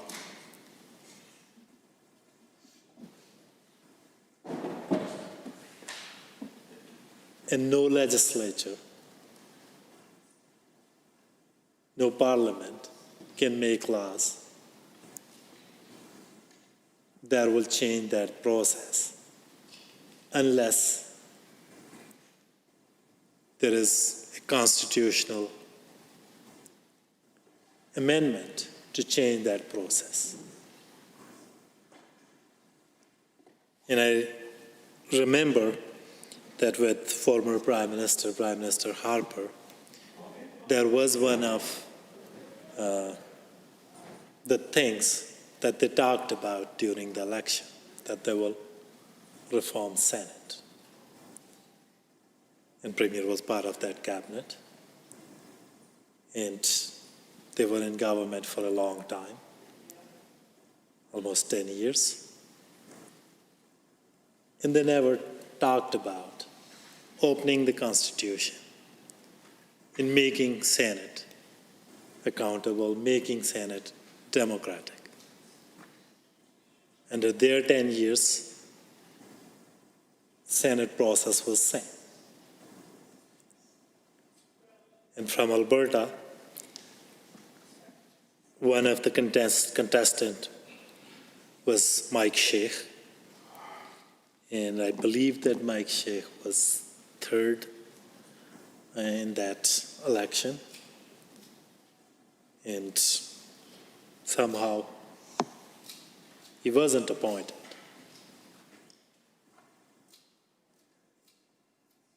For him, that process certainly was not followed. It was not followed then. It was not followed after. After Mike Sheikh, we have two more senators that I can think of that were appointed to the Senate. So, at a time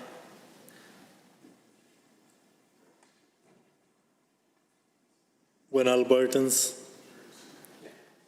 are struggling with pandemic, they are losing jobs, they are facing many other issues, we are debating a bill that will have no impact whatsoever on Senate appointments, because end of the day, it's a constitutional appointment, and the process for that is written in Constitution, and that's that Governor General will appoint senators on advice of Prime Minister, 24 from Ontario, Quebec, Maritime provinces, Western provinces, 24 each, and 9 senators from the rest of the Canada. That's the composition that's in the Constitution. And there are certain other requirements that are already there. So this piece of legislation doesn't do anything to that appointment process. But what it's doing here is that they're giving free hand to these third-party groups to raise money left, right, and center.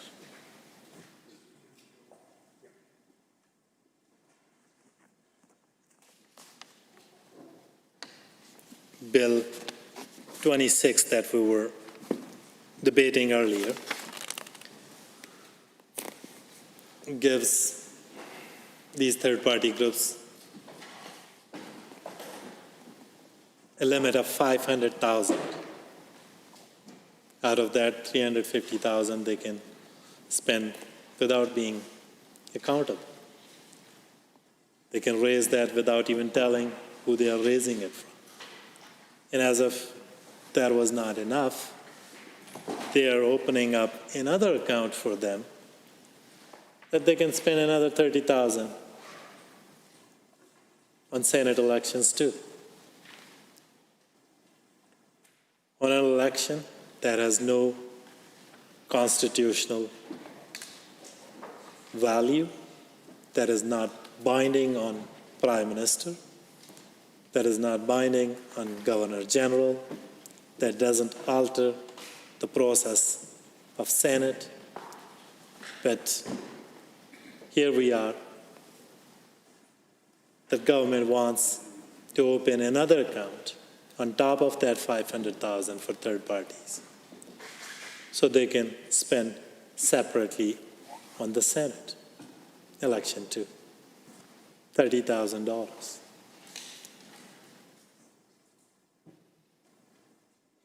And they're talking about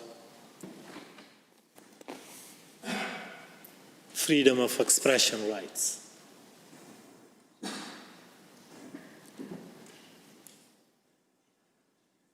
When it's a freedom of expression for their wealthy donors, for their wealthy friends, corporations, they are in favor of it. But when everyday Albertans, if they choose to protest, they bring forward Bill 1 and literally block every street, every walkway that they can declare that you can't protest here.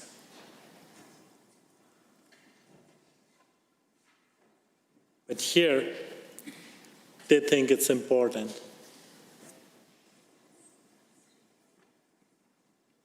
to give wealthy few all kind of freedom of expression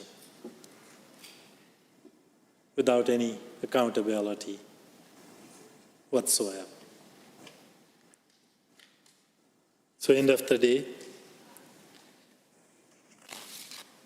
this bill is only opening up a new account for third-party advertisers on top of that $500,000 that they got under Bill 26, that they can have another account of $30,000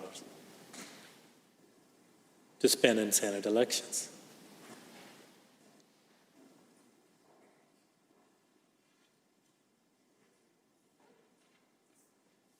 And they will be able to, these groups will be able to raise money from corporations, something that Bill 1 in 2015 for session of 29th legislature banned. The corporate and union donations were banned. That was the first act of 29th legislature. But they are creating loopholes. They are not loopholes, they are opening doors, actually, to that dark money, to that big money, that they are allowed in politics, they are allowed in democracy, and instead of any ideas, it will be those donors, those wealthy corporations who will influence and determine the outcome of democratic process.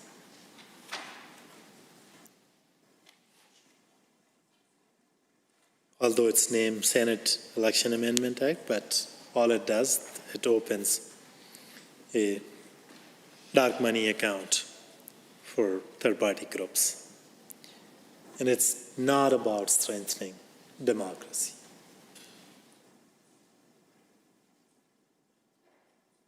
Like I have witnessed, lived, and Standing Order 29-2A is available. Seeing none. The Honourable Member for Edmonton Rutherford. Thank you, Madam Speaker. I appreciate the opportunity to address for the second time tonight a bill on referendum. Hey, my light's still on. It excites me to give the member of Peace River another opportunity to mischaracterize and to argue against points that were never made. So I'll be anxious to hear some of his thoughts later on. But, you know, perhaps we can actually put the points out there and perhaps this time he'll be able to pick up some of the things that are said. I know there are many things that could be talked about in this particular bill, the concerns that are there, and I will try to keep my comments fairly brief, certainly for me, this time, and just speak to one or two of the aspects of the faults of this bill and the concerns that are there.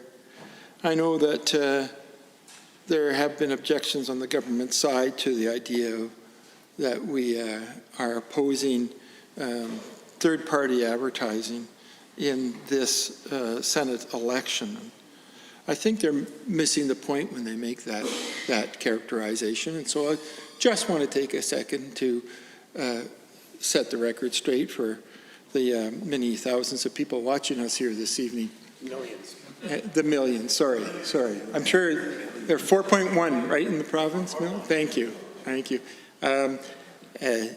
Because I know it won't be heard by members of the government, but certainly the audience can pick up the point that the issue isn't that there are third-party advertisers. The issue is the fairness and balance that is created when you create a bill of this nature.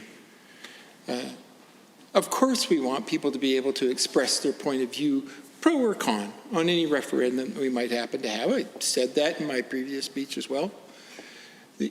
But for it to be a fully satisfactory democratic process, we would want to see some form of balance between the amount of money is put on two sides of a debate.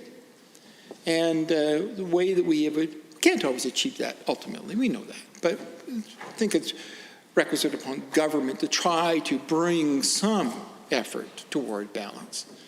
And in the past, we have tried to do that by not eliminating the amount of money that any individual can put in to a debate, but rather to just limit it so that there is an amount of money that is generally accessible to the vast majority of people in the province to contribute, so that they can all have something of an equal influence on the discussion and therefore the outcome of the debate.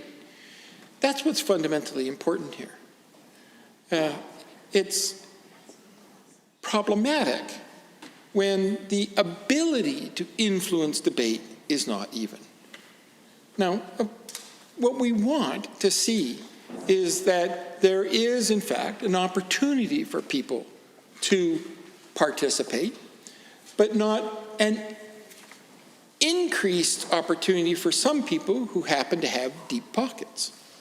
And that's the issue at hand here. How do we prevent, in a democracy, we want everyone to participate and to kind of be at the same starting line and have the same reasonable opportunity to run the race as the other people. But if we have a situation where one person is on a bicycle and the other person is in a Formula One car, the contest is not reasonable. And you can say, well, you both had a chance to race, but it's not a reasonable race.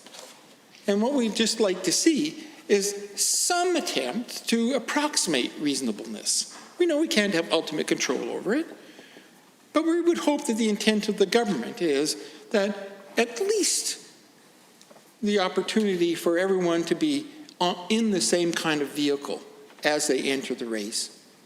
And that's, I think, the primary issue that I think I want to talk about here. That is, in this particular case, the government is neglecting the question of balance and fairness. And I think it's very important that we understand that balance and fairness are really important philosophical aspects of the work we try to do here in this legislature and in our democracy in general. We don't want to have a situation where some people in society, because of their power, their prestige, or their money, or other kinds of things, can over-influence the discussions that we have. We know that happens in some parts of the world, where really only one voice is heard, and all of the arguments are really only presented by one segment of society. And one of the things I think we pride ourselves about in Canada is that we at least have a hope that all members of society actually can contribute, whether they happen to be wealthy people or they happen to be unwealthy people, whether they happen to come from a particular part of our geography, whether it be rural, small town, or big cities. All of those things, we want people to feel like you're equal. You come to the table with as much respect for your thoughts and your opinions and your attitudes as somebody who might have a different geography, a different education, a different wealth, or any other kind of difference at all. It's that desire to see the full contribution of all citizens that we're trying to preserve in our concerns here. And in this particular case, what's happened is the doors have just been blown wide open for some people who, because of the great fortunes of life, have ended up in a position where they have extreme amounts of money, more than other people. And I really am concerned because I really feel like this is the Americanization of our political process. Just the same as I know the government is trying to Americanize our health care. And that is very concerning to me. I know that as I was growing up and we went from having 2 television stations to 3, it was a big issue. It was a lot of fun to have that 3rd station. And then we went on to having a couple of others. But what was unique about the 3rd, the 4th, and 5th ones was that they were Canadian stations. They were American stations, KXLY, coming out of Spokane. And one of the things we saw when we got this new introduction to a different way, an American way of being, was heavy political advertising that many of us found quite objectionable in its tone and its direction and its reliance on an inequality, an unfairness between the parties involved. And that's what we're trying to avoid here in this situation. And when you allow for multiple events to be happening at the same time, you allow for Senate elections, for referendum, and for local elections all to be happening at the same time. And you're allowing people to put different pots of money into each of those elections at the same time. And you're making the limits on how much they can put in huge numbers, like $30,000 for Senate elections, $500,000 for referendum, and unknown amounts for local elections, you're going to be in a position where the few have rights and privileges that are not afforded to the many. And that's just really the basis of my objection here this evening. And with that, Madam Speaker, I would like to close debate. No, adjourn debate. Adjourn debate. All right. Thank you. Having heard the motion to adjourn debate, all those in favor, please say aye.